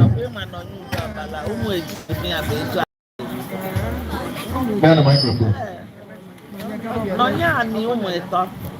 Praise the Lord.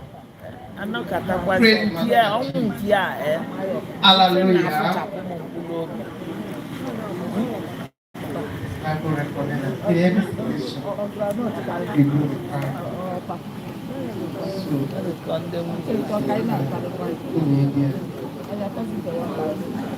The battle is over. I have the faith and the belief that he ran the race, and he has won the race also.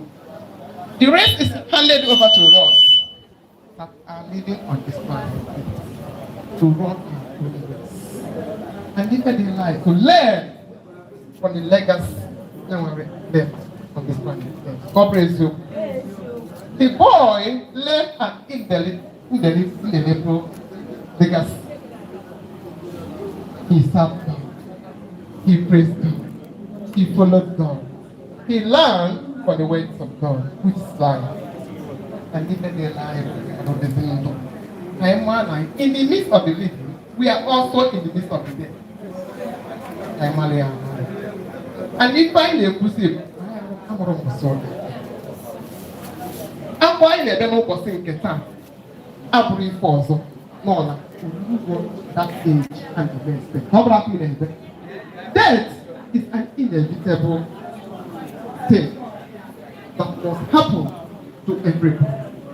It's a death we owe, it's a death I also owe.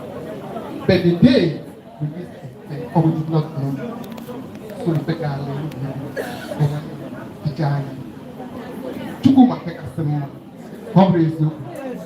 God created yes, you are a caretaker. Whenever I need him, I will take him away from you. And God has done it. Paul could say, if I'm living, it's to their glory. If I die, it's also their what? Glory. So take it that everything that's happened is to the glory of God. Praise the Lord. Hallelujah.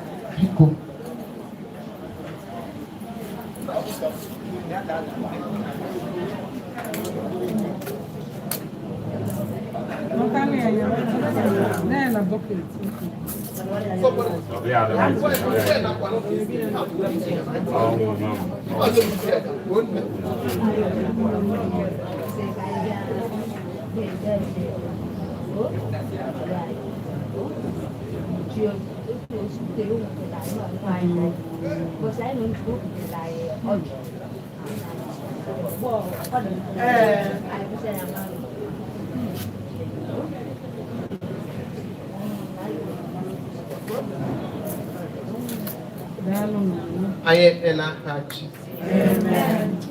Faithfulness of our Lord never ceases. His mercies never come to an end. They are new every morning, new every morning.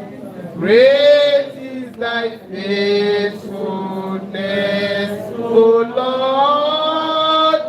Great is thy faithfulness. Of a truth, the faithfulness of our Lord never ceases. And his mercies are new every morning.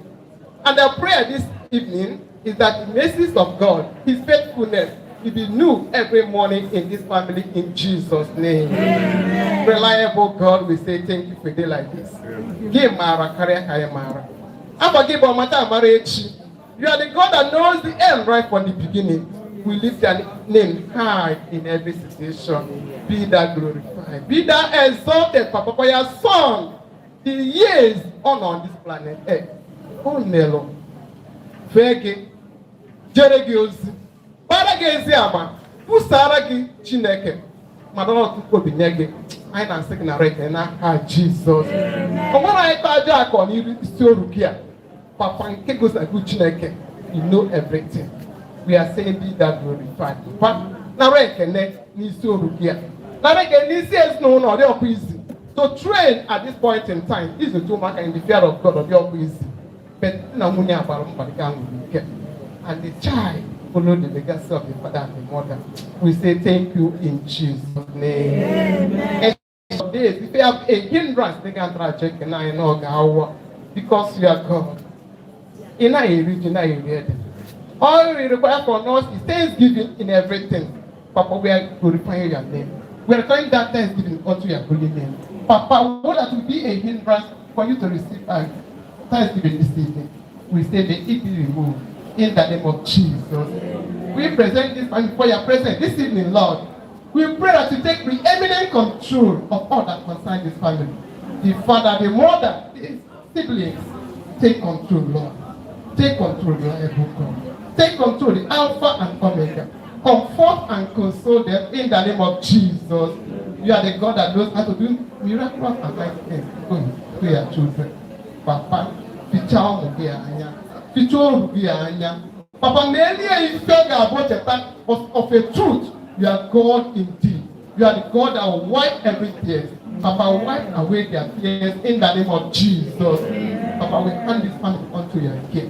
Papa, as they are going back, Papa, Papa ụzọ isi na Jizọs ife na-egalụ njem a Lagos wee detụkwa anyị ekpuchiekwa n'ime ọbara Jizọs anyị ekwue na ha ga-anakwa n'udo and resume their work individually and collectively in the name of Jesus.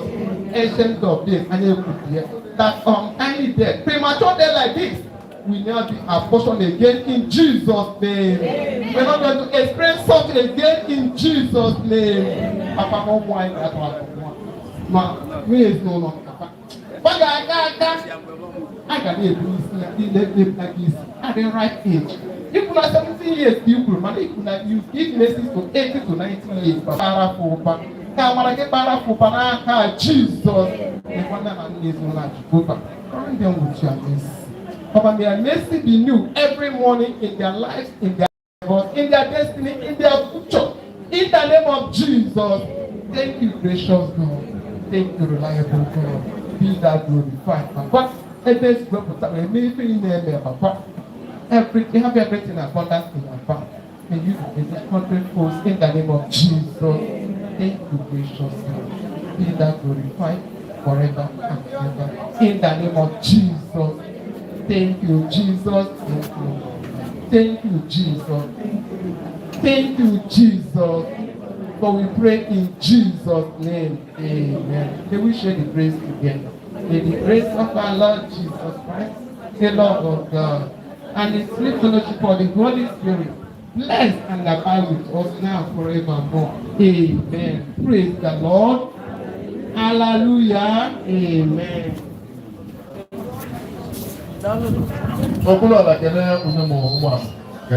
Onye pele bụ n'iali ọ bụrụ mama Ashigiki.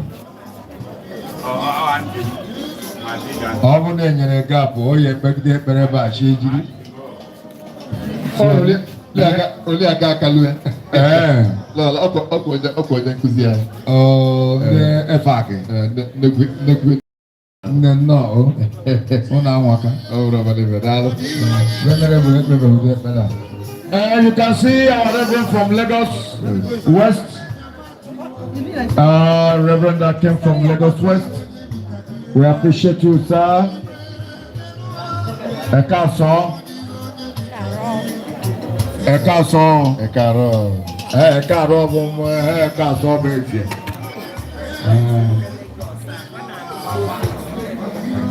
Egu madu. Ọmọ iye ńkọ́, ewédú ńkọ́, ìyàwó ńkọ́, everything ńkọ́.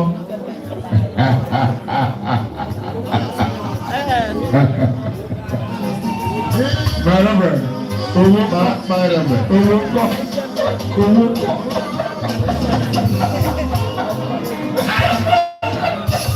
Welcome, sir.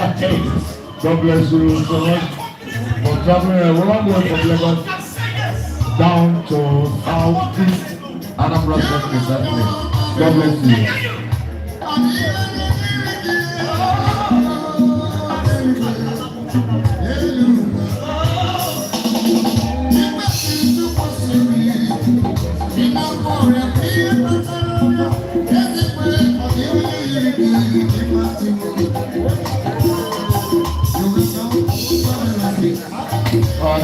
God bless you. We bless you, sir. God bless you, sir. I want to believe it. God bless you, sir.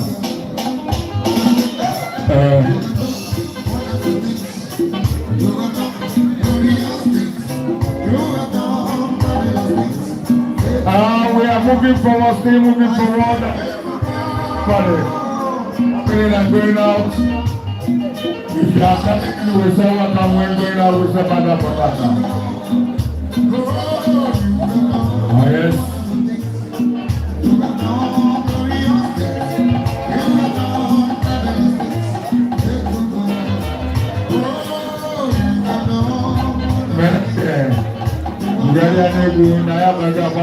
This is the 3 o'clock. Ogunora, we have the photo every cathedral.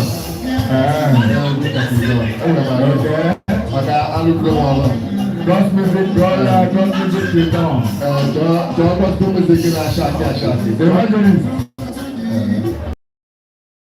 Just gospel music in Asha. I will try to this.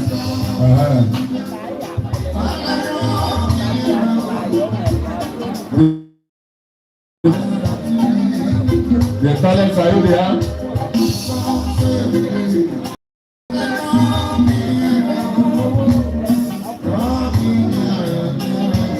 You go ahead with the gospel music.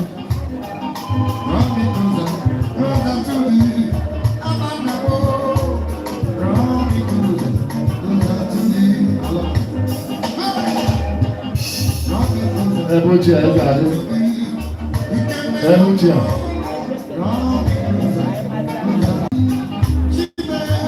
Akalu.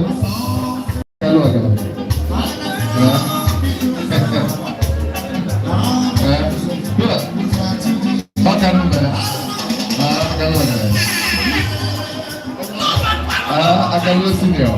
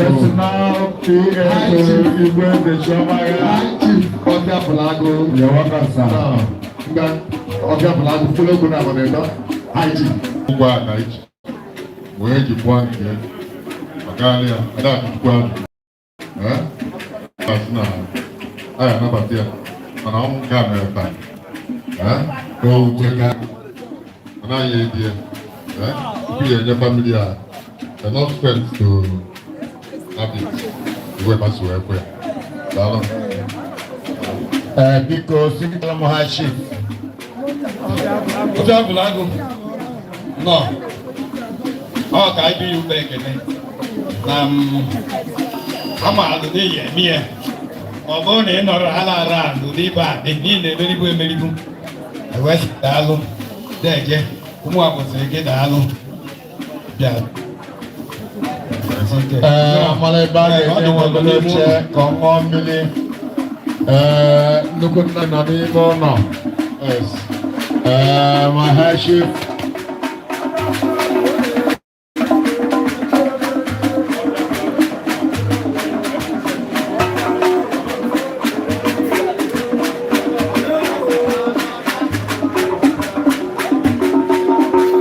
Hi, Chief.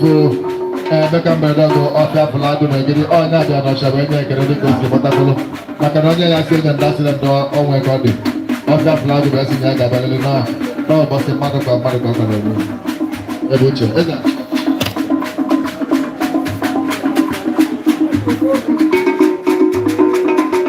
okwulara ya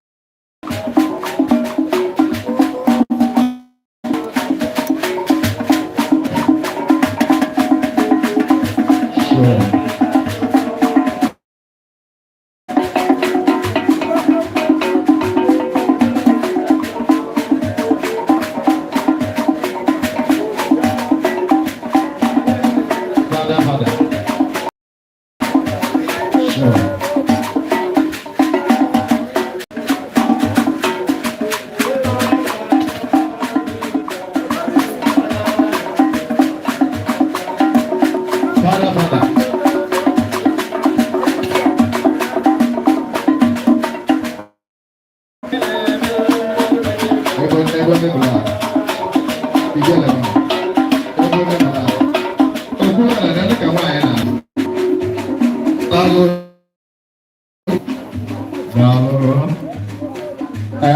Ganaganiru. Aganeme. Okutalukwe. I forget.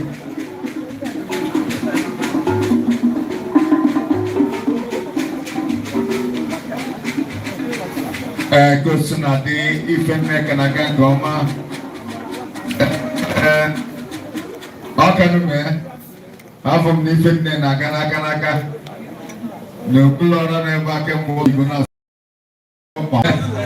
Meden to kana megudu. Weshe biri on makamu lori amana. Abata heno so.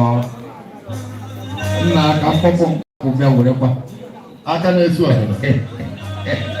Aka na-esu ọgọdọ, aka na-ememe nwe para.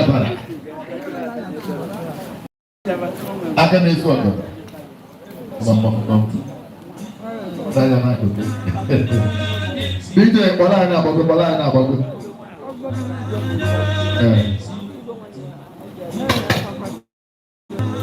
Chukwu, n'ime ụtụtụ ọbụla ekpere anyị ekpere. Chukwu, n'ime ụtụtụ ọbụla ekpere anyị ekpere. Ekpesi ekpere anyị atụrụtanye. Ọ dị ebe ha na-alụ ka a na-eri. Ọ dị onye na-alụ ka o si eri. Ma reverend, ebutekwa m ya. Ebe a masịrị ewu ka ọ na-ada ndị. Mgbasị mma amaghị m ndị ga-abịa nga ahụ. Ma ndị okwu ndị na-atụta asịrị. Ndị gbaga agbago, ndị gbada agbada. Maka mbọsị mma ndị okwu ọra niile nọ n'ụwa anyị. Anyị dị anụ. Ndị niile na-eti egwu na Anambra steeti ya dị South East ihe. Maka all the musicians in the Anambra state. Ọnwa the state ya rụ. A na-agụsị egwu nke na-akpọsị jiti. Egwu njikwu na-abịa. Kama na nketa pụtara bụ nje. From Morocco to Ike Malite, the ọnwa the state ya rụ today. Agbatara n'ọzọ ịchọ ya kpọọ na koodu. Ije na my.com ịfụ ma Facebook ebe mụ na Jika na-anọ. Rapụ afọ ọnwa ndị ka afọ ọnụ mpi. Ịma na ọkpị mbụba, wọọchị afọ ọnụ m.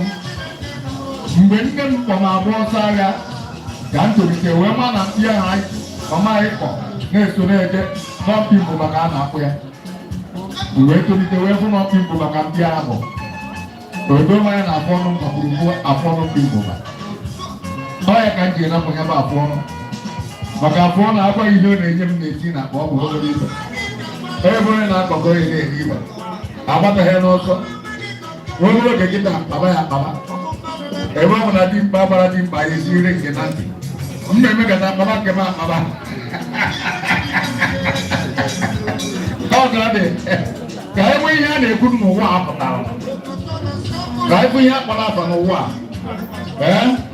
So ka anyị na-eje a na-ekene ọra na-ekene ikwu na-ekene ibe na-ekene ụmụnna ndị ife mepụtalụ ha die na ọ bụrụ onye nwasị ibe nwegharịkwuo mgbe ahụ mmadụ anyị gbuo onwe ya anyị ga-ekene ụgbọ Chukwu maka ọsọ na ọ dị mmasị kelebe ọ dị njọ kelebe so onye mepụtalụ ya jide ọtụtụ nwere ike si ebe a na ọma ha narukwu na enwere ike kpọọ mana okwute ebe a kụ isi ebe ya isi abụrụ na blọk ọnwụ abịa mana ndị bịara ebe anyị ga-anarụ mụ soro bịa mma anarụkwu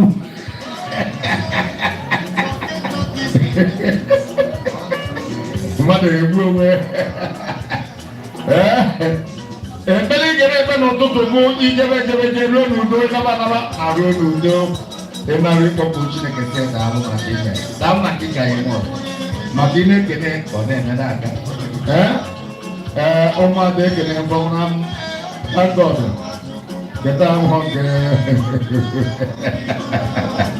ọ bụ nke ahụ ịma mgbe ụmụada na oge anyị na-aghọta echi anọ m God iche echi ọmụ agakọba ọmụ ebe ahụ nke a bịara m ya maka na ama na nke ebe ụdị adị ọ na-aka mma ije ebe a na-eru uju dị etu a maka ama na amụtago m ọgbọ ya onye amụtago m ọgbọ ya na-arụ na yunivasiti isi ụmụ anọ sef So all of them will take off from me. So we take up. That's the body. I'm not going to walk from. Yeah? So I'm not going to eat that. When it is about me, there many.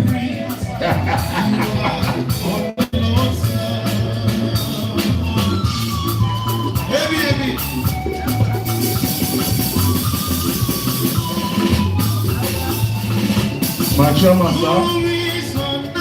Yes, sir. I'm not going to name you.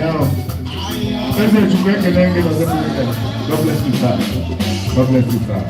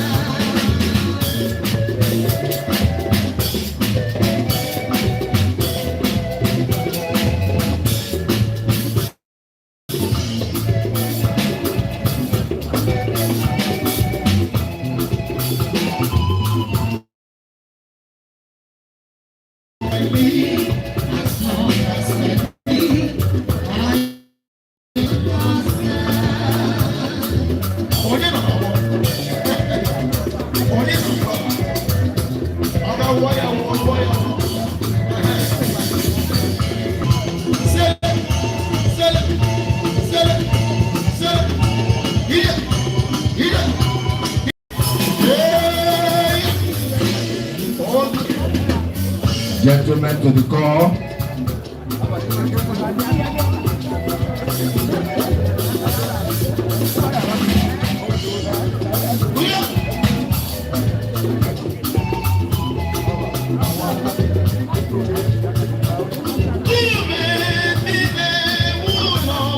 Let me stand up and say hello. Also, I was in the day to a full out of the neighbor.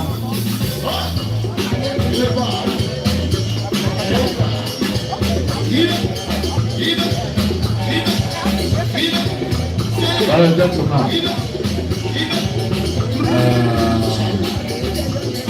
mommy, you know, I'm going to go on a honorable day. That's good. You're not from my own. You're not from my own. So you're very busy. You're very busy. You're the money open. Jesus Christ gave the children of the cigar. There's no one down in the room. Not yet.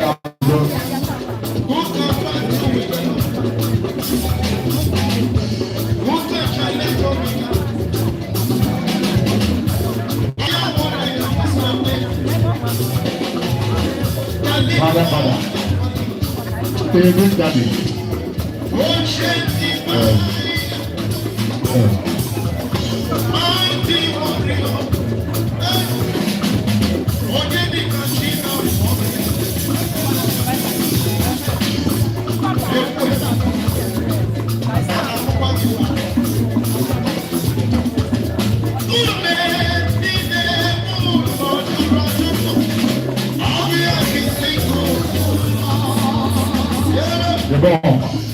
What is happening here? My Jama. My Jama. My Jama.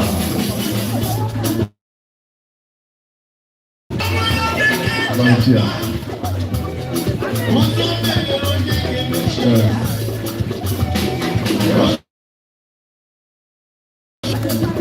My Ma. You go. No.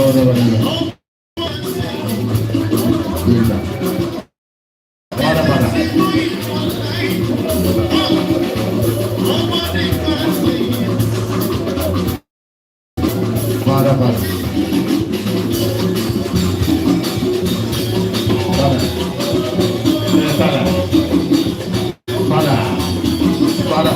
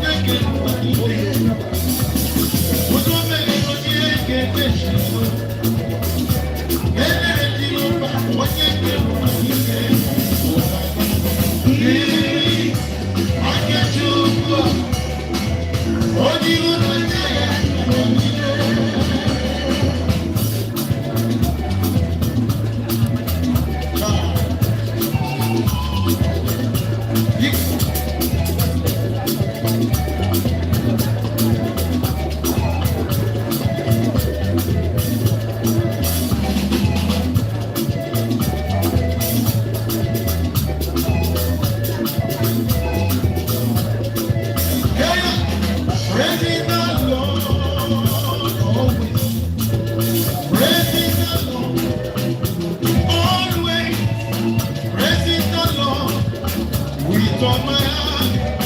Praising the Lord with all my heart. Praising the Lord always. Praising the Lord always. Praising the Lord with all my heart. Praising the Lord with all my heart. Hallelujah. My Lord is good. My Lord is good. My Lord is good. He's good to me. My Lord is good. My Lord is good. My Lord is good. He's good to me.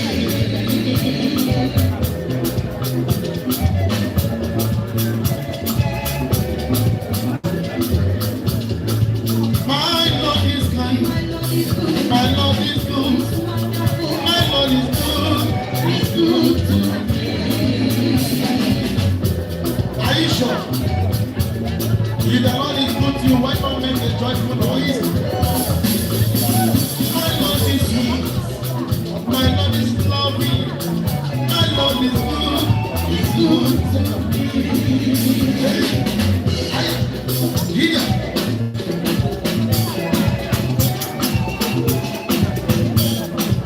My Lord is excellent.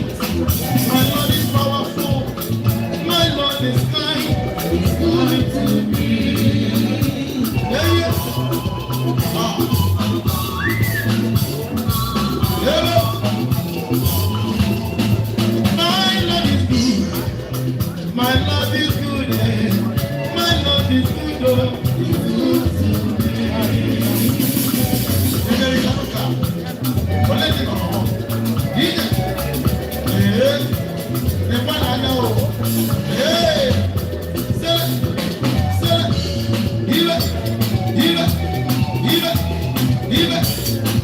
My Lord is good, my Lord is kind. My Lord is good, oh, he's good to me.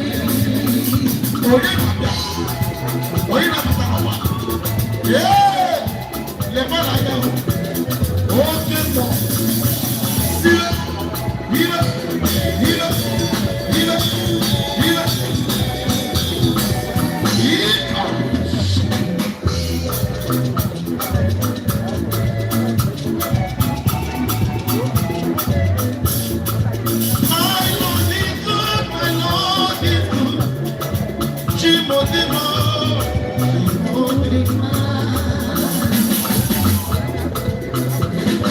Just a matter. Hello. Oh, yeah, no, good. My Lord is loving. My Lord is good. Oh, he's good to me.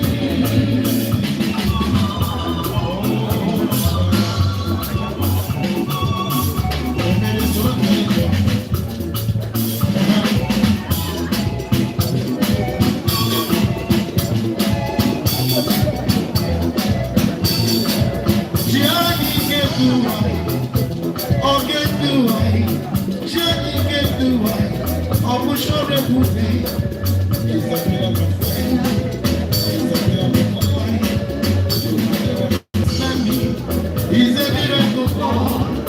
His ways is clear. His knowledge is clear. You can never understand. He's a miracle God. My God will lead us. He will lead me. My God will lead us. He's a miracle God.